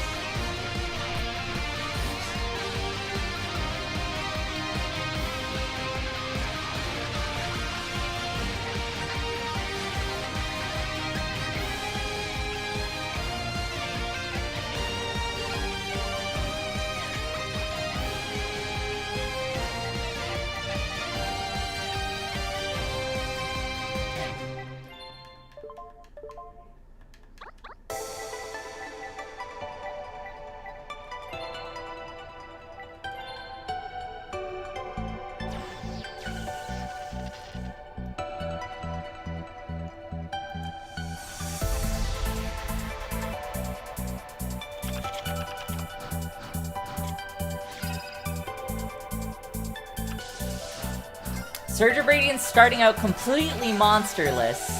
Ouch.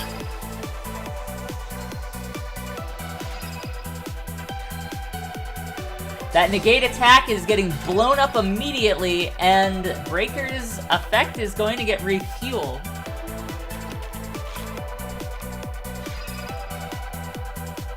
When mage power, though. Oh, Wow. goodness! Ouch. Going in so ham with that Breaker. And then Heavy Storm!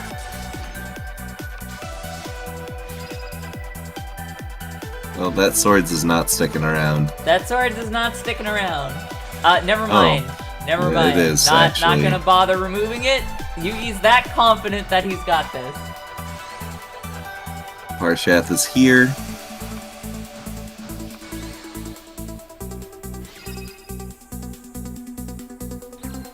Alright.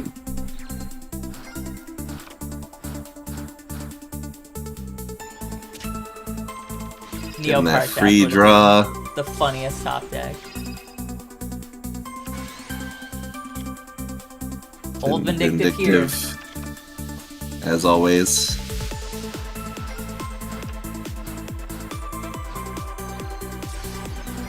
Alright, well, Surge, better turn. Oh, nope, never mind.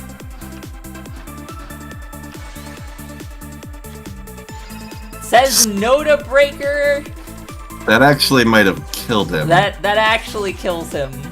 It would have killed him if he had flipped What? up Old Vindictive, but I Oh, guess oh. just saving that for a future rainy day. Soul of Purity and Light is here to Get sit around. Vindictive. Yep. No! Says no! Okay. And Voltana shows up because of it! Is this going to be a throw on Yugi's part because he didn't want a Vindictive? Possible.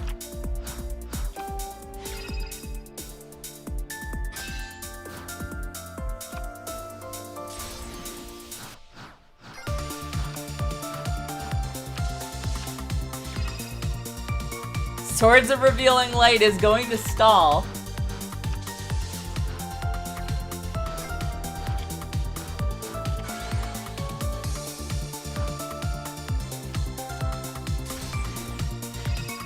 Alright, we ran into Shining Angel. Brought out Nova Summoner.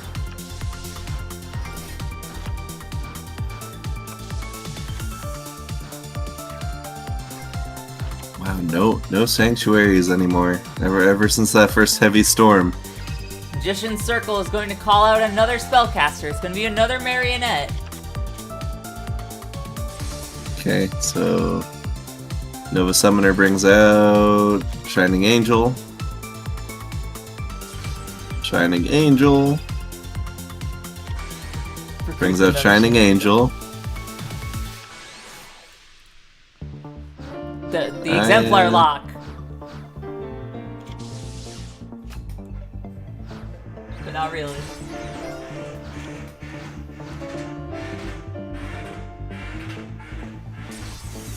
Shining Angel. Recruits another Nova Summoner. Summoner. Nova Summoner. Only 300 life points left. Mars is here. Completely useless. Surge of Radiance is gonna have to watch out. They are still really low, and while they will regain some life points here.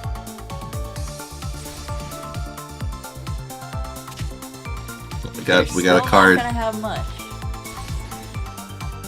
That extra draw. I mean, it's a solid chunk compared to what they had before. They had a thread before. If that's a magic cylinder. Oh, it would be so delicious if it was, but it isn't.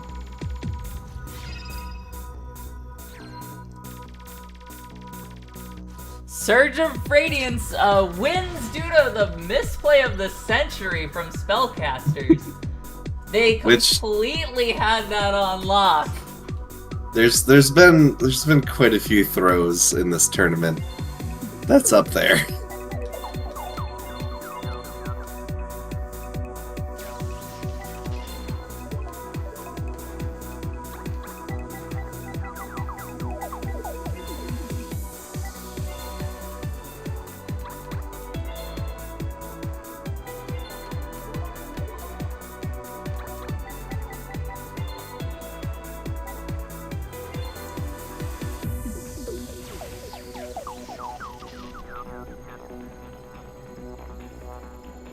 Moses out yammied yammy.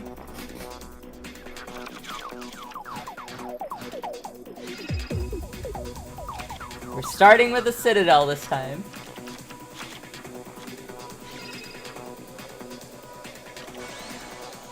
Defender will hit the field.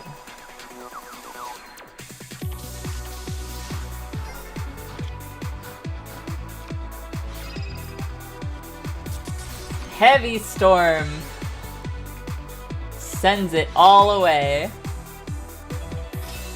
Nova Summoner is going to get strong enough to punch in for 300 damage, get 300 life points. But Defender is going to stick around due to its ability. Then it's going to get tributed. And then said no.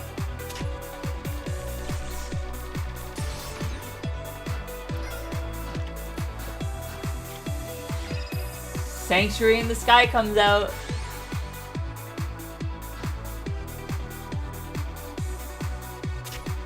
Spellcaster is already in a world of trouble. That Solemn Judgment striking right at that time might just have decided the game.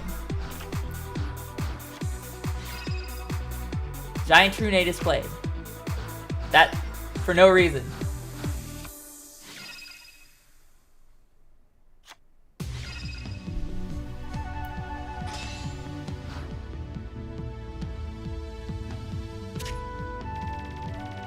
Old man says no. Spellcasters have one turn to turn this around, and they may have thrown that away with the rage play from Yami over here, just randomly playing Giant Drunade after top decking it. Nope, that's going to be it. Spellcaster's command takes another L.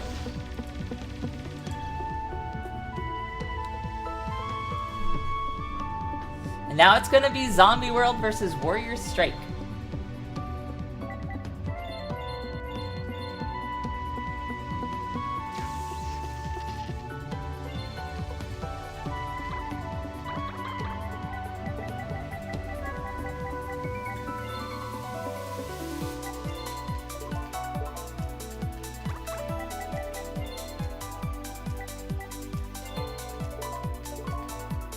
You know, this second time Jim has just so happened to land on the Zombie World slot.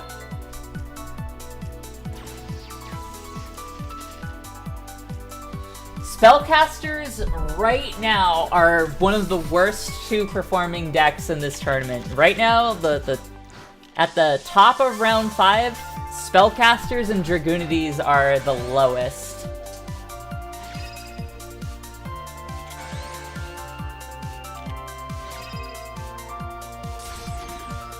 Bottomless Trap Hole deals with the Chevalier.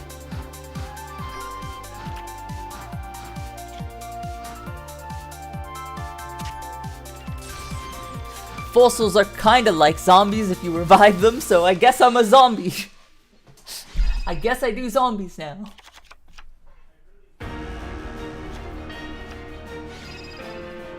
Burden of the Mighty is going to come out, which is going to make things extremely difficult for the zombie deck. Red Eye Zombie Dragon is a 7-star monster with 2400 attack, so it's going to drop down to a 1700 monster in the presence of Burden.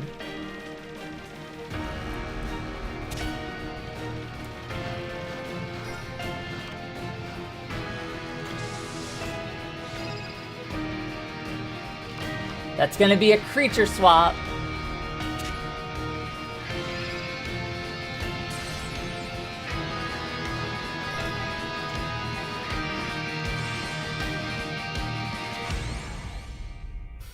Creature swapped their Spirit Reaper away. Kind of a weird move. And by weird, we mean total misplay.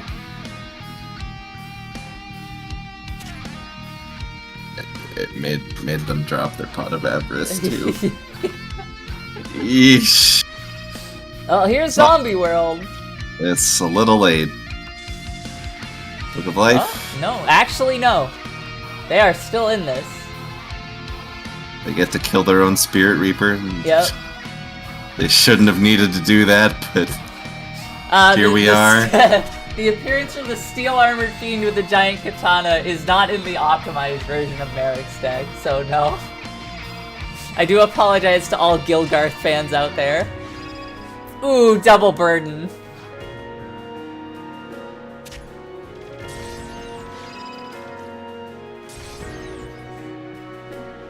Getsufuma will get a little bit of revenge, but right now, things are looking pretty bad for zombies. They only have 200 life points left, and they have to deal with double Burden of the Mighty. That means Red Eye Zombie... Oh, never mind. They're dead. I was gonna say, there's actually a ton of ways that the Warrior deck can deal with Spirit Reaper. When the burden is extra.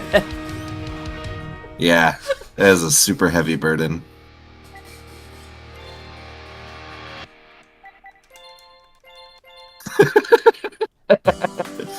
Yeah, optimized is in quotes, definitely. You gotta have the steel armored fiend with the giant katana. I know, it was a very controversial move on my part. Yeah.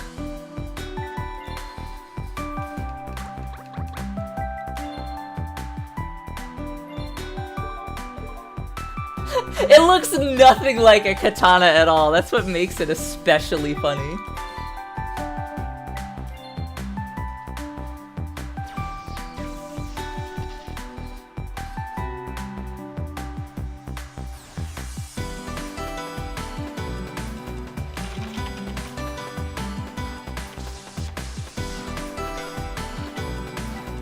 Blazewing Butterfly Opener by Joey Wheeler. Ribbon of Rebirth being put on Zombie Master.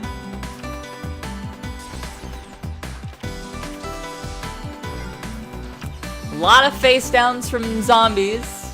Marauding Captain's going to drop to the field. Call out DD Warrior Lady. That's good. Oh, wow. Oh, Okay. They say no. Dust Tornado.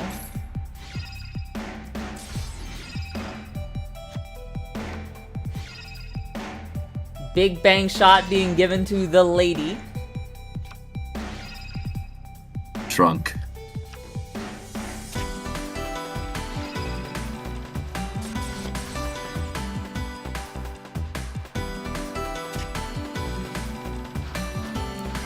Marauding Captain's gonna get in for 1200. Zombies have nothing.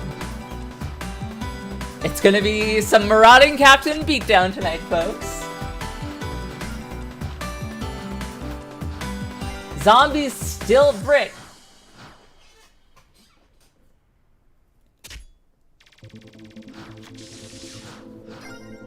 Warriors slowly whittling away. Face down set on both sides. Mystical Space Typhoon strikes the face down. It's Waboku. It still does what it was intended to do, which is stall out. Getsufuma hits the field. Kunai with chain. Says no. The marauding captain continues to be a presence on the field. Evocator Chevalier is going to be the next draw. Zombies are in some serious trouble right now.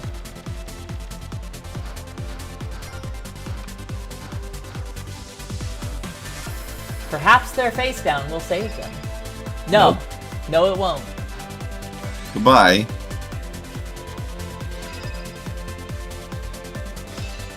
Are we gonna get rid of that wall for no reason? Yep. But it also brings back a Blazewing Butterfly. Yeah, but it still is no reason at this point. It is just flexing at this point, yeah. Yeah. The ace of the deck, Evocator Chevalier, attacks directly. Warrior Strike 2-0 Zombie World. Pretty insane. Zombie World's a strong deck.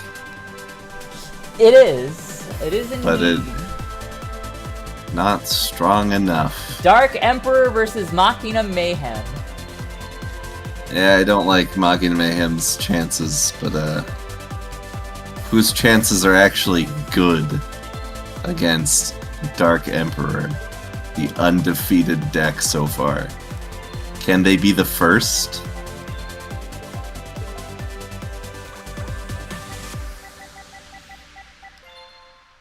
I think if anyone has good odds, it's actually Machina because of their beatdown is really strong. Yeah. The only problem is if they can get an early start with Solidarity, they might be okay. But But it's also possible. God, yeah. Shut off. That's what I mean. Ooh, but brick. Well, they bricked real hard.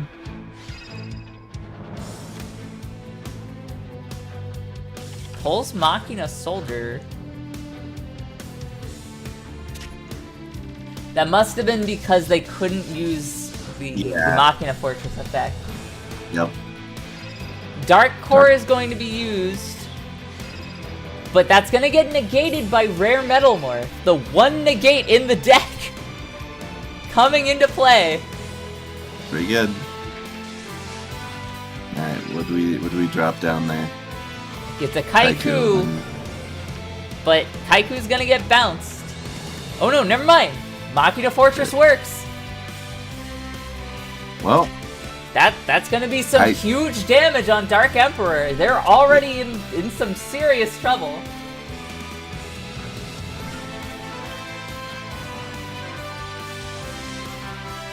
I think that's it. This is that's probably game. Yeah, that's game. Machina Mayhem with a convincing win over Dark Emperor. Wow. I stand corrected. As always. This is just my continuous state. Is corrected. You're Phoenix wrong. Yeah. Yep.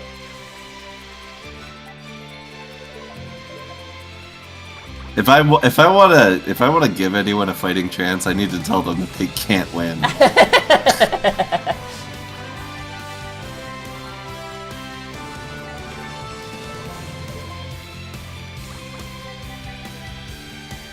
Now Machina Mayhem gets to go first this time, so they might even be able to set up their board before any remove from play nonsense hits.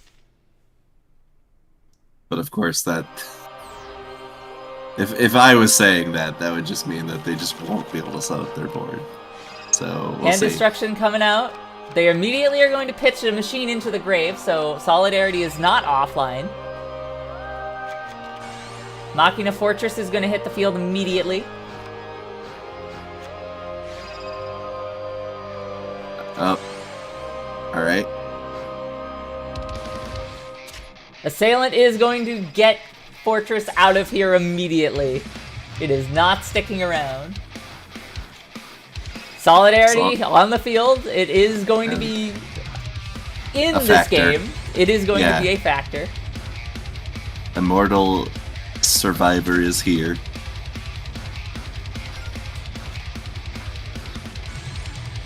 Machina Soldier is stronger. And we'll punch over the survivor. He will be back. He will return in turn 5. Now this unfortunately Turn 6. means if Caius is anywhere to be found in these draws coming up, Yeah. it's gonna be a problem. We're choosing... Ooh, I'm not sure what they return. I missed what they returned to their hand. Yeah, I missed it too.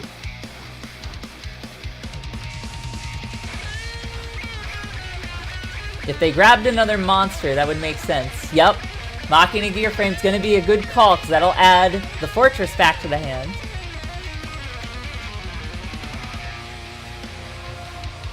They keep attacking the survivor.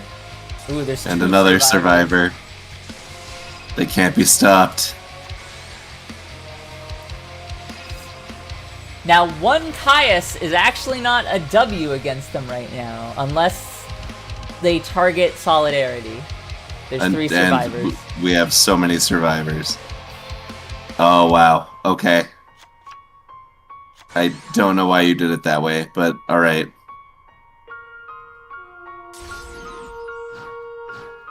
Could have taken control of something instead. And you really wouldn't be paying anything for that, but alright.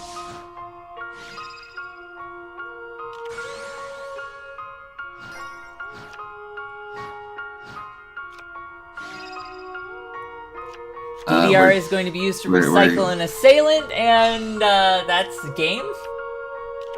Yeah. Unless that face down is something. It isn't. Well.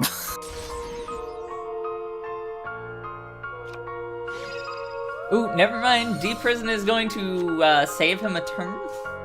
Yeah. Yeah, barely, but yeah.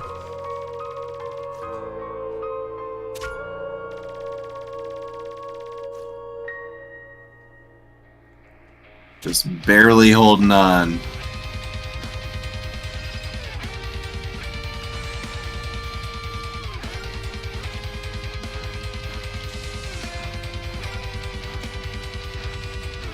Dead, I think.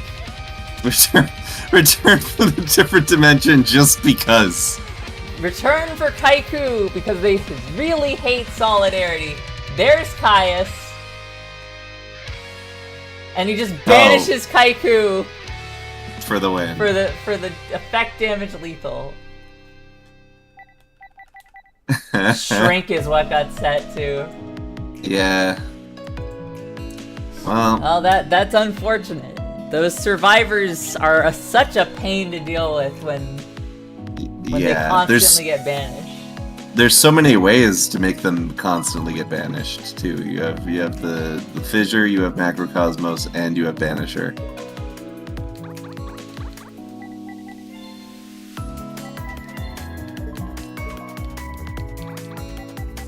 Machina Mayhem is not out of this yet, but I do think Dark Emperor does prefer to go first against most other decks, just to start messing with their graveyard as soon as possible.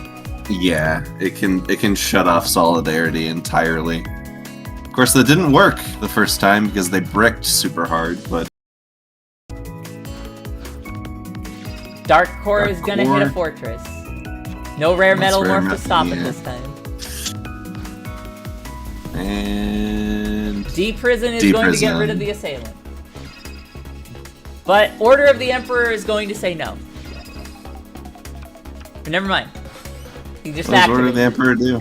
It negates the effect of a monster when they hit the field. So, like, a Monarch can block it.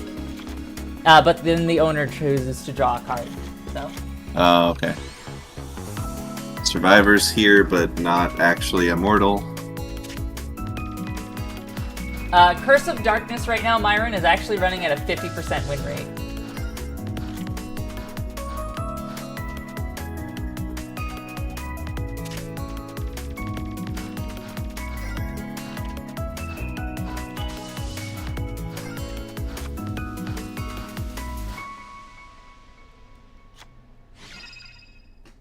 D-Prison on Survivor, not the greatest call. It's back.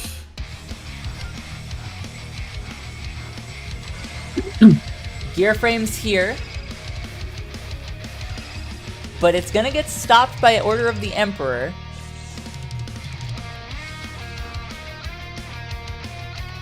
Crash. Oh, Crash, Metal Morph. but a Metal Morph is gonna make the difference. That's gonna send Survivor to the grave, which is good. The less of these things that Machina Mayhem has to deal with, the better. Exiled Force comes in and says, no more Machina. Scout Plane's Yeah, gonna come in Scout for Plane. 800.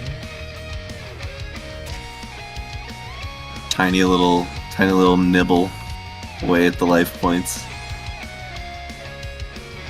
Soldier hits the field. Enemy controller Enemy puts controller. it to defense mode. Probably a weak choice on part of the AI here, but, you know, who knows? If they draw Caius, not exactly. They didn't draw Caius. They didn't draw Caius, weak choice. They're Soldier not Beatdown is here. they're not Yami Yugi. They can't just decide what to draw.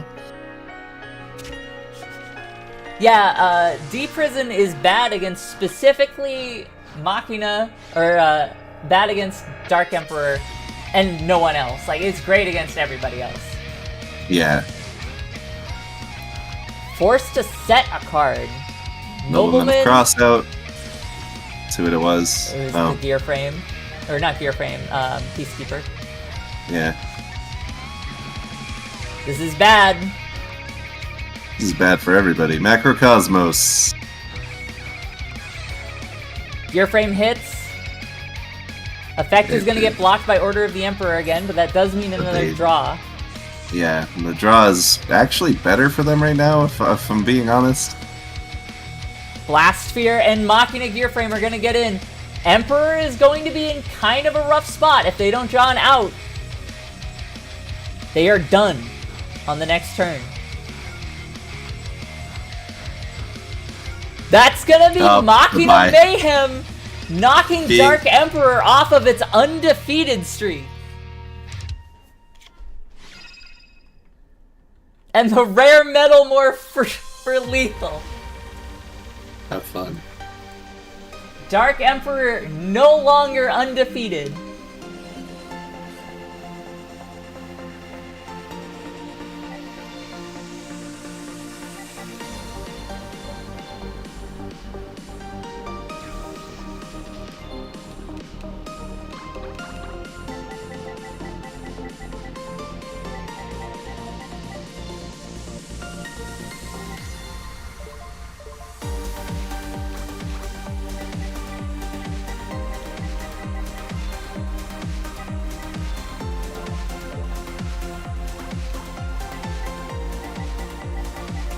Alright, Merrick will now face Dragon Lords.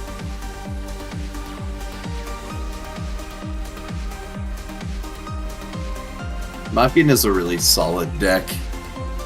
It's one of the few that can truly contend with Emperor at all, and it proved it there. Foolish Burial to Tyrant Dragon to start things off. Merrick this starting off with a round Dark Moon 5, right? Or is this 6? Hey Leon, this is a structure deck tournament. It's like last week's, but this time around they have, I've optimized the decks a bit. I've chosen certain cards to be used a bit more than others, and we're seeing how that has changed the tournament. It has inflicted some great change, I can say that, because some decks that were really bad last week did amazing this week. Belgrade Dragon hitting the field legit. But what round is this? We are on round 5.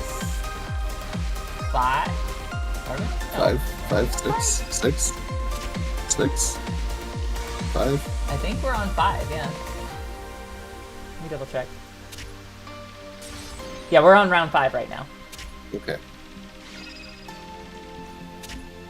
Good old Dark Room of Nightmare putting in work. Ooh. Creatures up.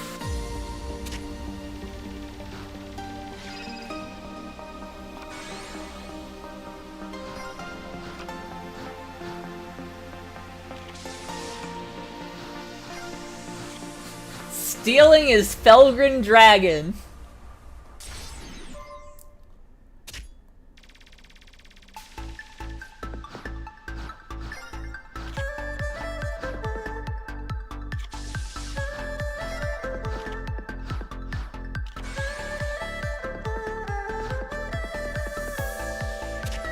And any preference for people watching on YouTube or Twitch?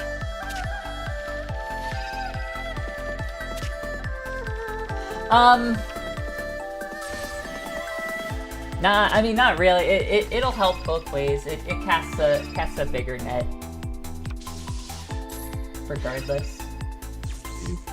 I do see messages sooner on Twitch, but people tend to be quieter on Twitch, so I wind up replying to YouTube a little bit more. I'm personally only seeing the YouTube chat because I have limited stream Skull real estate. Invitation striking for lethal. Wow. Who'd have thunk?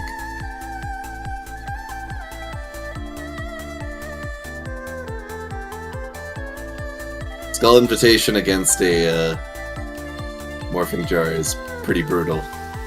Oh, Turns I out. missed how much. That was so much damage, wasn't it? Yeah. The Skull Invitation might be Merrick's actual ace. Yeah, I think you're right. But he would still say it's Mystical Space Typhoon for some reason.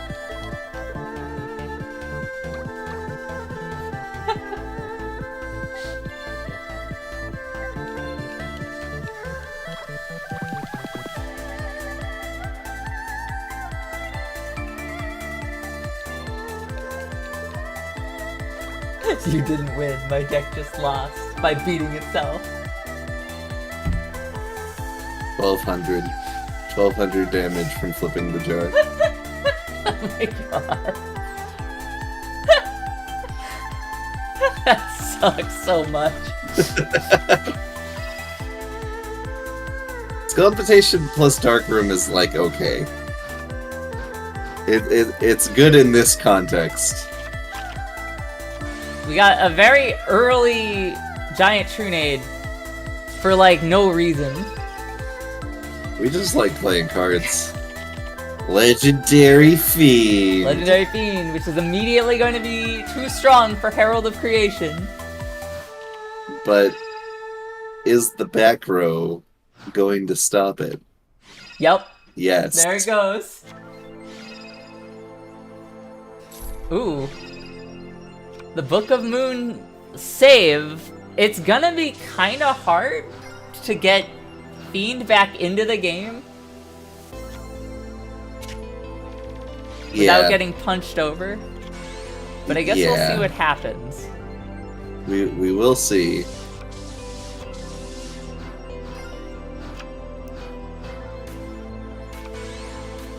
Fiend is getting flipped face up once more.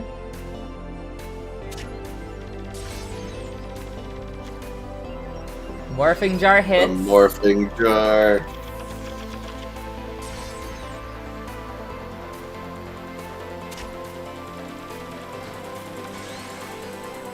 Can Fiend survive this round?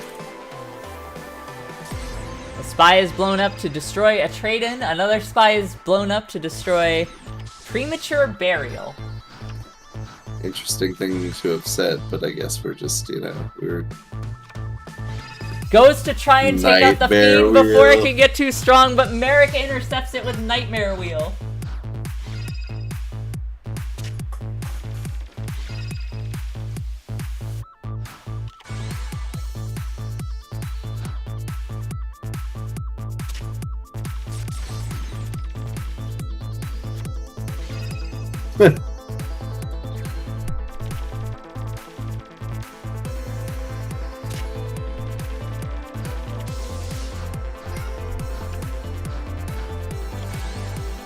Book is very versatile. It can do basically Another like Nightmare Wheel intercept. Yep.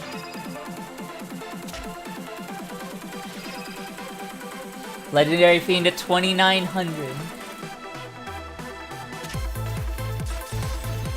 It's quickly reaching boss monster territory.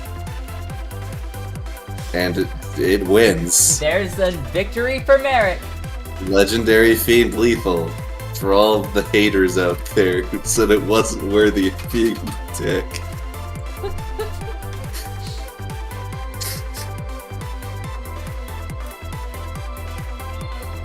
Next up is going to be Curse of Darkness versus Dragunity Legion.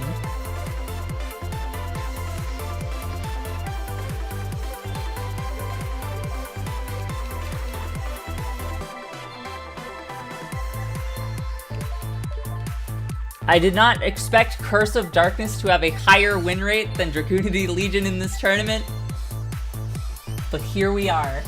Here we are.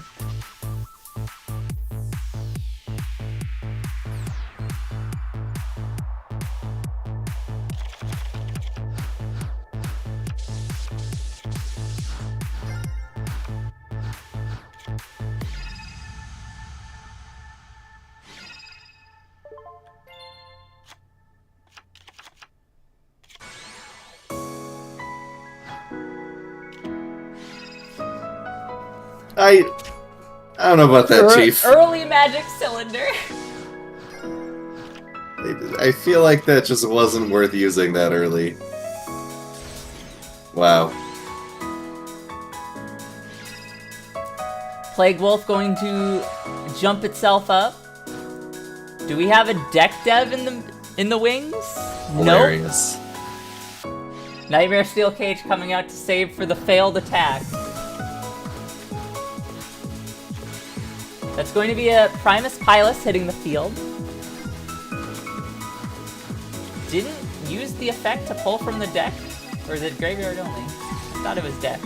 Yeah, it's deck. Maybe it has to be another? No, it should count. I'm not sure why it's affected in fire there.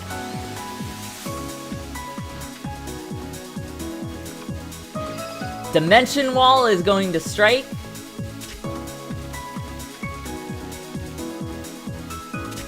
Like, it hurts, but they're still at a severe disadvantage.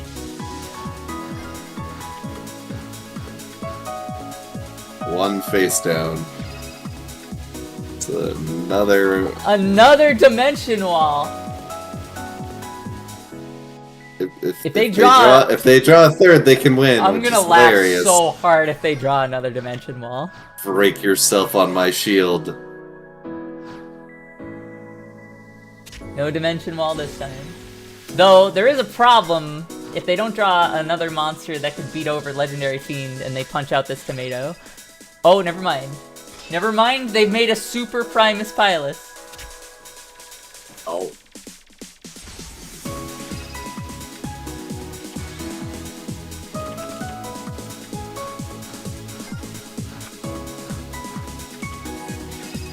Heavy Storm! Ouch.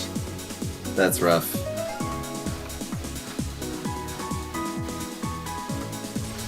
And now they Legendary can Fiend, but they're not going to. We wanted to mill out some cards first. It's actually some big brain stuff.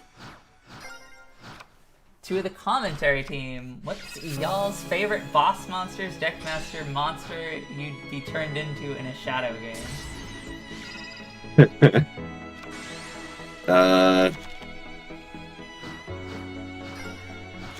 Well, basic but Blue Eyes White Dragon. If not that, I'll go with I'll go with Evil Hero Infernity Wing, or Evil Hero Inferno Wing. All right. If we're talking, it's got to be like vaguely humanoid shaped.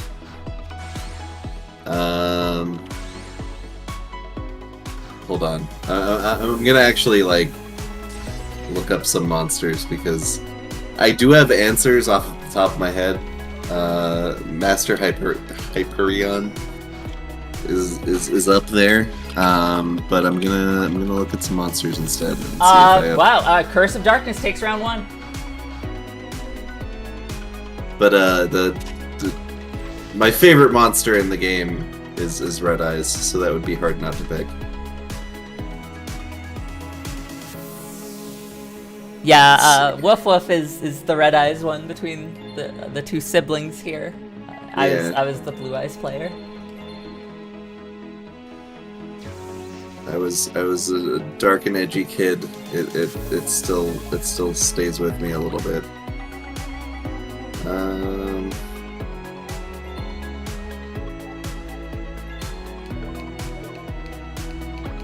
Let's see.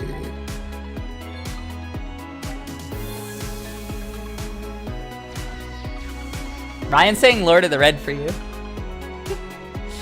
No, I know that seems like that should be the right answer. What about Paladin of Dark Dragon? You ride around on a Red Eyes? No. I don't ask why. It's just like...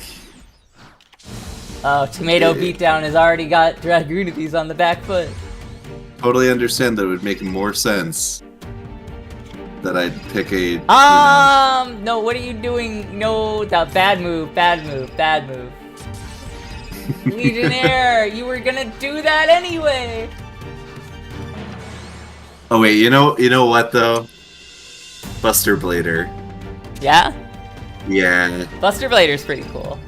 Buster Blader's awesome.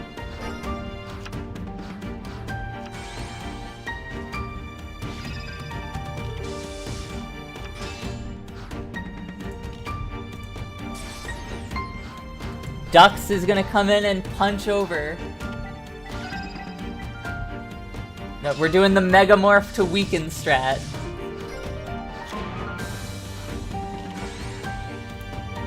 Hunter Owl coming in with 2,000 attack, hitting into another Stealth Bird.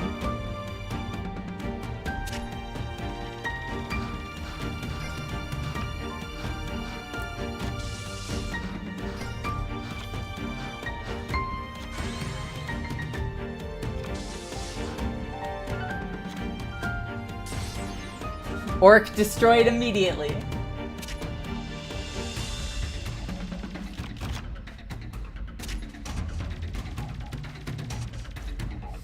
And now Megamorph Dux has become all-powerful.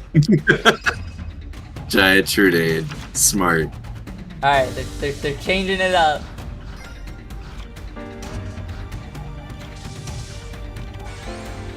But Dragunities have swarmed the field, and I think it's over. Yeah.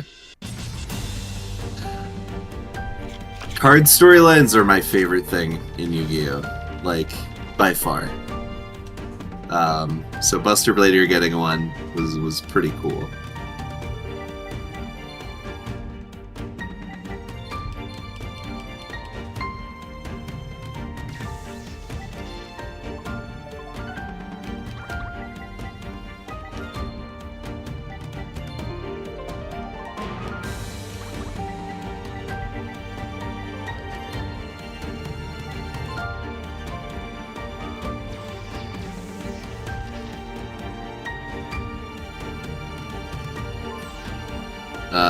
Oh wait, so let's see.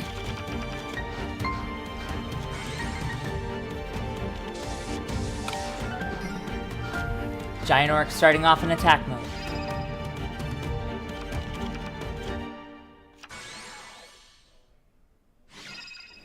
Is this gonna be a Leviathan start? It's looking like it. Mistletoe hits the field. Sent off for Leviathan.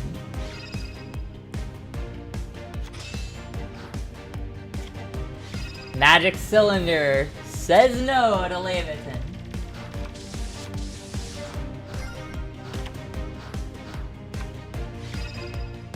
Sword of Dark Rites equips to Orc. Nightmare Steel Cage. Going to block any attacks by Dragunity Legion right now.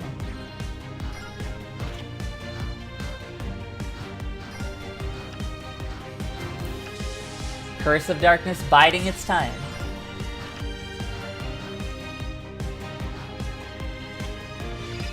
Walks into the Mirror Forest and selects probably the worst target they could have picked. Crush Card Virus comes out.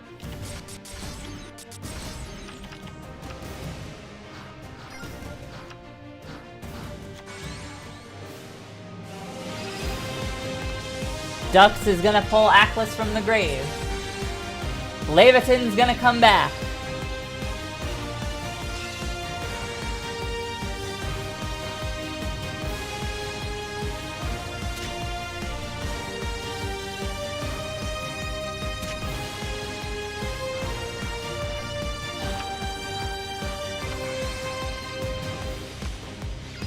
Bottomless trap hole on the Mist Archfiend when it attempts to swing back. Dragunities have found their footing this time round.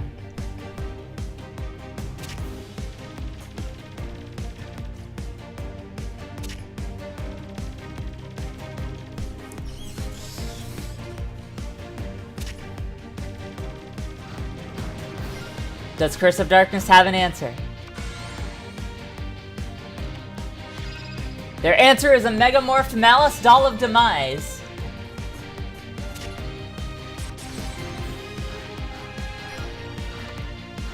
Well, you know what my answer really should have been? Because I forgot that this card existed. Red Eye's Dark Dragoon.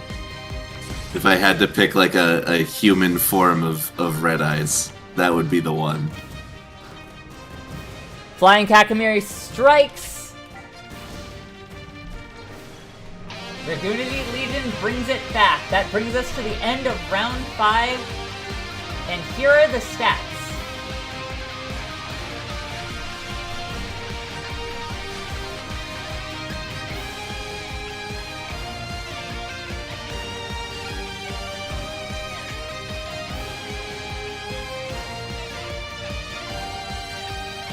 I can't really get it any closer. Oh well.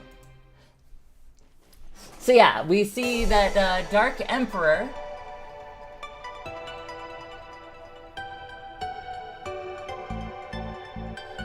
Ectoplasmer was not, and it actually was responsible for Curse of Darkness winning a couple of its matches. But yeah, right now, if we look at the win-loss record, everyone is almost the same. Like, the fact that we're at an odd number, we have a 2-3 splits almost across the entire playing field.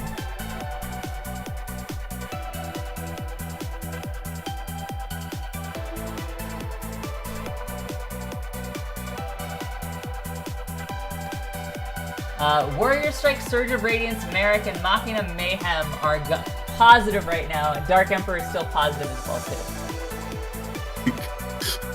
Always happy to see Crush Card opponent win. Obnoxious card.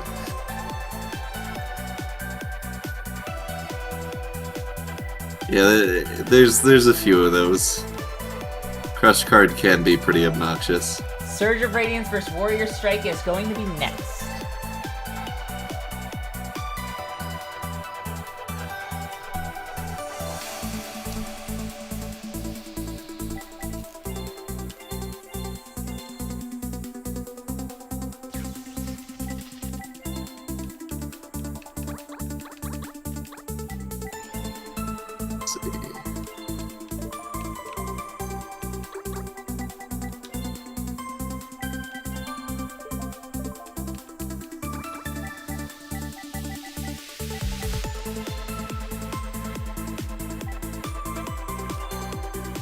I wasn't expecting Spellcasters in last either, and they're one of the decks I'm rooting for. Warrior Strike and Spellcasters Command are my favorites from this set. I'm glad Warriors are doing well, but yeah, I'm sad to see Spellcasters getting wrecked as hard as they are. I will be right back again. Alrighty. We're starting off with Sanctuary in the Sky. Marauding Captain makes an appearance but doesn't have any friends to come with him. So that's unfortunate. Going straight into the Shining Angel, who is going to... So this is something that I find pretty funny. Fairy type is Angel in Japanese, and we censored it to be Fairy, but then we still named a card Shining Angel in the TCG. It's weird to me.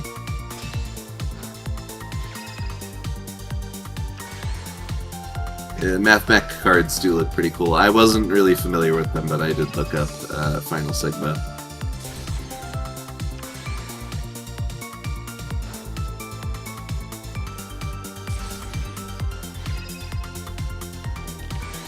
Rainbow Neos is pretty sick. Alright, so... Ooh, okay.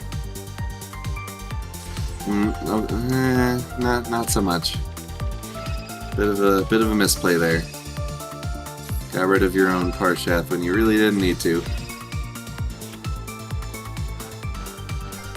But it's totally possible that Mars will just become an absolute monster.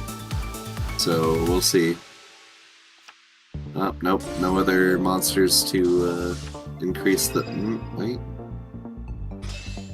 Alright, okay.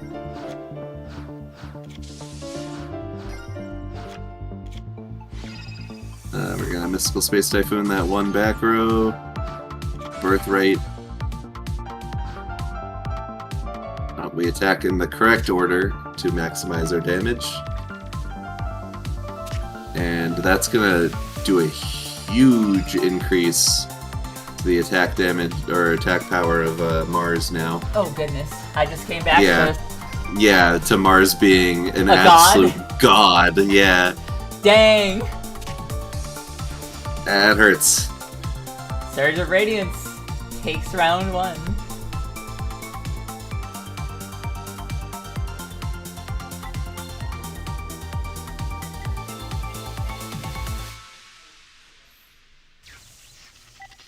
Dorothy taking Joey to Duel Academy.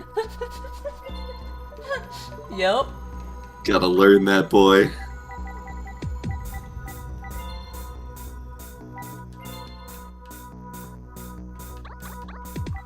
Yeah. Well, no, not 111, but it was 11,000.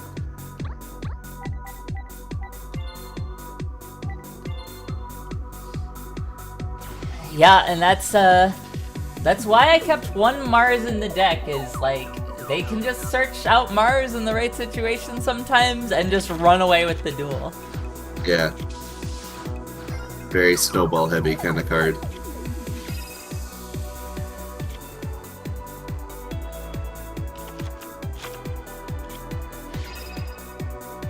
Sanctuary in the Sky.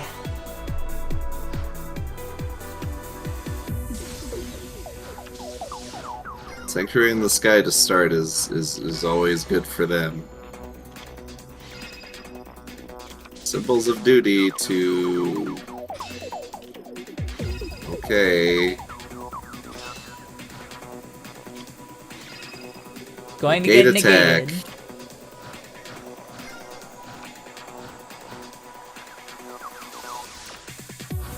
Oh, we're switching to defense.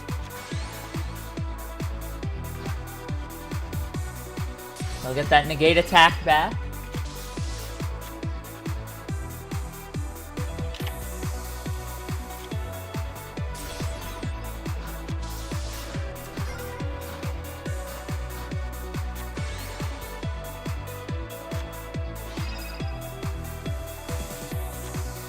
Shining Angel getting equipped with Cestus, but Dark Bribe says no.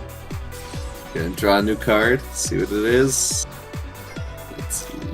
Throwing down a back row.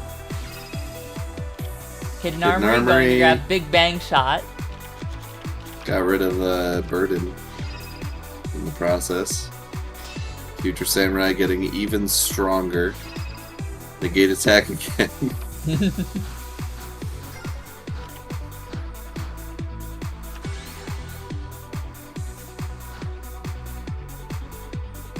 Artemis will go punch out the Blazewing Butterfly.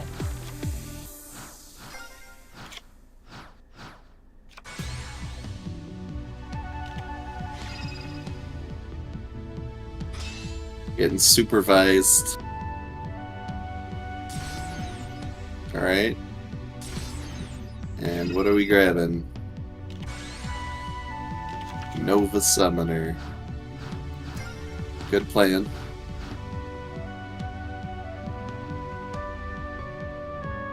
You're thinking about it? We're ramming. We're summoning. Going for Parshath for the card draw. Hoping we get something from this card draw to deal with the fact that Future Samurai is way too strong. Alright, we did it. Kind of. Like, not really, because... Ta-da! Ah, Cybernetics 6 Samurai.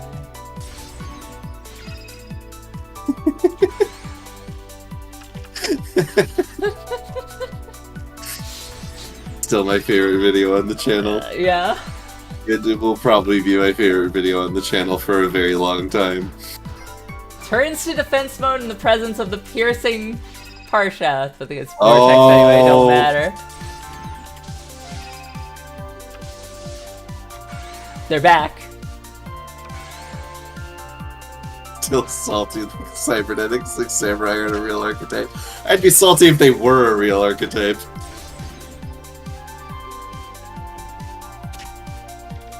I would also be salty But, like, if Solaristics existed.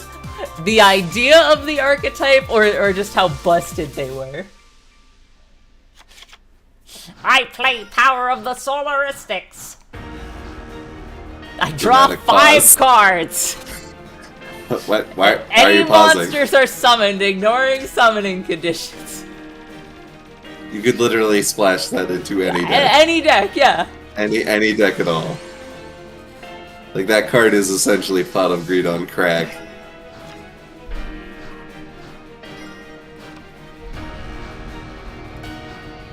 You would just, like, fill a deck up with, like, cannot be summoned by, you know, these conditions or whatever. And that's gonna be Surge of Radiance convincingly defeating Warrior Strike.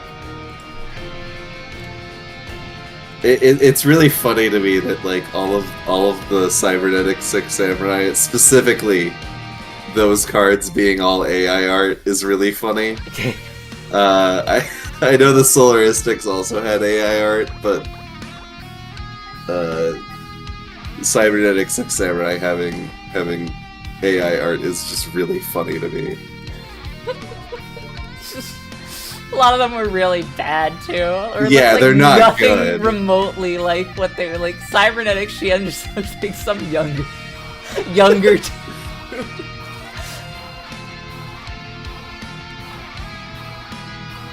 Yeah, if two Cybernetics 6 Samurai inflict life point damage, I win the duel. Silliest win con. I did 200 That laugh killed me.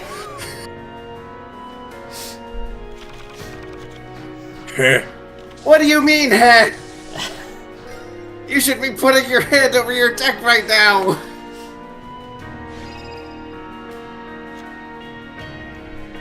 Oh my god.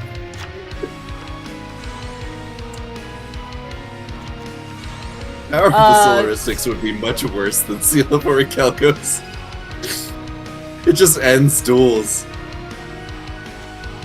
That Machina's almost just summoned. If they had hit an open field, would have done 7,800 damage right now. It was AI voice. I don't know who it was based on, but yeah, that they were voiced by AI. That'll forever remain a secret. Yeah. Oh, Breaker gets killed by the effect. By the effect of Machina Fortress. And here goes the Brazen Apprentice Summoner showing up in attack position again.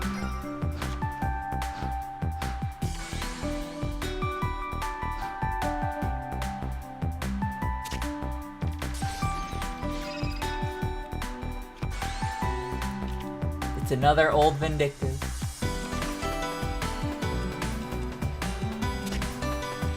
Maria's secret will also remain a mystery. Good. Yeah. That is how secrets should be.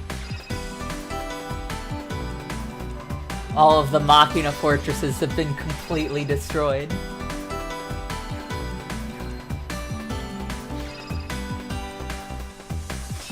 Oh no, it's old vindictive beatdown! Never mind.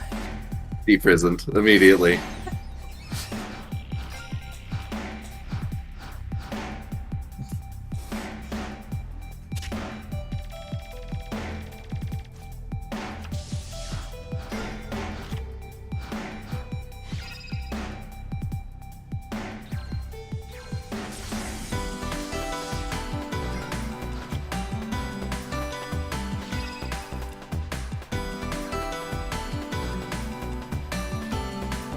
Machinas have solidarity on the field. Their beatdown strat is online.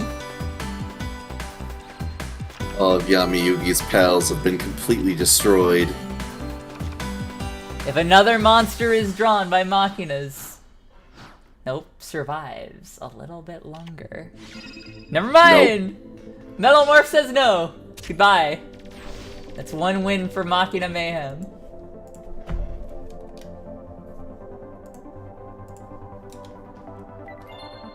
Spellcasters are well and truly struggling. Yeah, Endymion would have been cool there until Metal Morph. I think it's kind of part of the problem. At least like with what was mentioned, is just like the spell counters can sometimes just take a little too long to get online. It is true. And that's proving to be their downfall. Is that it's a little too slow. Stuff like Machina does not need any time to ramp up. No, it just hits the field running. It's crazy.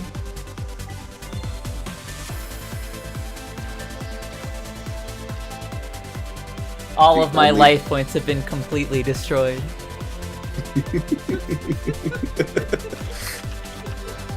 For anyone who doesn't understand that reference, Zone of the Enders 2 is on Steam, and it's worth it. That's all I'll say. Hashtag not sponsored.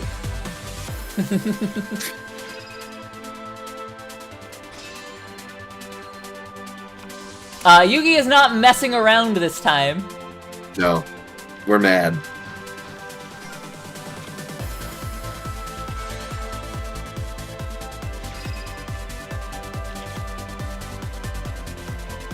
Machina is going to call out another fortress. They're gonna go run it down to use its effect to destroy that super exemplar.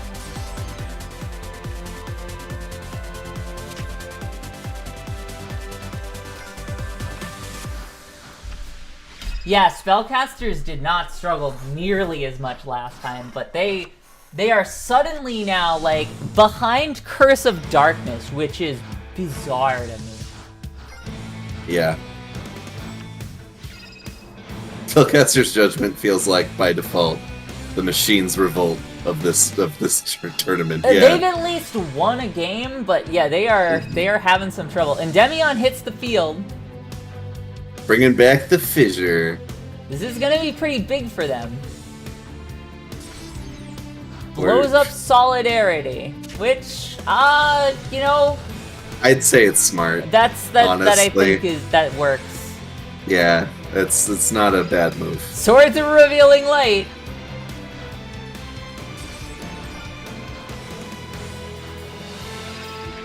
Demion's gonna use his effect to blow up the swords to keep the pressure going. Yeah, Leon, it's like it's only Zone of the Enders 2. They didn't make a port for Zone of the Enders 1. But 2's the better game anyway, so... Gear Frame hits the field.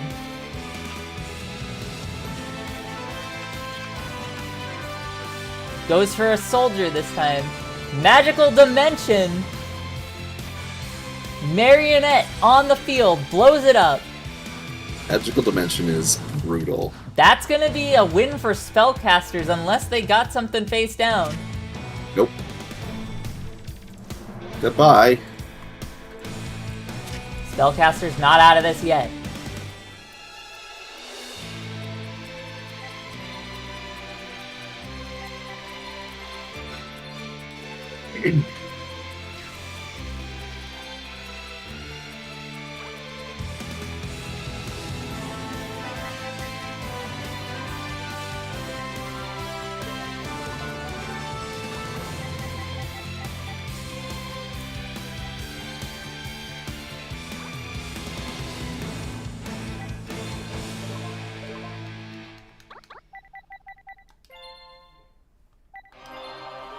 Spellcasters heard me talking smack. Now you know how I feel. The moment you say a thing. The moment you're like, this is definitively correct. You are proven wrong. Or at least that's my world. That's what happens to me. Let's see. Has the mashup happened yet? With Curse.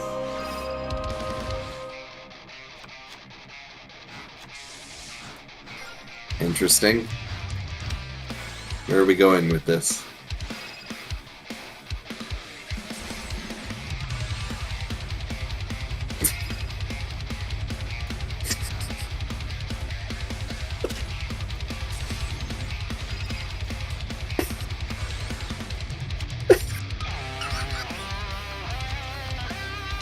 Okay, so this match already happened, so I don't mind spoiling this now. When I was running tests, what do you think Curse of Darkness beat? Because you're forming the question that way, like I'm gonna Battle of the Weak Monsters is what's happening right now. It's glorious. Based on the fact that you're saying it that way, I would assume it beat like Dark Emperor or something. It did. It beat Dark Emperor in my test. Curse of Darkness did. It lost the first round and then won 2 of them back to back. It was like hysterical. Compulsory. What are you doing? Do they know? I don't think they knew, right? That that was a Crystal Seer. I don't think they knew, but like.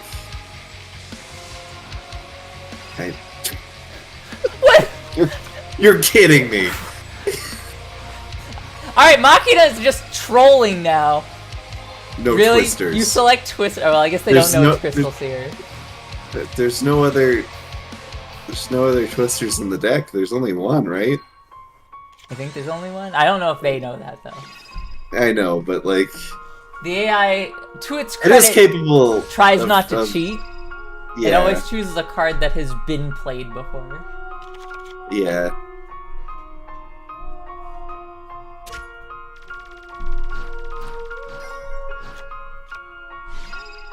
And destruction. Dips Endymion into the grave. Machina armored unit. It was so silly when dinosaurs raged through versus zombies. Hey, CJ. We are on round 6 of the tournament. Right now, Dark Emperor is in the lead. Like a commanding lead, too. A fairly commanding lead. If they do lose this round, they'll actually be on par with a lot of everyone else, but... Right, but... They've only lost once. They've only lost once, and their matchup is against Dragunity Legion, which I'm pretty sure they mostly hard counter, so... Yeah. The only thing they don't hard counter is Machina, and that's the one they lost to.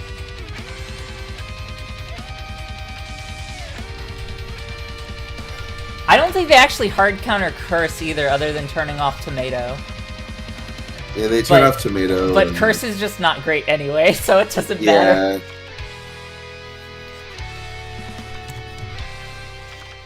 Building up 5 counters. Is it going to be used? 6 counters. We're at 6 counters. Another is probably going to mean Endymion hits the field. Cyber Dragon. Enemy controller. Says no. Sorry, Zane. Your ace means nothing.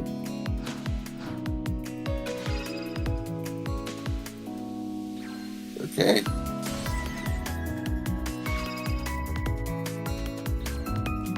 And here's Endymion.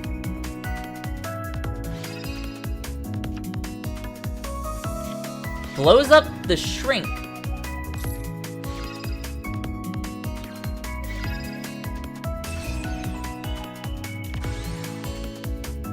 Wow.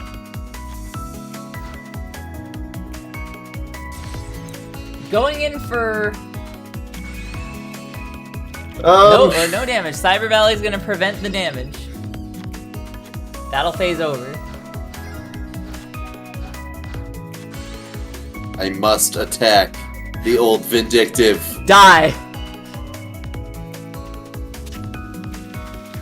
Why did I do that?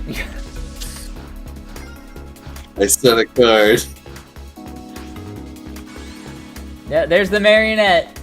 That better be one hell of a face down. Rare metal. I mean, Sure. Spellcasters are going to break their loss streak.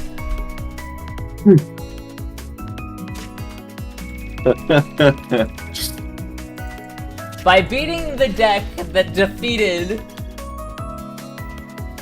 Dark defeated the Emperor. king, Yeah. the emperor.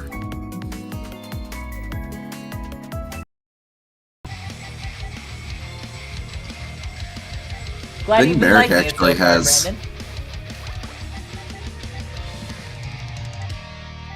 I think Merrick has an advantage in this situation.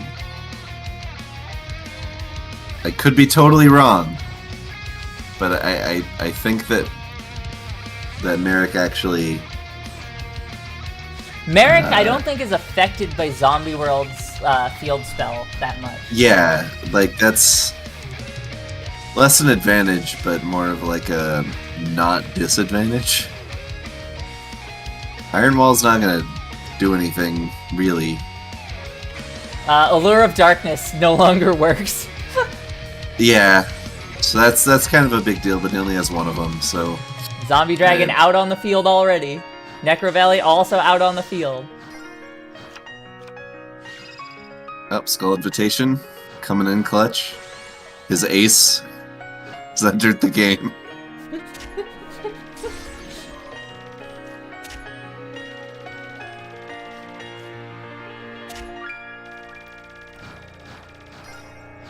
Saying about to go on this cannon downward spiral.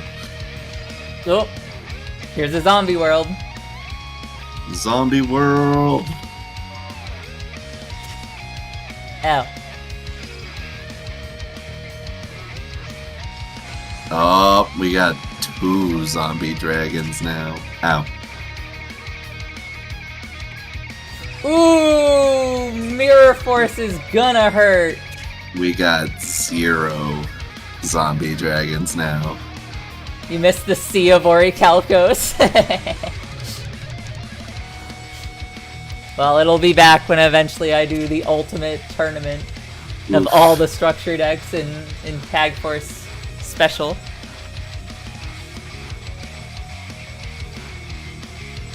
That one's gonna take a while though.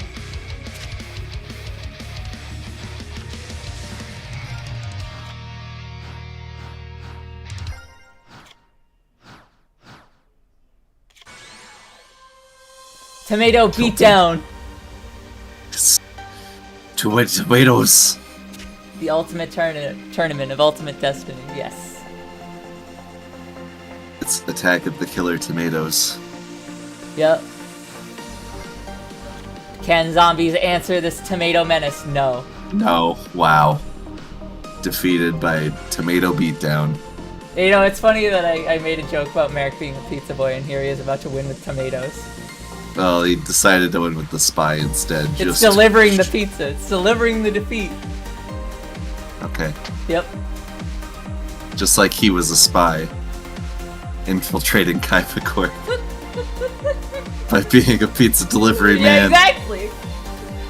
Machina has been doing Pretty good. okay. They are at a 50% win-loss ratio. But one of those wins I would weigh heavier because they defeated someone no one could. So mileage may vary, I guess. I don't know.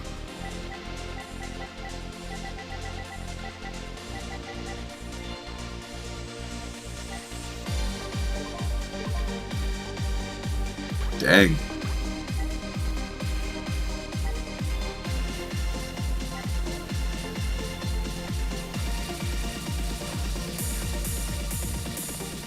Damien.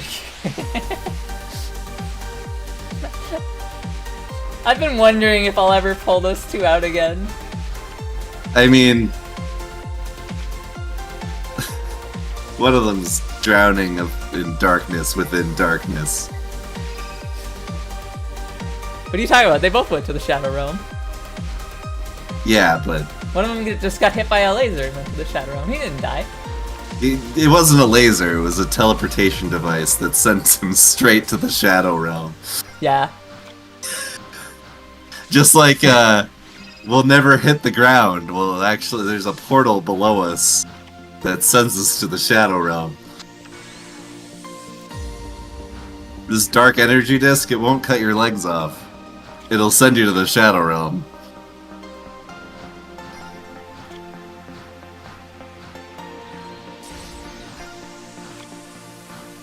Merrick stalled 2 turns. But apparently Patrician is just a little too intimidating for his current field. Never mind, he's setting it into defense mode.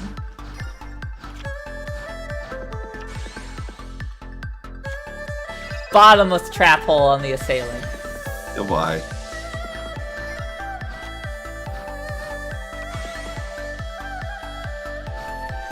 Gang visits the Shadow Realm and Damien and Kyrus Kane still dueling.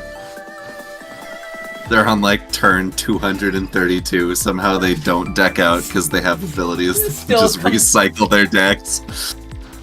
Damien and Kyrus doing a tier list of the Shadow Realm. Every deck would just be Every F deck is tier F to them. tier. How are they supposed to summon 5 monsters in 1 turn? That's just like How are they supposed to have 6 monsters? ancient Just allow them. rules. Ha! Here's 6 more samurai where you summon 5 monsters. How come none of them have instantly win the duel effects? This is garbage. Ah, Shrink says no. But Dark Illusion says no to that.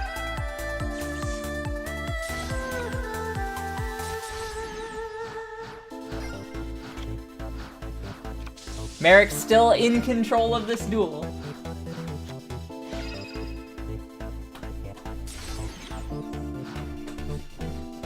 Damien My and Kyrus do a- anti-magic field is now online. Damien and Kyrus do a deck tier list, but all the decks are busted fan-made deck archetypes. That would actually be pretty funny, considering they both complained at each other about the other's abilities and decks. Yeah, they would actually still rank both decks like low. Anything that's not Solaristics or Cybernetic 6 Samurai is just broken. Oh, Red Eye Zombie Dragon completely destroyed by Mirror Force, and Ribbon of Rebirth does nothing because it only works on battle. Hard rip. Hard rip.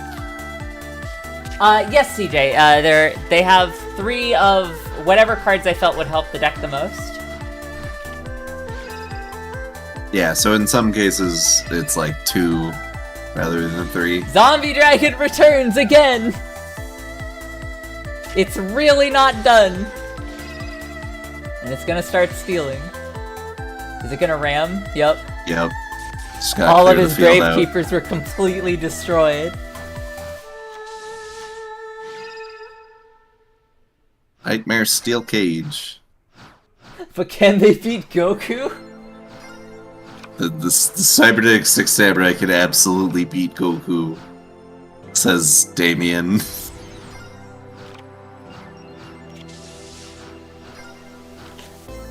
Damien was the Light Sworn guy. Oh, okay. Kyrus Kane was the Curious Kane was the Cybernetic. Cybernetic 6 Samurai guy. Playing all the Book of Lives right now. Zombies are really turning this one around.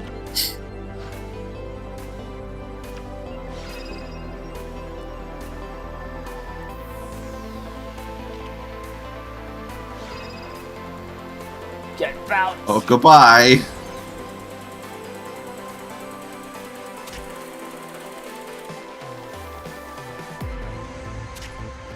Holding on by a thread. Oh boy, guess I gotta go refresh my memory. Yeah, I'm probably gonna rewatch it too. Sometime soon. The way I always remember is because at the end I know Yugi shouts Damien! At Damien in particular. Yeah, that's fair.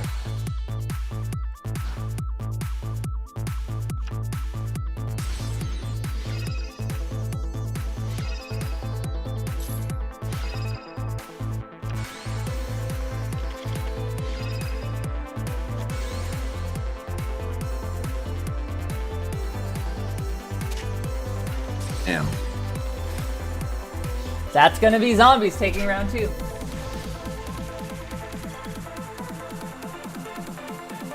Part of me is wanting to like make a video of like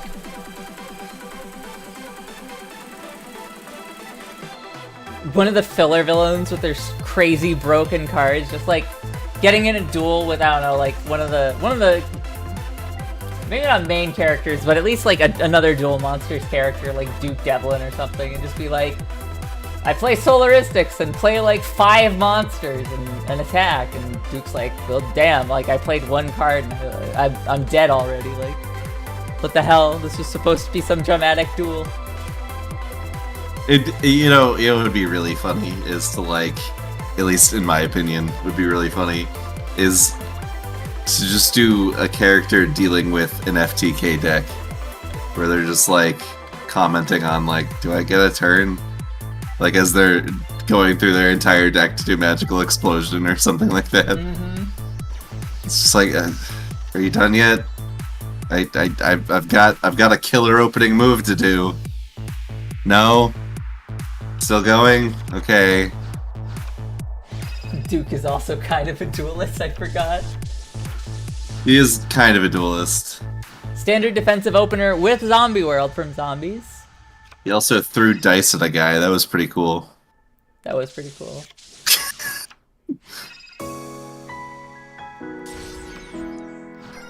Ooh, Oh. Metal Reflect Slime getting hit. That's pretty big for zombies, because I don't think they can actually punch over it. I think the only way they can deal with it is Getsu Fuma. Creature swap also. Oh yeah, creature swap. Yeah, they could creature swap. New Doria is going to get rid of Zombie Master. Spear Soldier swinging in for 2k. That hurts.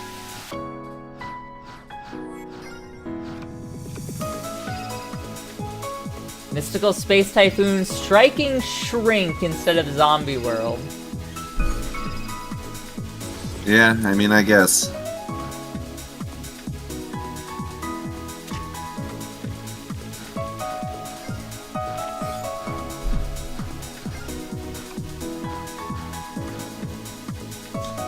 Kaiba throws cards hard enough that they stick in someone's hand and impale them. Like, Kaiba's card throwing skills are absurd. Not to mention the fact that it actually disarmed the guy, whereas... Oh, and then Zombie World gets unceremoniously beat down on Game 3. Goodbye. Machina CJ. Nice. Alright, we got Dragunity Legion up against Dark Emperor.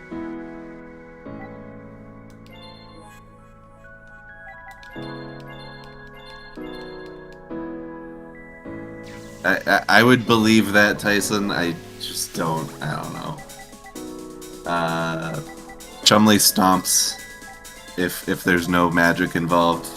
Merrick loses every duel he's in.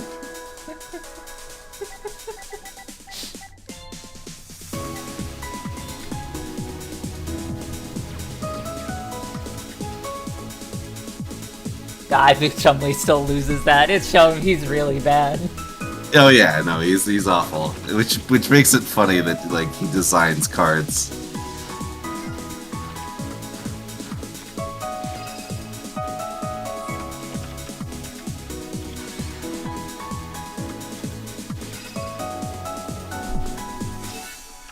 Ooh, that's a potentially very never mind.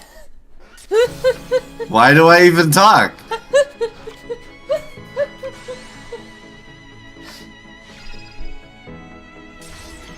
Well, bottomless trap hole hit. They're just like, nah, DD dimension. Oh my god. Back. Get bazooed. Jumping invented solaristics and cybernetics. I gotta help my pal Jaden. I gotta give him these broken cards. Oh well. Yeah, sure. Wait, no. Why would you not go to pick the face down if you're gonna if you have to do that? Why not pick the face? The other one was going to the grave. Whatever. Whatever. Small dragon beat down. Enemy control. Which Dark Emperor is afraid of right now. Oh my god. What is I happening? have to have a perfect victory. Shit!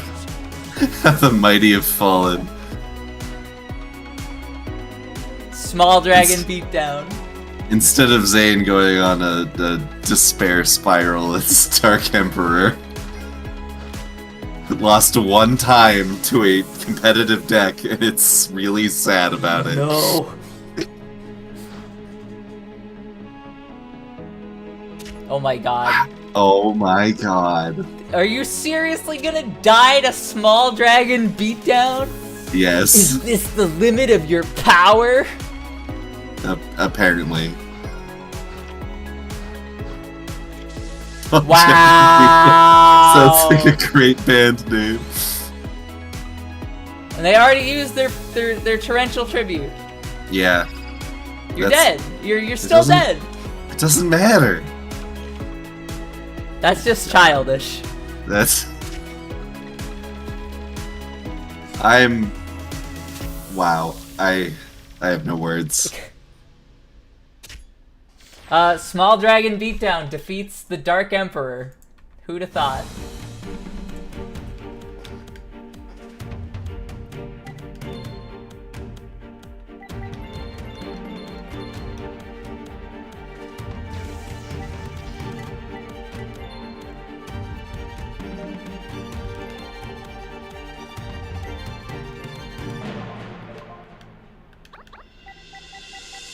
At least it wasn't Crystal Seer beatdown.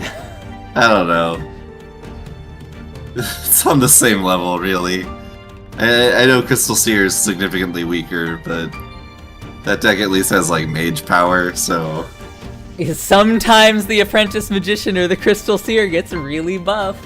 Yeah, the Apprentice Magician beatdown was probably my favorite thing in this tournament.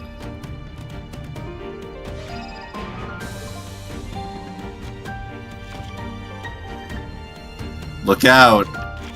That thing's dangerous! Did you seriously throw Brandistot? Oh my god. Goodbye! Add ducks to your hand, you fool! That hurts. DD Survivor punching in for 22.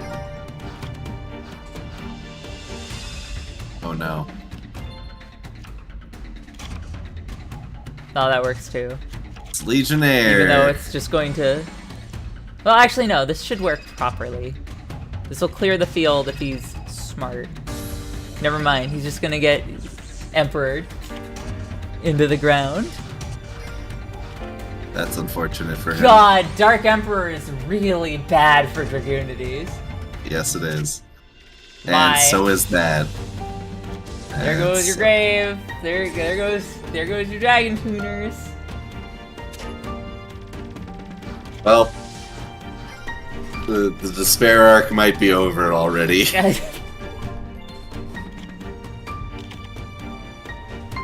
That's ducks. Yep. But it's gonna get shut off immediately by Emperor. Emperor says no. Mage power! Slightly bigger dragon! Whoa! United we stand! This dragon's so mad! Controlled. Enemy controller. Okay.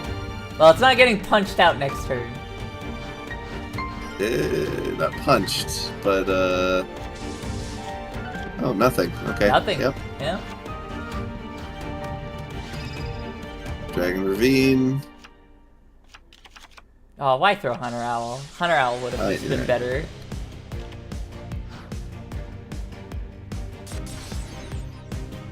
And to the graveyard. Dragunities So might take out Dark Emperor also. they might 2-0 them, which is like way more impressive.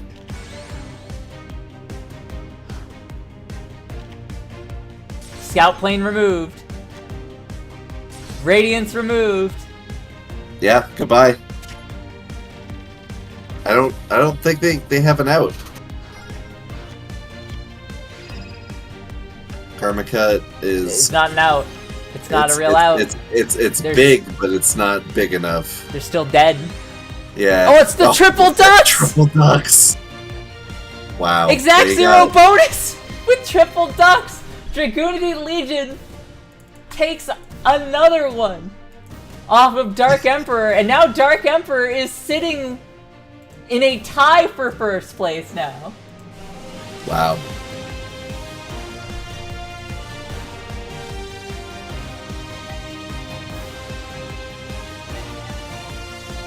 This tournament just got a whole lot more interesting.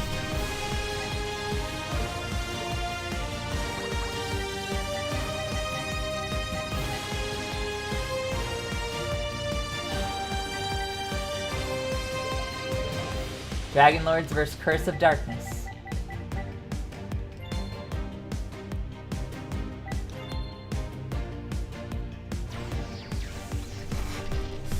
For Doc's sake!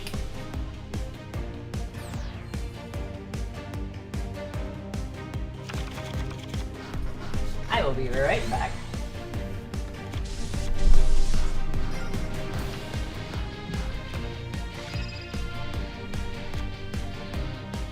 Starting with a Mausoleum of the Emperor. Trade in. Interesting choice. Mausoleum. Paying 2,000. Tyrant Dragon. Alright. Goodbye, Orc. We hardly knew ye.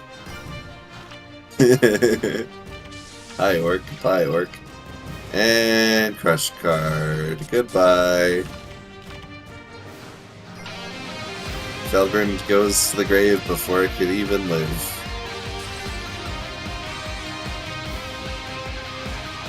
Mass Dragon Beatdown.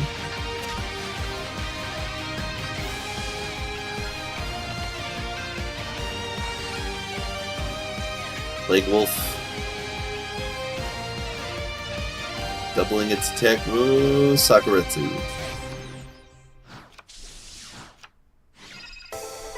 Dust Tornado.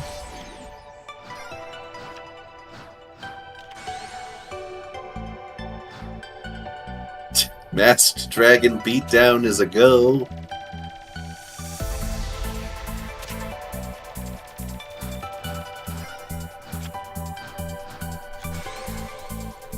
Oh, good. Did not miss.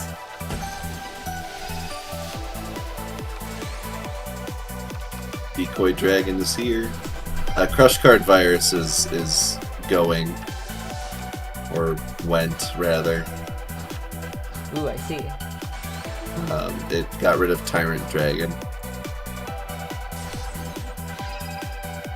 Masked Dragon brings another Masked Dragon. Another Masked Dragon goes to the graveyard, but there's nothing left to pull. Yeah, Unmasked Dragon is for worms. I feel like Curse of Darkness actually has a pretty good matchup here.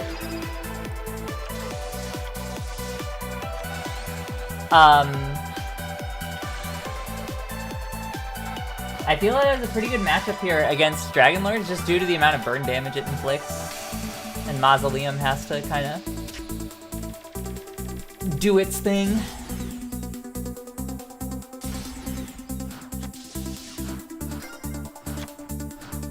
Tyrant Dragon hits the field again.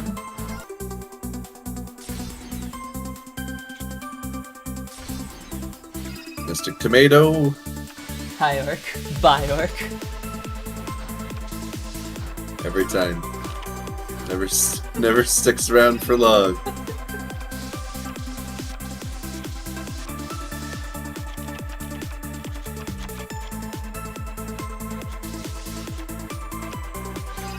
Ooh. Ectoplasmer. Goodbye, tomato.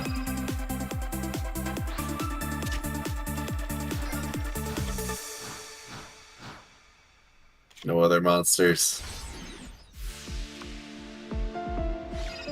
Mask of Darkness brings back Crush Card Virus. And Tribute. Ow. That hurts.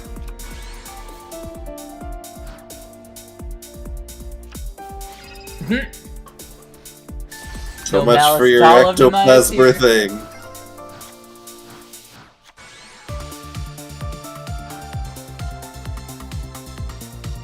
Flame Ruler for victory. Dragon Lords takes the round off Curse of Darkness. And no one is surprised.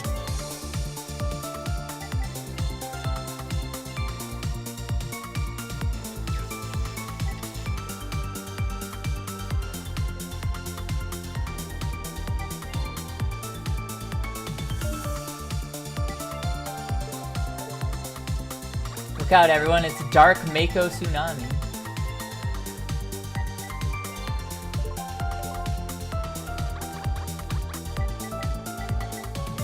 It's a translation issue because someone translated the sea as the abyss, and yeah, here we are.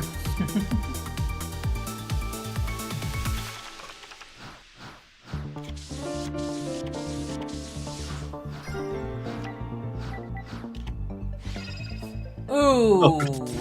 That's rough. That's really rough. You should have watched out for typhoons. Apparently. Mass Dragon up brings our favorite twin-headed behemoth.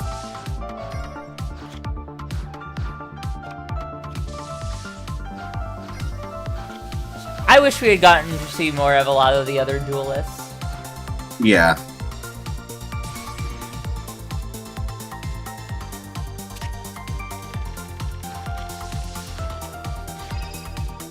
Dust Tornado. Tornado hits Crush Card, which Nice.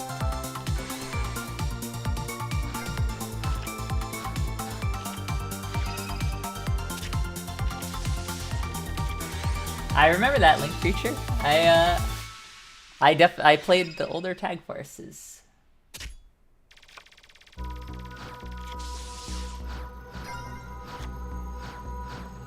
I also remember when in older Tag Forces they had a typo for direct attack where it only had one of the T's. Direct Attic. They did fix it, to their credit, but yeah, that was the thing.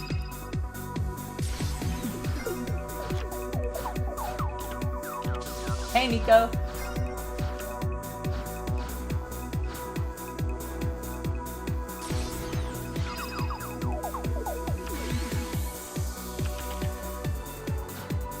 Alright. Interesting choice. Dust Tornado. This time hitting another virus. Eradicator Epidemic, yep. Mass Dragon is in the grave again. Decoy Dragon. Oddly enough, 11 turns in, no Ectoplasma on the field.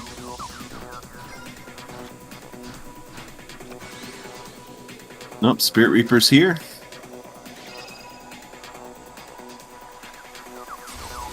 Decoy Dragon's effect cannot trigger. Draining Shield is going to keep the beloved MVP. The true ace. The true ace. Twin-headed behemoth alive for another turn. Oh! Flame Ruler is tributed for Tyrant Dragon.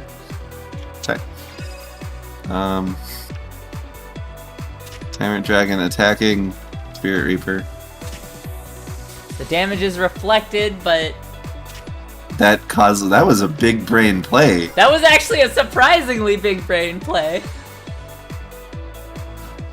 Good job, AI. Yeah. Cool stuff. Unfortunately, Twin-headed behemoth is lost, so the duel's practically over. Yeah.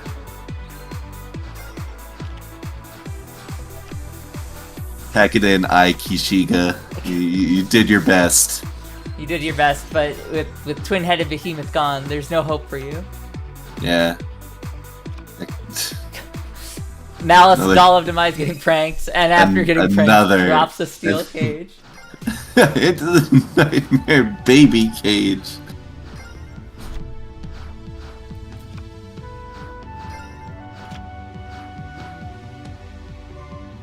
Oh, is that another tyrant dragon? Another it is. Tyrant dragon.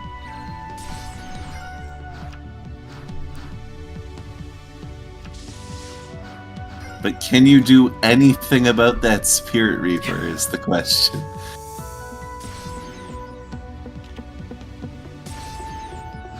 No birds allowed.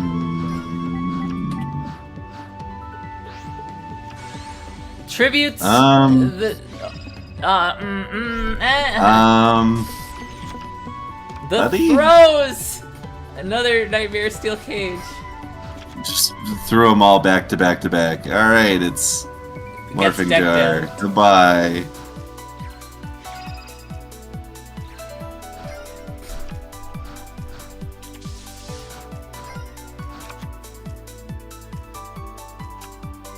Snipe Hunter is also destroyed.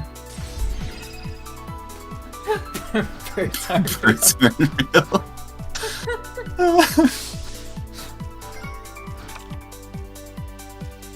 Now, if they use their 2 Tyrant Dragons, I effectively- love that every turn they drew something that got destroyed by the virus. Yup. More shame. tomatoes. More tomatoes. This is just gonna play into what Dragon Lords wants to do right now. Yeah, which is damage and destroy things. What are you bringing? What do you got? It's a Oof. mask. Why did you even summon that? You didn't have to. All of his pals were completely destroyed. Yep. High orc. The orc stands defiantly. Bye, orc. The orc smiles and sits down, knowing he did his best as the dragon flames engulf him. Bye. Well, somehow, without the twin-headed behemoth, somehow. Alright, so here we are looking at the statistics. As you can see, we have 3 decks that are definitely out of the runnings for making any kind of good score. Yeah. Zombie World, Curse of Darkness, and Spellcasters Command, all at the bottom. We have 4 decks taking up the middle slot with Machina Mayhem, Warrior Strike, Rise of the Dragon Lord, surprisingly, and Dragunity Legion. And right now, the race for first place is Surge of Radiance, Dark Emperor, and Merrick. They all have the same win rates, so Hilarious. let's just get straight into the next round. Round 7, Surge of Radiance versus Machina Mayhem. Surge of Radiance,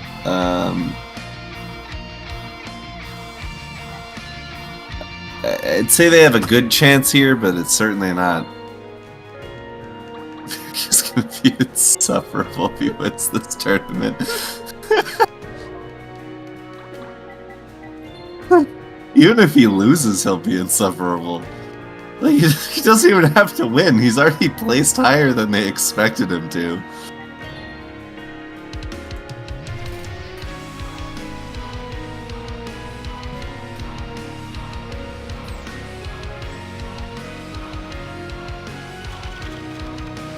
Aw, I'm sorry I made you hate him, unless you found it funny, in which case, then Yeah. great.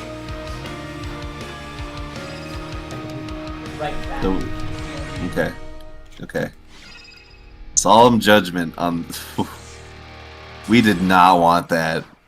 We didn't even... And swords.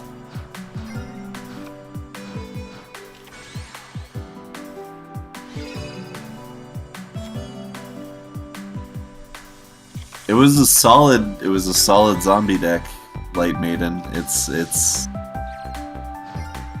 It just needed a few tweaks, that's all.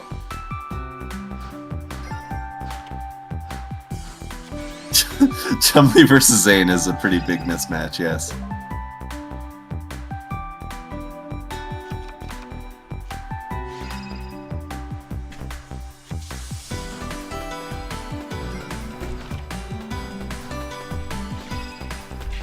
Terraforming. Bring out the Sanctuary in the Sky that's already on the field, but we're Parshath.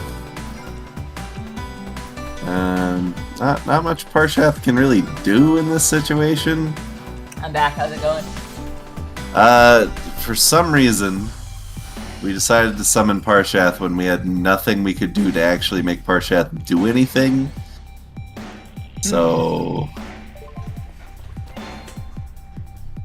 yeah, Spiraling Zane is probably the actual worst duelist. I've mentioned it many times, but he lost to Magical Scientist beatdown when Magical Scientist wasn't using its broken effect.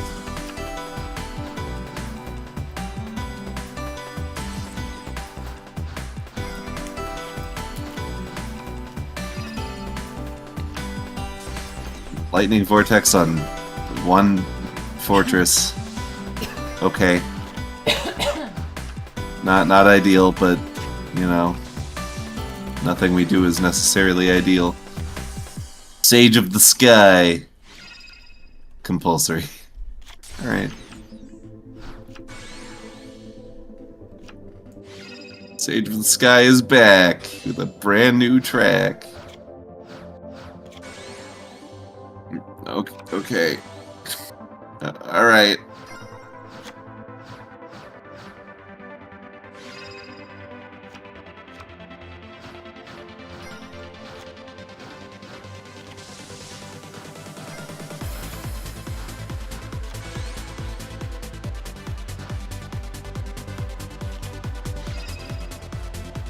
Metal morphed.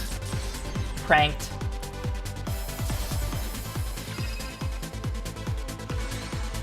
What are you doing, man? You're just throwing it out there for no reason. That's some real Chumley level play. Delicious. That made me lose the duel. Exact zeroed.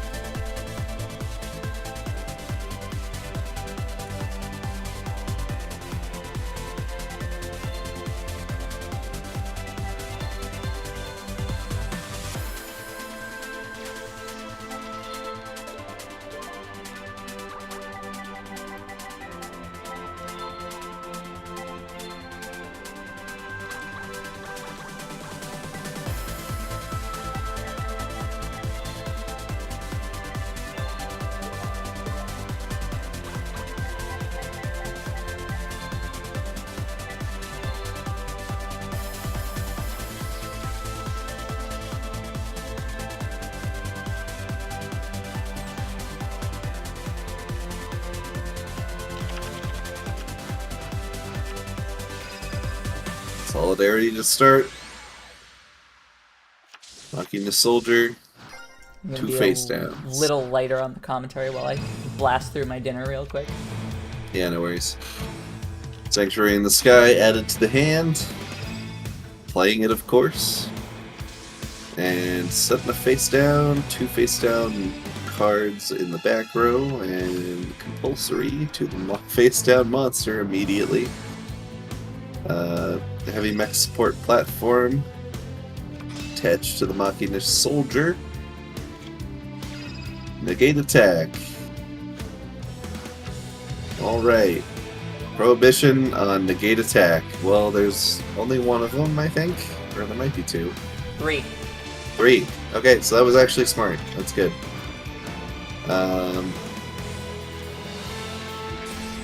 Shining Angel. Gonna recruit a Nova Summoner. Probably gonna do some stupid stuff where we summon Parshath with no plans on Yeah, Okay, wait, this actually... This might get us somewhere. It does. Alright, Parshath gets even stronger, and we get to draw a card.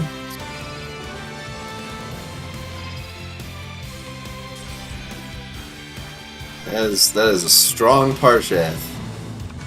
But that did trigger Solidarity. And we got Metamorph, so that's rough. Solemn Judgment, we don't want that.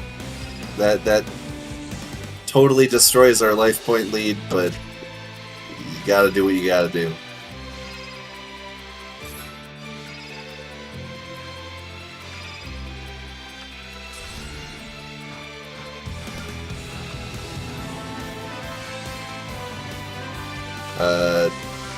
Summoning a Mars to the field. We decided to alright. This is actually huge, so that Cestus is a huge deal.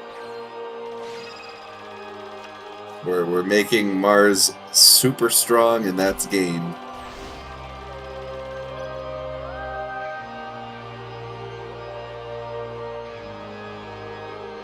Actual forethought coming in, summoning Mars there.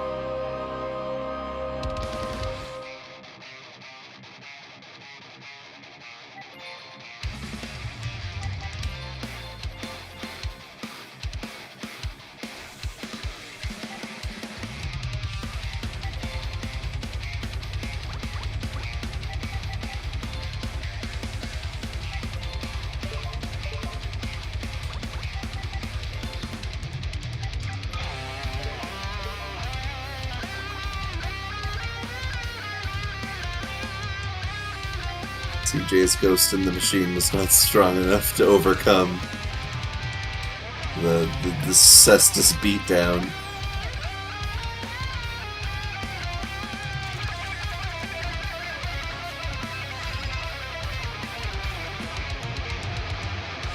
Sanctuary. Starting things off. Face down defense monster. Solidarity to start for the Machina side. Machina armored unit. Machina soldier. Machina soldier summoning Machina fortress. Bountiful Artemis gone, but not forgotten. Face down card on the back row to end the turn. And one face down card on the back row for the Surge of Radiance.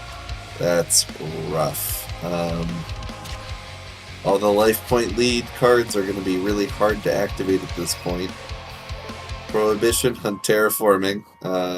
Bad hit. Would have been better to hit Sanctuary in the Sky, but you know, whatever. Double Tribute for the Fortress, Solemn Judgment. That's what we call in the biz a throw. Bountiful Artemis on the field. Cestus.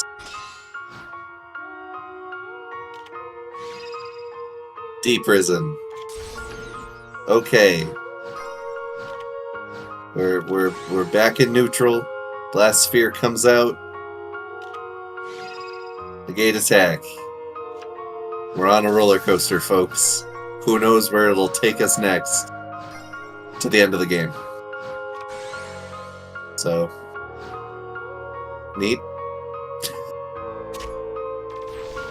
CJ brings them back.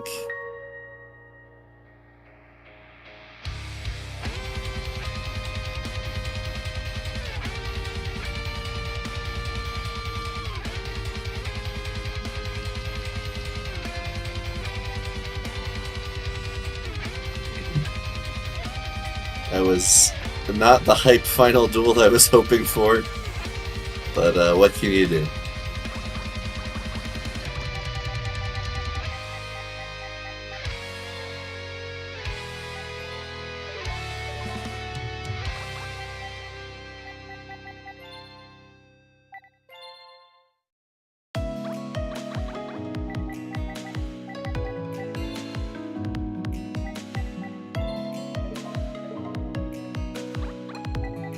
We'll see if, without shadow nonsense, if Joey can defeat Merrick.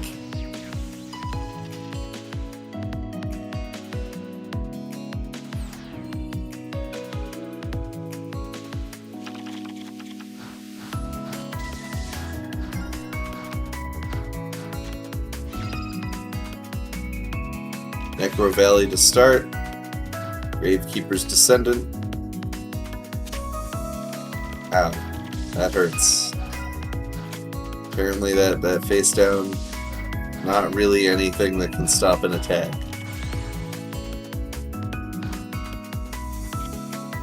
Rotting Captain in defense mode. Yeah, this is looking pretty rough for Mr. Wheeler. You get to see what that was. Big Bang Shot. Okay. Reinforcement of the army. We got the Chevalier, the true ace of the deck. Summoning him. Phoenix Blade. Supervise. That's good. Getting rid of that face down. Getting rid of that Descendant.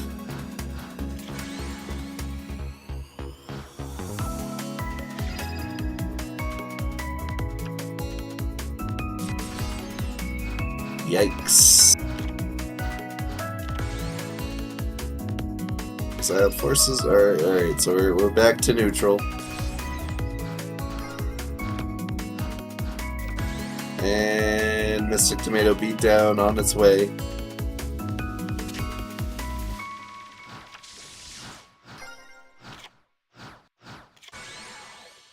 Blazewing Butterfly is here. Double summon. Interestingly... Yeah, okay. That was not really the play. Joey is kind of screwed. Like in multiple ways. Exactly zeroed.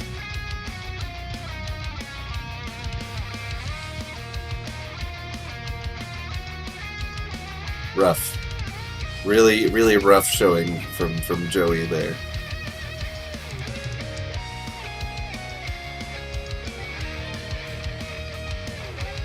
I refuse to believe this is Merrick dueling.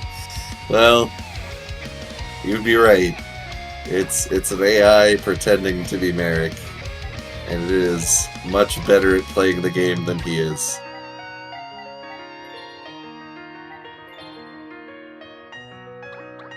This is obviously Odeon playing in a Merrick disguise. Yeah.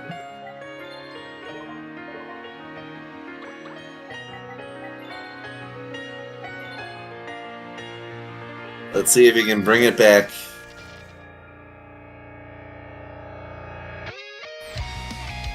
Odds are maybe.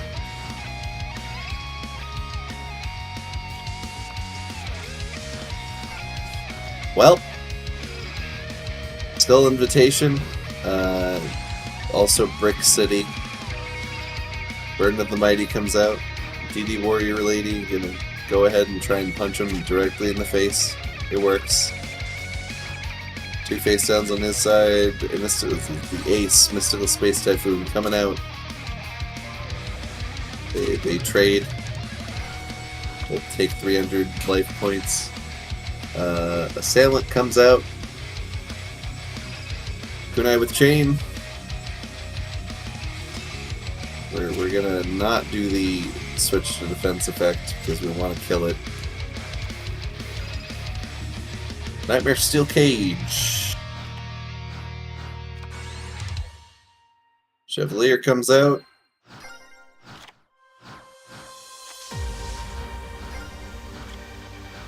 Face down defense. Chevalier gets second summoned. Destroys the Nightmare Steel Cage. Supervise. Book of Moon. We don't want that supervise. That's especially bad against a Gemini because when they flip up again,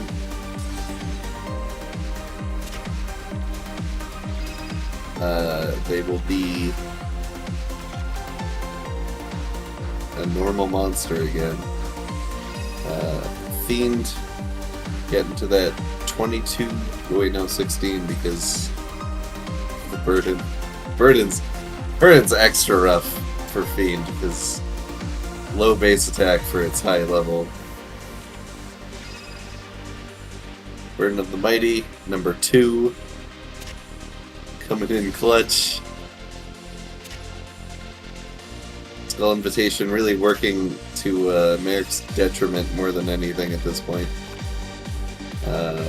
Bounces the DD Warrior lady for some reason. Had to bounce something, I guess. Exiled Force comes in. Nope. Goodbye.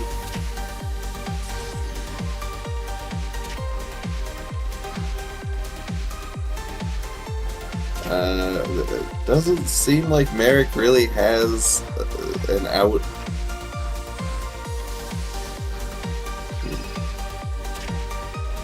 Put something face down.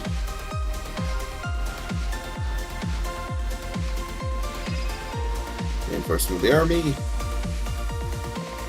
Chevaliers here again.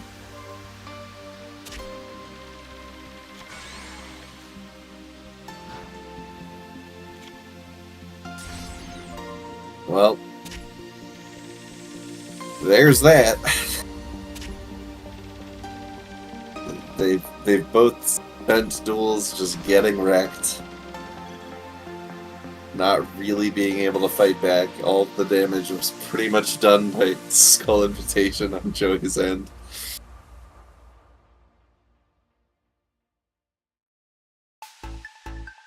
Alright, I'm back in the commentary booth. Cool. Thank you for holding it down. I try.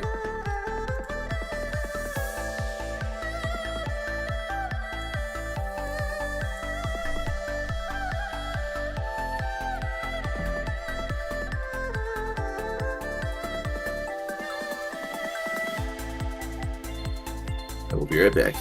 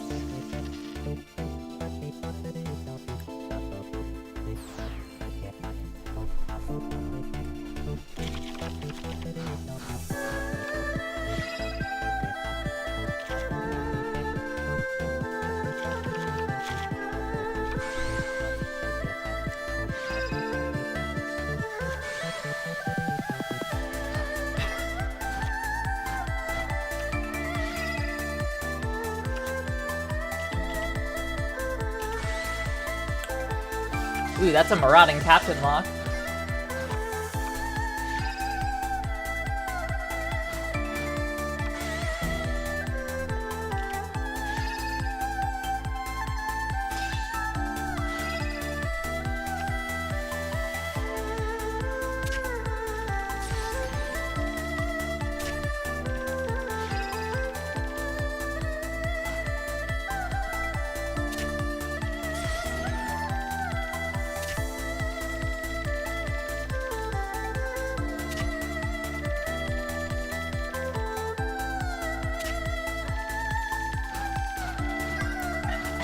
Merrick is the burden of the mighty.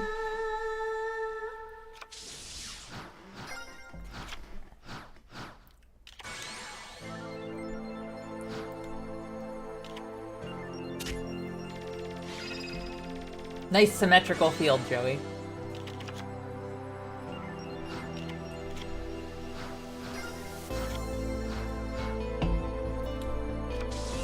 Be very careful, Joey. He's being very careful. Look at this field.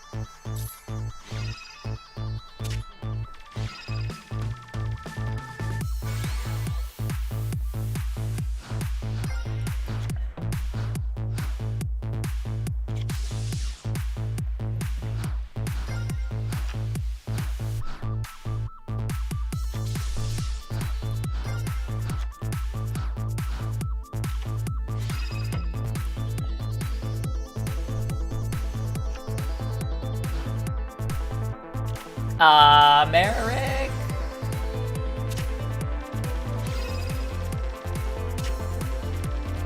Hope your face down is good.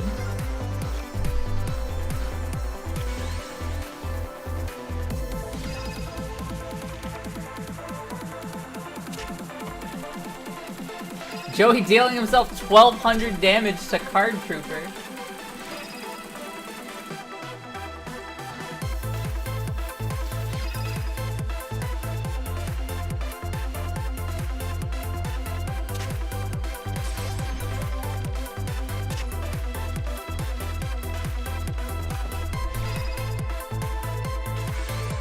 Metal Reflect Slime comes out to guard Merrick's life points.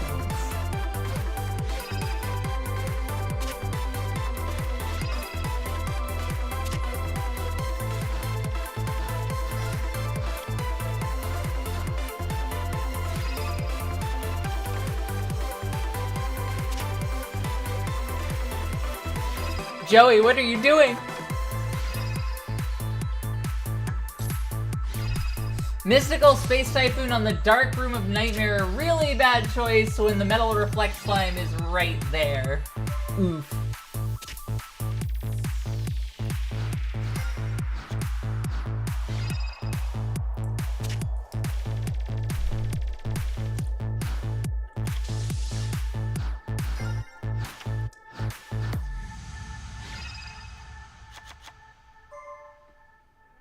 Joey, this isn't American football. You don't have to throw so hard.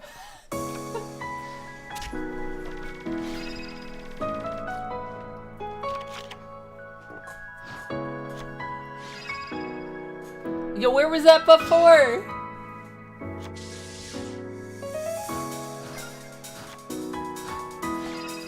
Our boy's just throwing for no reason.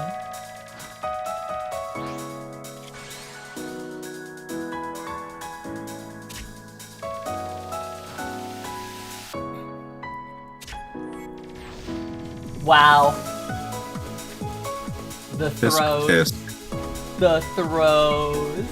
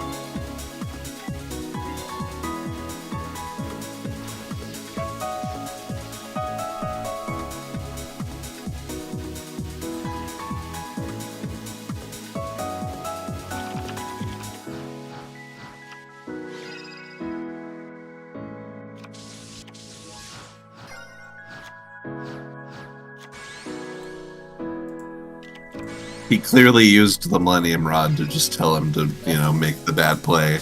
Yep. Ooh, we're getting a Brandistock missile take. Oh, never mind. Book 'em in.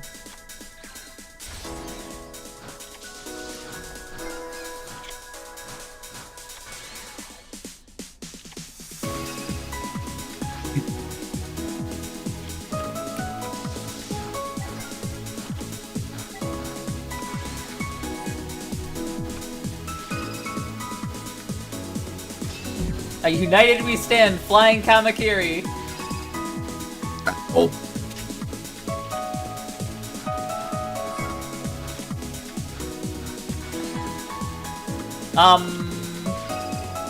No, this is big brain play. You'll see. Alright. We're gonna do the draw card effect, sure.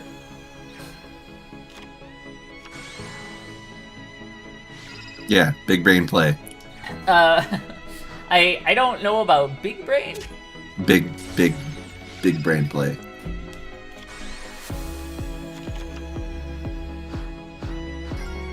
What? Ducks! That doesn't make any... Oh, okay. Yeah, no, he can target himself with that effect. Why didn't he do it that one time? It's so weird. Didn't wanna.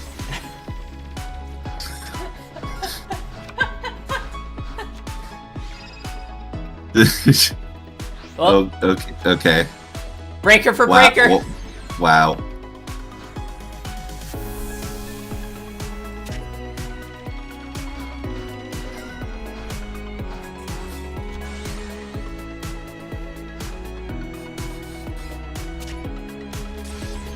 What is the plan for ducks? All right.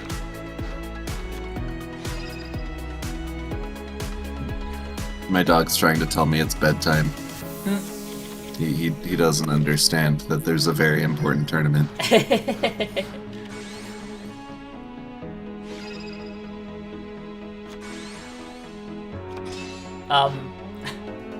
What the fuck was that play? It was an open field.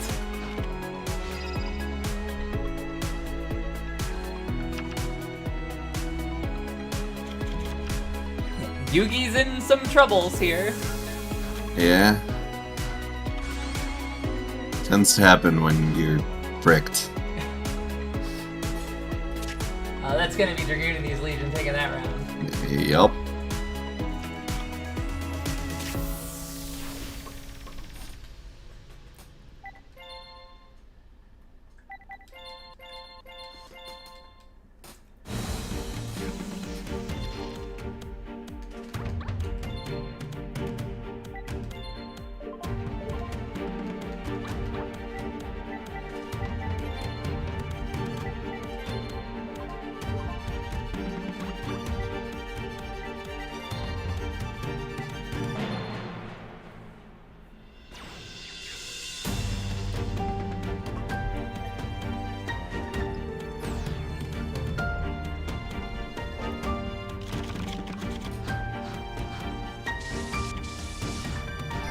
So of the opponents Dark Emperor has left, I'm like looking at what the likelihood Dark Emperor takes another L is.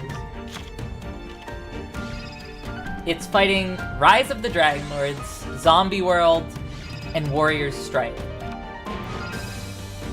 I could see it losing to two of those, potentially. I don't think Dragon Lords beats it. No, I don't think so either. But I do think that Zombie World does it. I think Zombie World can. It has the capacity to win. It isn't necessarily going to. West Gunner.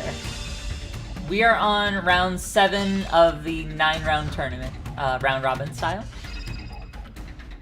So far, wow, really don't want to get Magic Cylindered, I guess. So far, this tournament has been extraordinarily even.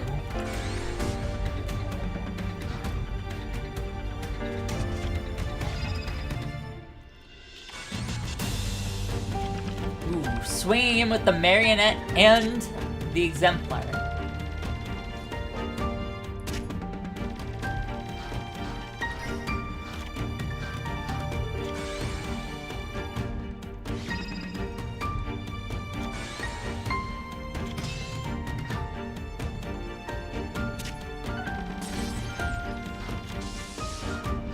Alright,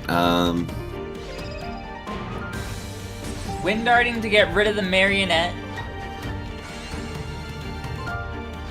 don't know if I agree with that. Because now you have no board presence. At all. It Purely died top with the picking. Marionette. Yeah, but I don't know, it's rough. Okay. Bottomless trap hole on the new Marionette. We are still top decking. Nothing. Yep. Defender is here.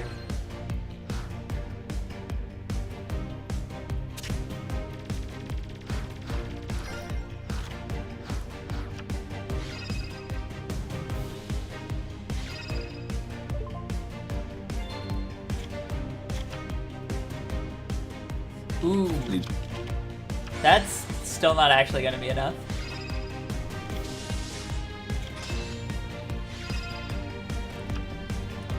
Would have had to go Atlas, I think. Yeah.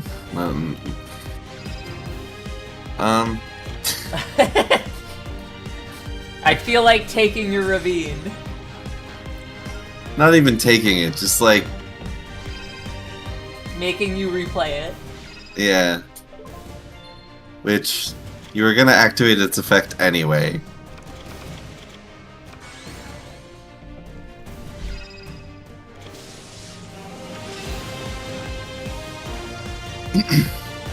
Probably should have saved it for now. Yep. Oh well. Fissured. Oh. Well, hanging on by a thread. Oh no! It's Small Dragon Beatdown!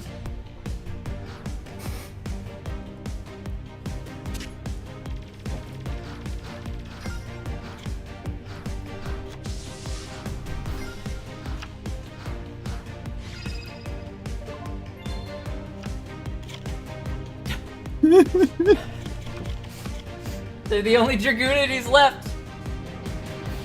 We're not summoning that, apparently. We don't want it. Okay. Staying safe. That might come back to bite them. It's ducks! They're going to Ducks for game! It's game! Wow. Wow, Yugi. You got Small Dragon Beatdown. Small Dragon lead. No. Oh, but. That Why did you do doesn't- that before? That doesn't matter now. Yugi!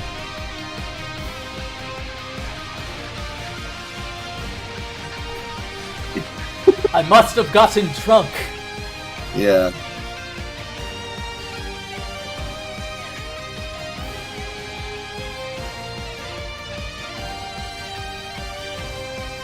Insert your excuse here. Sorry guys, I was tired. Anime characters don't get tired. I was really sleepy.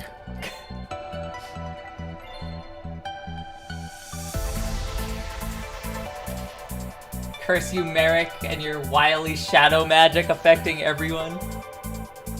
Even when you're not, you have no skin in the game, it's who wins.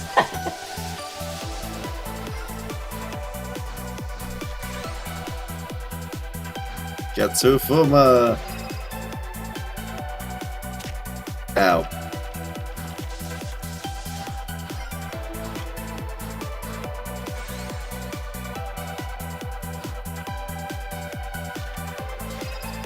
Damien using his shadow powers to control Yugi.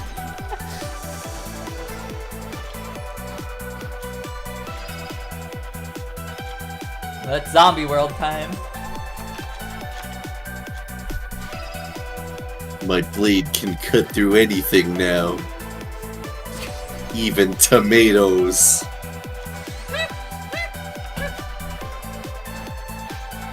It really got me.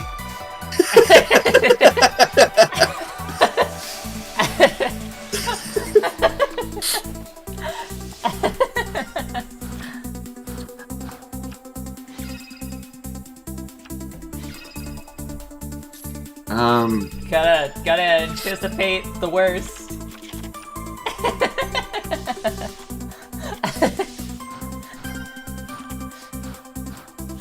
Baited them into using a Waboko.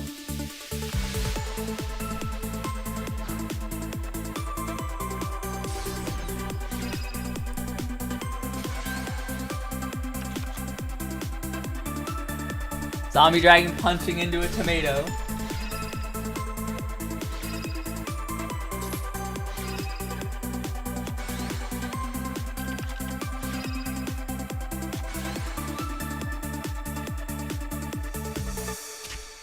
Not the satellite laser. Hi, Orc. Oh, they're calling back Orc. Hi, Orc. Oh.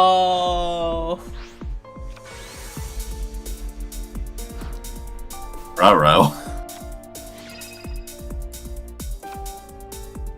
I swear, Zombie World draws darkness dragons like Kaiba draws blue eyes. For zombie dragons.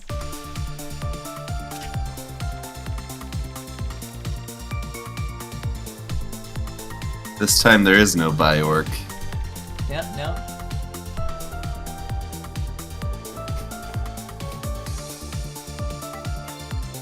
Going second is the meta now. I guess.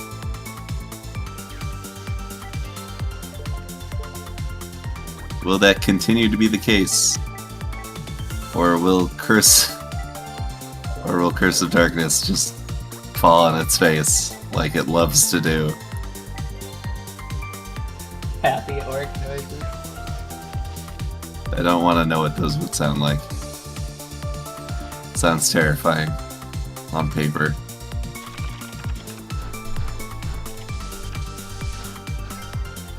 Two face downs, no monsters. Mystical Space Typhoon gets rid of his shrink. Oh no, it's a tomato. Tomato beatdown. With ectoplasm. Damn it. The love story that never ends.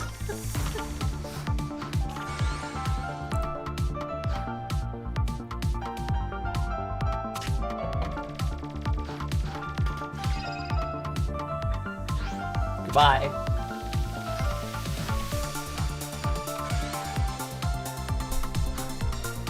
Oh shit. It's Bird, who's immune. Oh, so much stealth. Uh-oh. More burn. Ugh. Ugh. Oh, what a combo.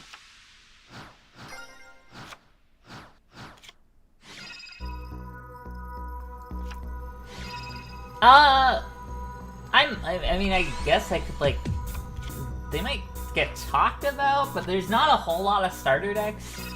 There's, like, a very small amount, like, and I just feel like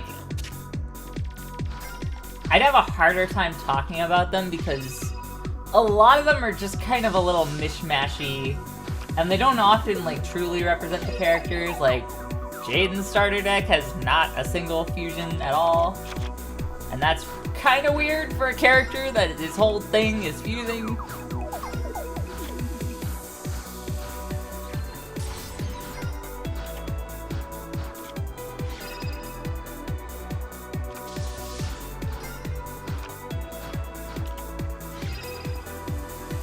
Ooh, Call the Mummy is going to be pretty big for zombies.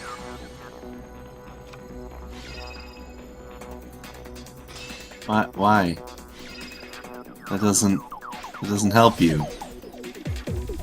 But they still inflict 1,200 damage. Cool.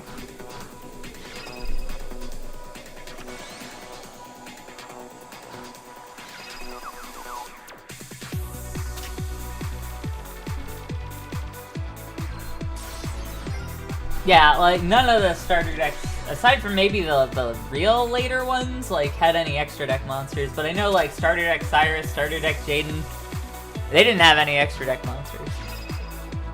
Oh, Malice Doll of Demise. It's gonna inflict 800 damage in return. Curse of Darkness taking a W? Yeah. That's, it's really sad for Zombie World. Ectoplasma just well and truly messes with computers.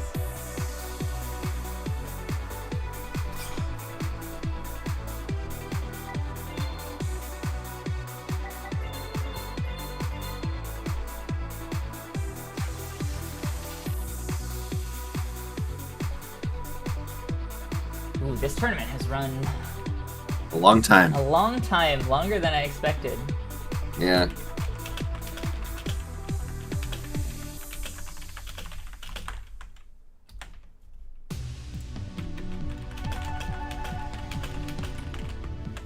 So I actually have to get going relatively soon because I have another thing I need to take care of.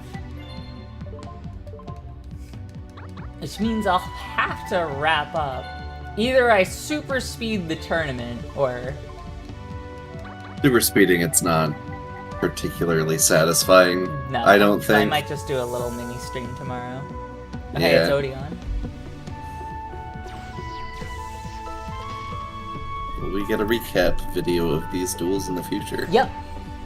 Yep, I'll be doing a recap video.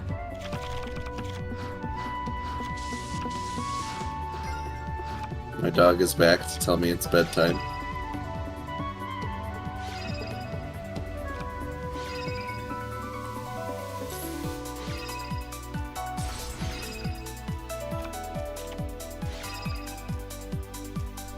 Can the recap be voiced by Merrick? Probably not. There's a lot of talking in there.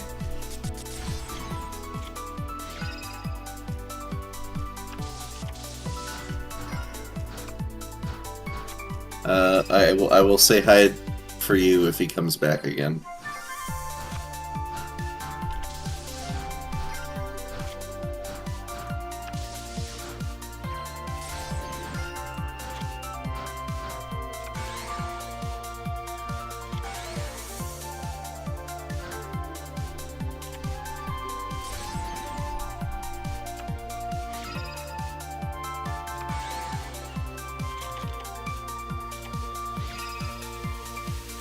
Deck Devastation.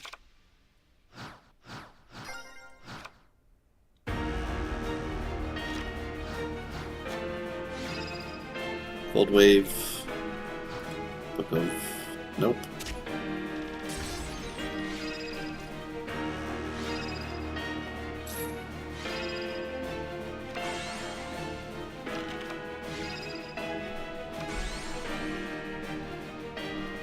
Don't.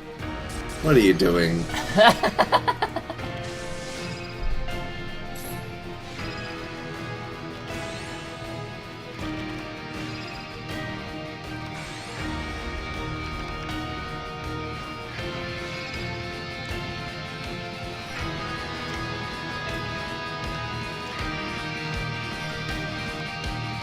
Yeah, the other thing too is like I pay for a service for the AI, and doing a recap is a whole lot of stuff, which generally means like probably less other AI videos for the sake of the recap. So I'm probably gonna stick to personally voicing the recaps.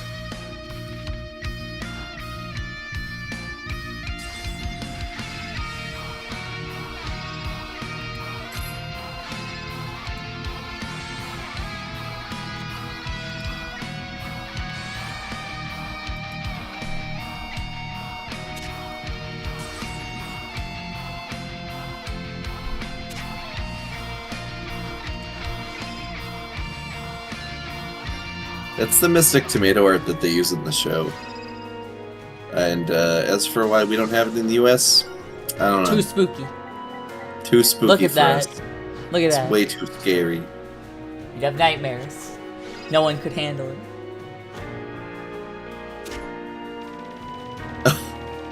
Man, a voice modulator would be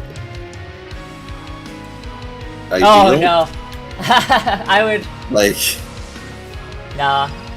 It would be interesting, like, if it would, like, work that well, but... yeah. No, that would legitimately be really fun that way, but Because you wouldn't have some weird inflections. Like, I do a bit of voice work kind of as my job. Not, like, completely voice work, but, like, I GM, like, tabletop games for a living. And I have to act out the characters a lot, and I will go pretty ham on them, but, like, the AI will still do some weird pronunciations, or doesn't know how to laugh. It especially doesn't know how to laugh. Yeah. The AI is like... it's scary good at doing Kaiba, and then everyone else is like kinda good, but not as good as Kaiba. Yeah, Stella, this assumes, like, 3 copies of each deck were bought. Yeah, people said that they liked how Joey sounded in the last video. They said he sounded a lot more Brooklyn.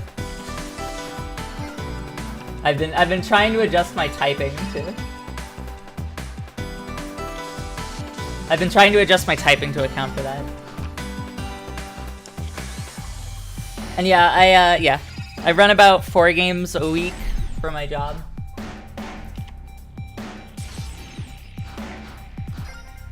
That's currently how I make my living.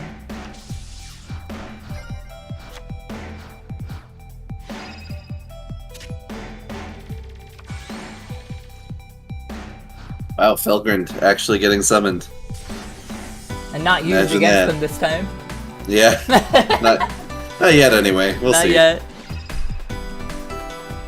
Scout plane returns.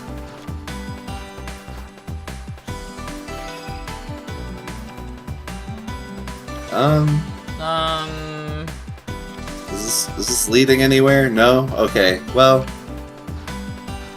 Okay.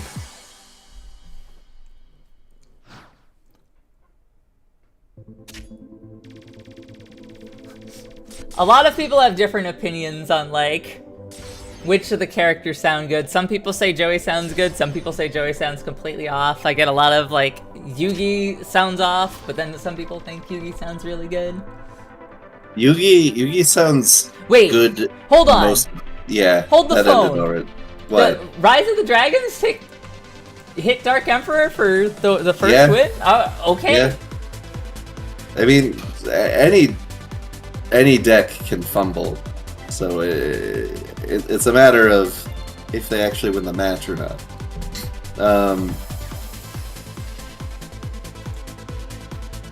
Yeah, I think Yugi sounds good most of the time. Kaiba sounds like eerily like we just hired Eric Stewart for it. I say we, but you know, it's a Heights thing.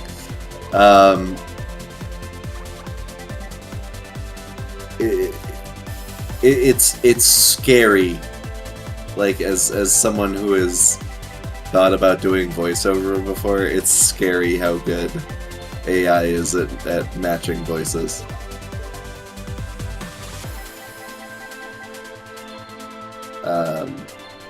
It doesn't get some of them right. Some of them are a little weird. I remember watching the Walmart video the first time and thinking Zane sounded off. But he doesn't sound as off as I thought. I just like remembered his voice differently.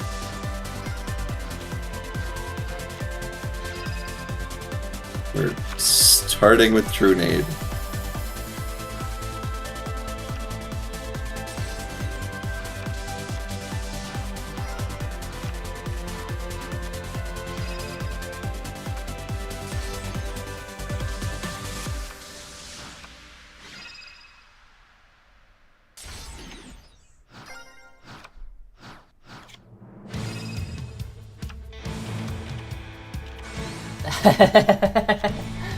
Yeah.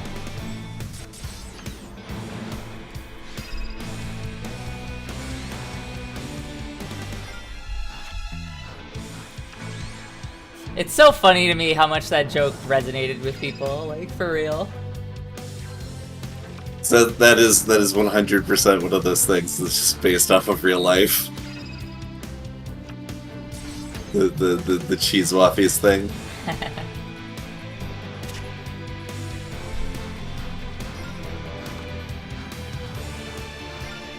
Ooh, that's a bricked hand.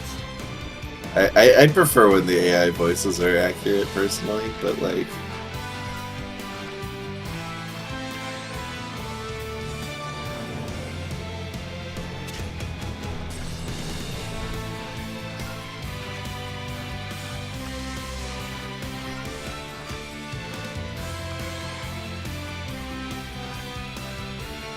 Oh, this is where it gets rough. Yep. Like, automatically. Banisher of Radiance makes things difficult. Yeah, I think they need to pull a Mausoleum before things get too rough. It might be too late already. Yeah. Flip effect didn't trigger.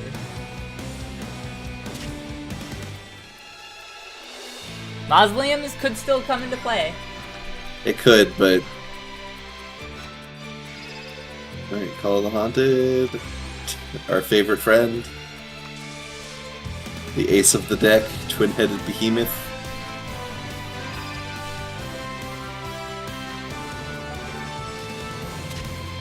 And it's gone. The end. Oh, wait, Sakuretsu. We survive one more turn. But, guess who else has survived? The survivor. Shocker, I know. I can't believe Twin-Headed Behemoth was defeated like that. Oh, okay, goodbye. Self-banish for win, yep. Just the absolute safest way to secure the victory.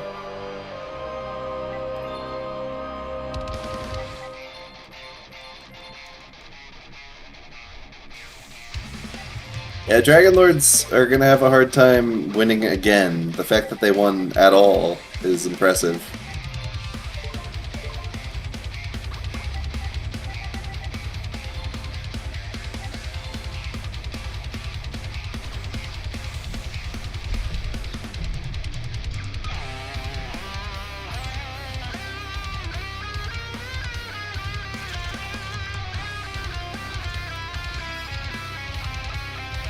Tyrant Dragon pitched for trade-in.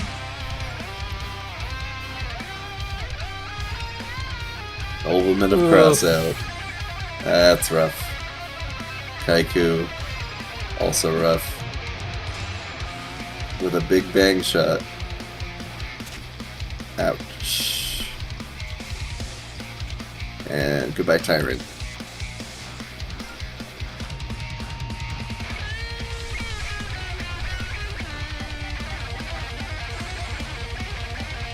ED Survivor. Masked Dragon. For who else? Why? But Twin-Headed Behemoth. Okay.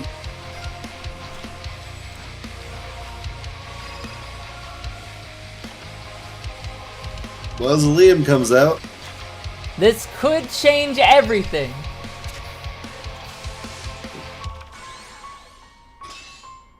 We're gonna just normally tribute it even though we have Mausoleum. That makes sense, actually.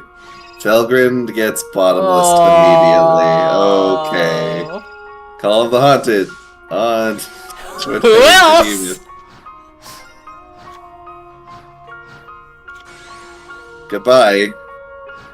Thanks for playing. I almost thought that would do it.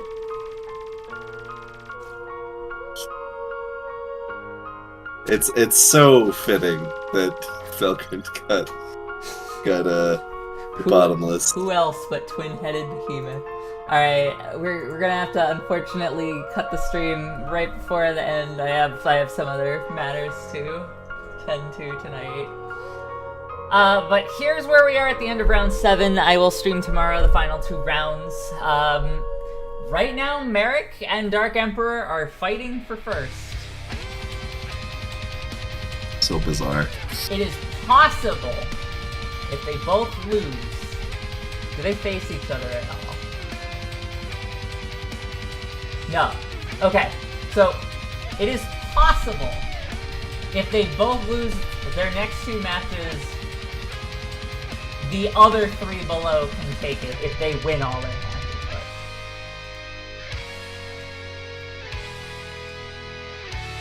But this is where we're sitting as of right now. Yep. Thank you guys for joining. If you guys liked the stream, leave a like, comment, all that stuff. Have a Discord in the link. If you want to support the stream, there's stuff in there for that. But thank you guys as always for hanging out. It was a lot of fun. I will see you tomorrow if you'll be around for it. And yeah, thanks again for the fun stream. Peace. Later, guys.